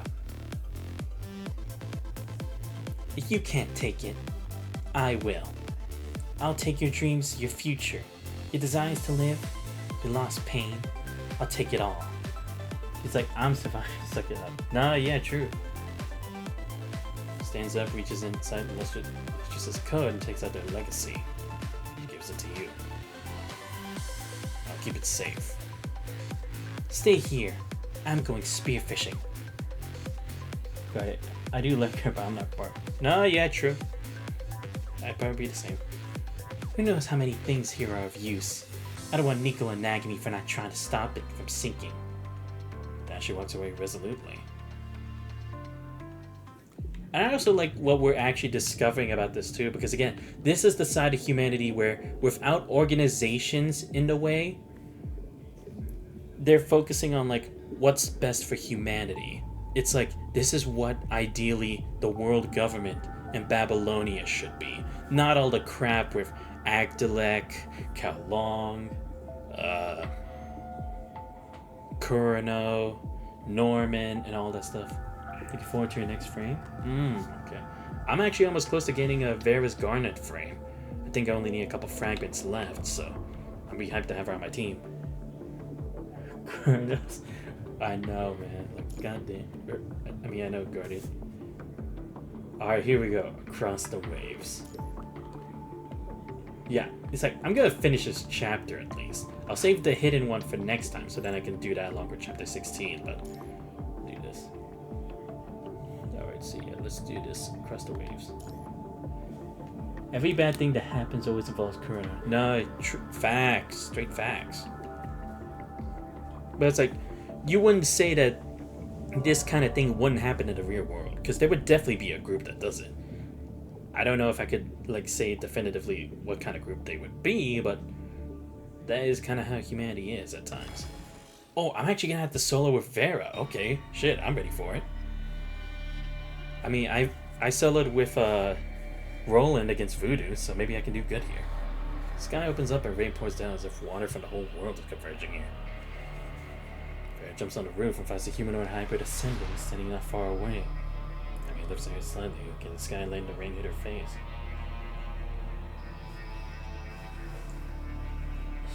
Sorry, Lamia. Yeah. Despite not expecting her to listen, Vera still raises the banner spear in her hand and points at Lamia, threatening her loudly. Hey, fish girl. I don't know what's your deal with this city, but you better disable the submerges command right this second, or this spear goes right through you. You hear me? Mermaid ascended, turns her head toward Vera slowly. A strand of hair went from rain, falls to the side of her for movement, revealing her hollow-looking gaze. Vera's stunned. Vera knows that gaze intimately. Look at total desperation was once in her eyes as well. On that rainy day, after all her companions died, she also stood there, looking at the rainy sky and letting the rain hit her, hiding her tears in the rain. I'm not going to give it to anyone. Lamia draws a twin blade, the edges of the curved blades that look like the arcs of comets flying across the night sky. This is mine. Stop bothering this place. Sink. Sink. Lamia cries sorrowfully and tries to Vera with her blade held high. Alright, let's do this. Hopefully I can do this first try. The Roland one I had to do a second time, so hopefully I can do better this time. For Vera. But I think I do remember fighting this boss before and I did not do good. Deflect red blade. Oh. Wait, is that the red blade or not? I'm confused. I'm just trying to get an understanding. Oh shit. Damn it! I'm getting too desperate trying to get this done.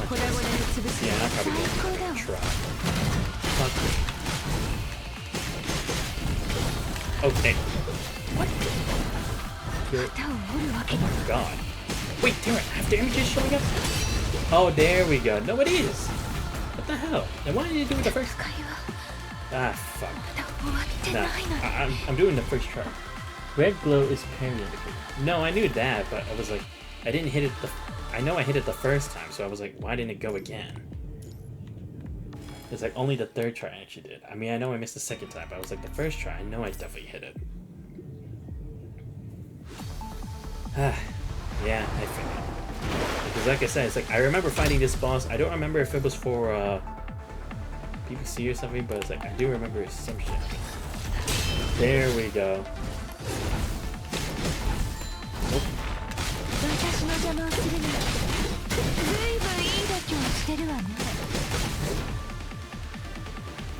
Oh.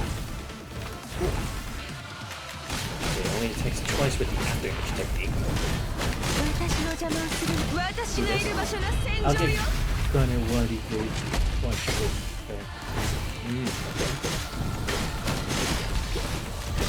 Ah, damn, I missed.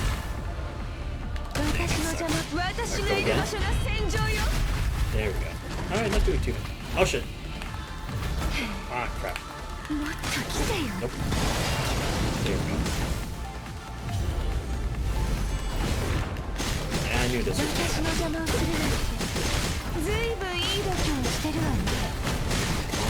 Yes! Here. There we go. There we go. Nope.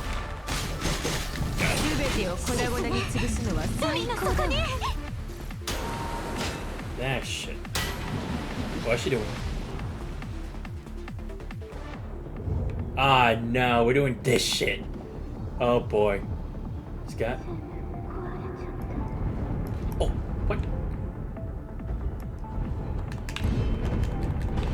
Oh, I can actually. Am I actually clutching with her nose? Oh my gosh, she's regenerating her health back. Got it. Oh, by the way, it's 100% wishing banner next patch, so if you want anyone, that's just next one. Really? Oh, okay. I'll have to think about that. I have to see who it is, because depending on it, I might actually do it. But I might have to start saving for that now. Ah, shit. All right, save my dodges. Save my dodges. Nope. Got it. Okay, use this. Yes. Nope. Here. Use the invincibility frames. Yes. Okay. Save it, save it, save it, save it. New Hanying is also next patch. I don't know. I don't know if I want like a... I don't know. It kind of depends. Depends on what I can choose to 100%. Because I honestly kind of rather go for that to mix and match more on my teams, honestly. In my opinion, anyway. Again, I'm not saying anyone else should, but that's just for me personally. Because then I can also like try to go for Chrome Glory to improve my True Shukra team. But I don't know. Again, like I said, it depends on the individual. Ah, fuck! I missed the time for the dodge! Oh, yeah, so these are the times I can, so I can't counter these red slashes that she's doing, I think. Maybe I'm misunderstanding. What do you get from the S-Rank selector? Oh, I got what's it called? Live Imperia. It's been really helpful. Oh boy, what you get? Oh my god.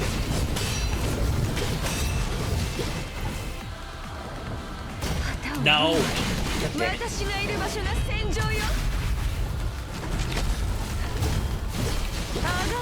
Nope.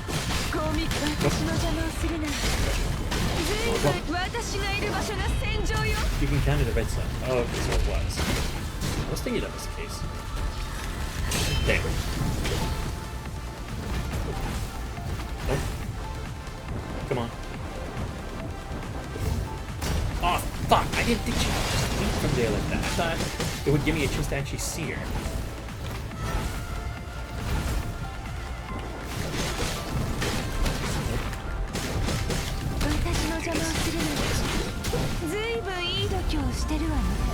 Nope. Yes, come on. We do his first shot. Or second shot, actually. But you get my point. Nope. Nope.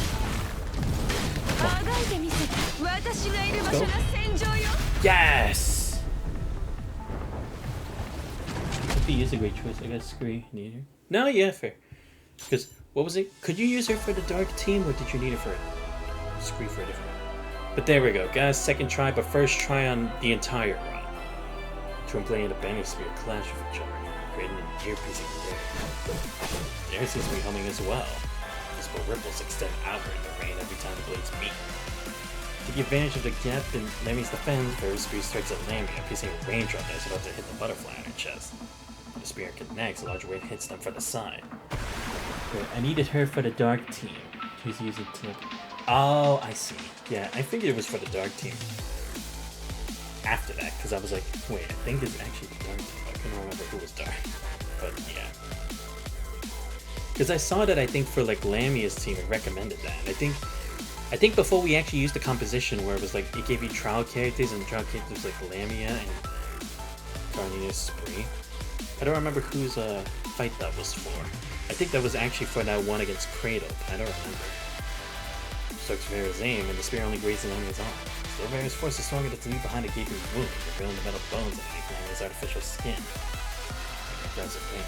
She backs away with her hand covering the wound, full of anger and fear. She cannot defeat the constant before. She's in her element, surrounded by the turbulent ocean, yet she still cannot defeat the red-headed woman. Something this red-headed woman has that Lamia does not.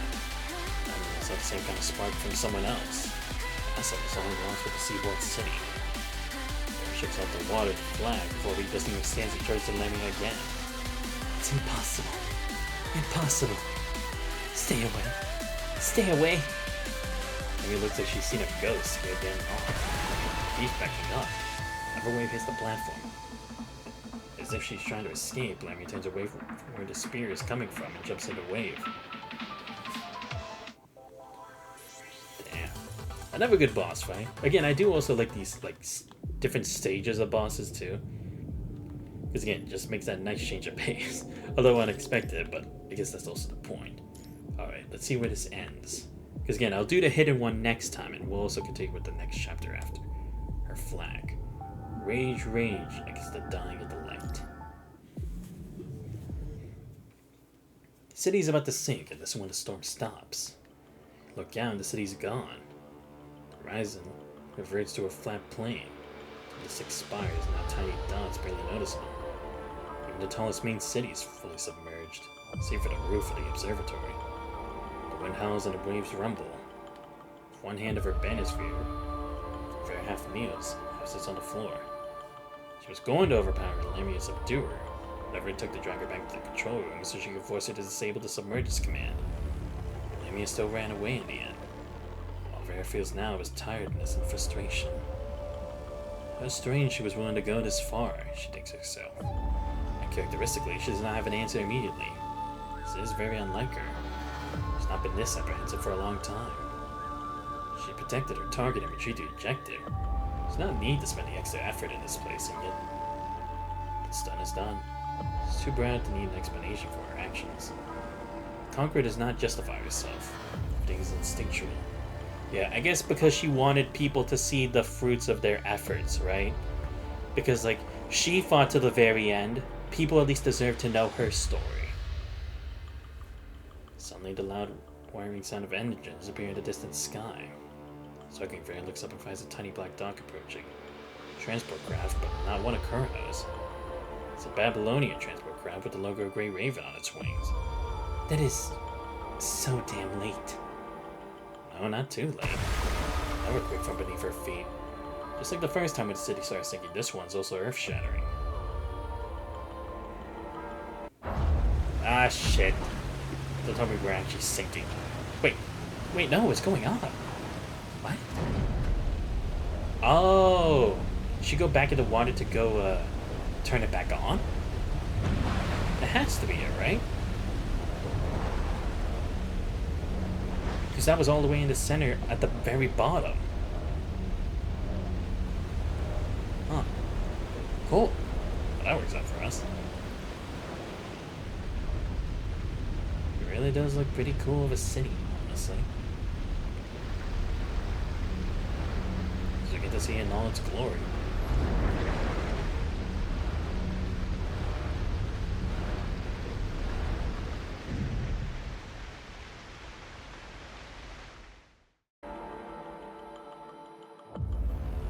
Before Vera can react, before she can even register what's happening, the city begins to rise at a high speed. Covered in water, it bathes in the reflection of the sun. For a second, no longer a graveyard. The ocean is cleansed of its malady. Beneath the sun now stands the lighthouse of human civilization from eons past. Vera closes her eyes. She recalls a way to measure time she once heard. The universe is 13.8 billion years old. You compress this time period into 12 months, and the history of mankind begins on the last night of the year. On the last night, which is 3.5 million years ago, the first hominin stood up. Instead of looking at the earth, it looked to the stars. It takes 60 seconds for humans understanding seasons by observing the stars of the first astronaut planting his flag on the moon. Humankind's current obstacle, the punching virus, is but a blip in the grand scheme of things.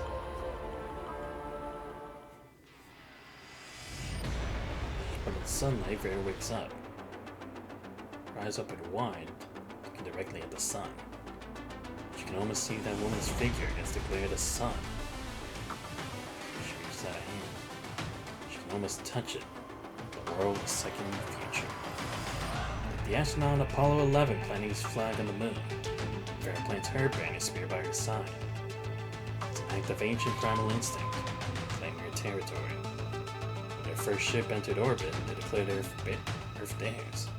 When the flag was planted on the moon, they declared the moon theirs. Humans will not stop conquering.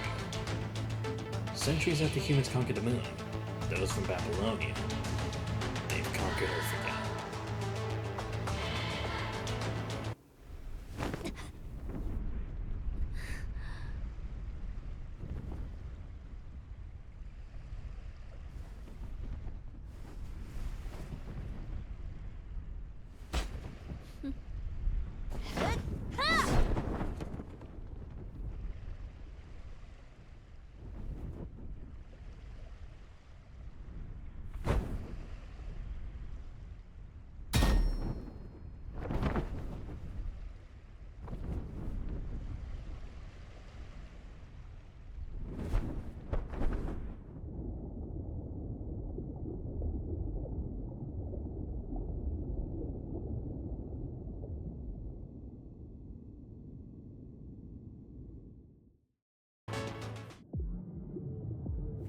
One more thing.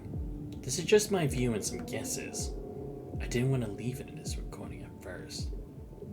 But a good educated guess is no less valuable from the clear conclusion. Unfortunately, I don't have time to prove its validity, so leave it to you, Seekers of Tomorrow. Maybe this will help your work. I've been thinking about the logic behind the punishing virus's appearance. I doubt the zero-point energy itself could create the virus. There are no laws of physics that support its emergence. Ooh, okay. There's a logic to every species and their place in the natural order. Sheep keep the amount of grass in check. Birds keep the number of sheep in check. What about the punishing virus? What role does it play in this order? As far as we can tell, the zero-point energy is a crucial condition for the punishing virus's existence. But personally, I prefer the theory that zero-point energy opened the pathway instead of creating the virus. Yeah, because she made it seem like something had pulled the punishing virus in.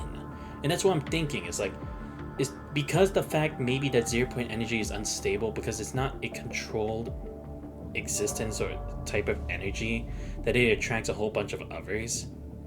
Like, not like it's doing it necessarily like by choice, but just that it's a common factor of it. The zero-point reactor is a product of extremely complicated advanced physics and mathematics. On the other hand, the more advanced the technology is, the more susceptible it is to punishing virus. Right, because it's like the same logic for heavily advanced machinery, right? Because if it has too many gears, if it has too many parts, mess up one part, it stops the whole machine from working, or at least not functioning as properly as it should. And that's the thing too, is like, if there was a spy like how there was who took a code here to use for something else, if there really was someone who had planted the punishing virus, how is it no one had found it? Because even if you said that they tried to do it last second, there's no way it would have gone unchecked. There's no way it could have gone out by all that security unless it was like, let's say, Dominic. But even then, it's like, if Dominic had planned to start this, why would he have something to end this too? If in the possibility he wouldn't even be there anymore. So it's like, that rules out the possibilities like someone possibly putting it here. That is to say, a primitive civilization wouldn't have a chance to encounter it. The punishing virus wouldn't have crawled out of a furnace or a steam engine. Even if they did encounter, as long as there was no electricity or digital devices, the punishing virus would have made a dent. The logical conclusion is obvious. The punishing virus targets highly advanced civilizations. It grows in a civilization like a parasite to keep it in check. And if the civilization is too sick to heal, it dies. That's right, an old cliche. The Great Filter Civilization. Oh! Right, because in the later chapters, or Gabriel was talking about like the filtering, right? Like only those worthy would be able to live alongside the Astnet. is it similar to that concept as well? But then, how would those of the Ascendants have even had the idea in the first place, unless it's supposed to be instinctual at the punching virus itself? Maybe that is what this is. It's very hard to tell. But it is an interesting observation. Because again, the same system was like that for Honkai Impact 3rd. Because if you couldn't defeat all the Hershers within the 50,000 year cycle and actually restore like peace, or maybe not restore peace, but if you couldn't stop the illuminating threat, it would reset everything and you'd start again with the cycle, and the Hershers would come back as they did before in the order, potentially.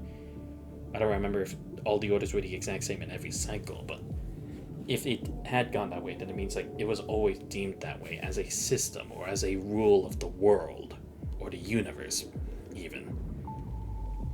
I don't have any proof, obviously. I haven't observed any other civilizations that were hit by the punishing virus. Our only sample is humankind. But maybe you'll have the chance to go further. So jot down this guess in your notes. I'll be very happy if it inspires you someday. Shadows fall, the night is long, but the dawn will come. Go see the dawn for us. Finally. If everything we've done was wrong, I think our only mistake is our own weakness. Living things reproduce. Civilizations expand. Since climbed down the tree 2 million years ago, humankind has been climbing the food chain. We climbed with our hands and teeth at first. Then it was fire and spears. Steam engines, combustion engines, generators, computers. We were on top of the Earth's food chain, so we started reaching for the stars. We take skin and flesh from animals, and we take resources from nature. We take energy from the sun, the wind, the tides. We take and we take. Hunger boundless just to feed our civilization. To go further, we built Babylonia. Traveling across galaxies requires a power source greater than everything that has kickstarted an industrial revolution in the past. So we try to surpass the sun and control zero-point energy. It might seem that everything is destroyed now because of it, but we're not bemoan our involvement. We only regret that we had not completely conquered it. This will be my last journal entry to the Seekers of Tomorrow. March on. Don't look back. Do not stop. Do not regret. March on. Do not go gentle into that good night. Old age should burn and rave at close of day. Rage against the dying of the light. The last general of Lustrous.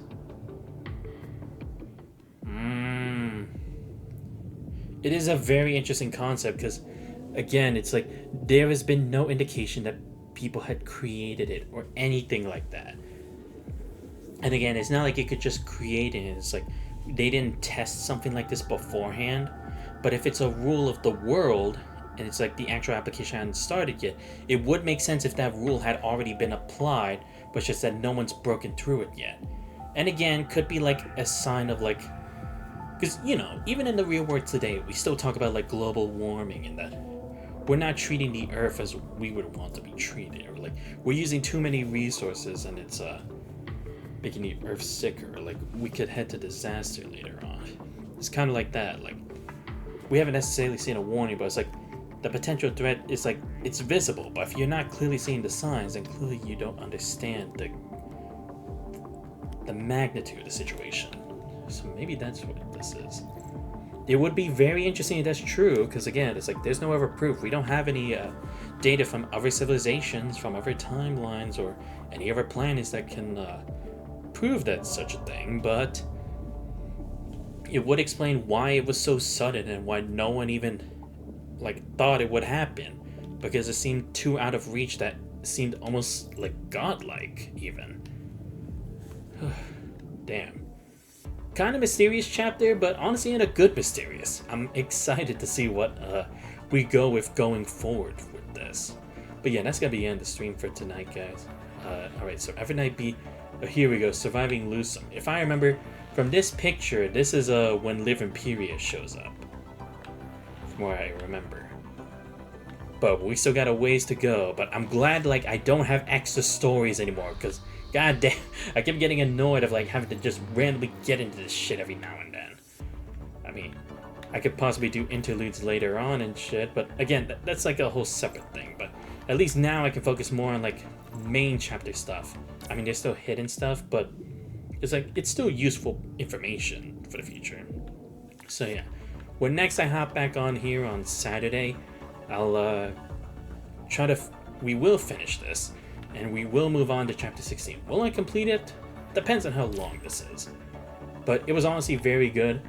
I thought it was a great way of like actually having us observe like everything about like Vera's opinion, why she's sassy like that, and like why she doesn't always focus too much on like following directives, and it's just like she at least just does the job, because again it's like it's her own way of surviving. It's how she can live for the next day, similar to what Lustrous was thinking, but not in like such a pessimistic sense.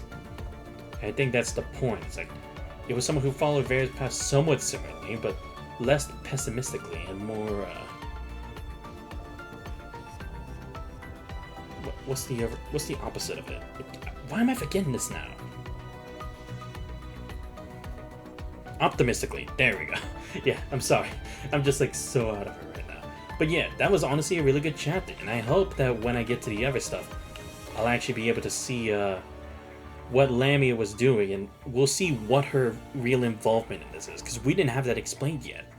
Because again, it's like she definitely has a tie to this, not only because she was able to work the island and making it sing, but also the fact that she had the coordinates to this place in the first place. Like, obviously she's involved, but we don't know anything yet. Oh, by the way, I wanted to let you guys know, off stream, I actually cleared Nox. I did it in like my second try. I'm honestly surprised I actually did. I went with my fire team of like a Blackrock Shooter, Watanabe, Live Imperia. At least I think. Oh no! I used this team. Fuck me. Why am I forgetting this? No, I used all the trial people. Like I used the trial versions of them, and I succeeded on my second try of it.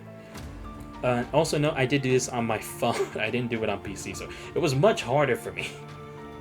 It's like I had to react more instinctively and like zone in completely into my phone, which is a much smaller screen, but I was able to do it. It was very tough. I wish I could have recorded it. That would have been so awesome. I'm not going through that shit again, especially since there's only like 3 hours remaining time. At least you guys know I did complete it. So that's me showing that I can do some of these tough things on my own. But yeah, I hope you guys did enjoy the stream today. Definitely did an amazing job of like putting the spotlight on Vera's character a lot more, which was really cool. And again, it didn't try to make her seem like the completely good guy. It didn't try to make her seem like completely the villain either. And again, who knows what Kurano's trying to go after still. Like, what did they hope in like in their next phase if Vera hadn't captured me at that one point? So I don't know. Will we see in that next chapter? Who knows? But anyway, let me give a huge shout out for everyone showed it stream. So shout out to Guardian Soulblade for being here. It's great to see you back again, Senpai. And like I said, I'll be back on Saturday for more PGR, and we'll still continue with Final Fantasy on Sunday. Regarding with Trails to Daybreak 2 coming out in a couple weeks, I'm not sure how I'm going to do that. I might actually put that on Saturday streams. And it's not like I'll stop PGR. It's like I'll try to find free days within the week, at least one day in the week, to do it, but I won't have it officially scheduled because it depends on how my hours work and when I can get my homework done at times that I can allot myself more free time to actually do this story, because I need to kind of do it in some of these kind of like 3 to 4 hour chunks, so then it's like I'm making good enough progress. I'm heading toward to the present where I already completed chapter 30, so just elaborating for that for all of you in advance. But anyway, if you guys do enjoy the streams but you're not already following the channel, please make sure to leave a follow. It's much appreciated. Check out my YouTube channel where I post all the VODs, and subscribe there as well. And join the Discord, you guys not already. Links are all in the channel. So this has been Xantos Vice. I hope you guys have a great rest of your night. I'll see you guys next time.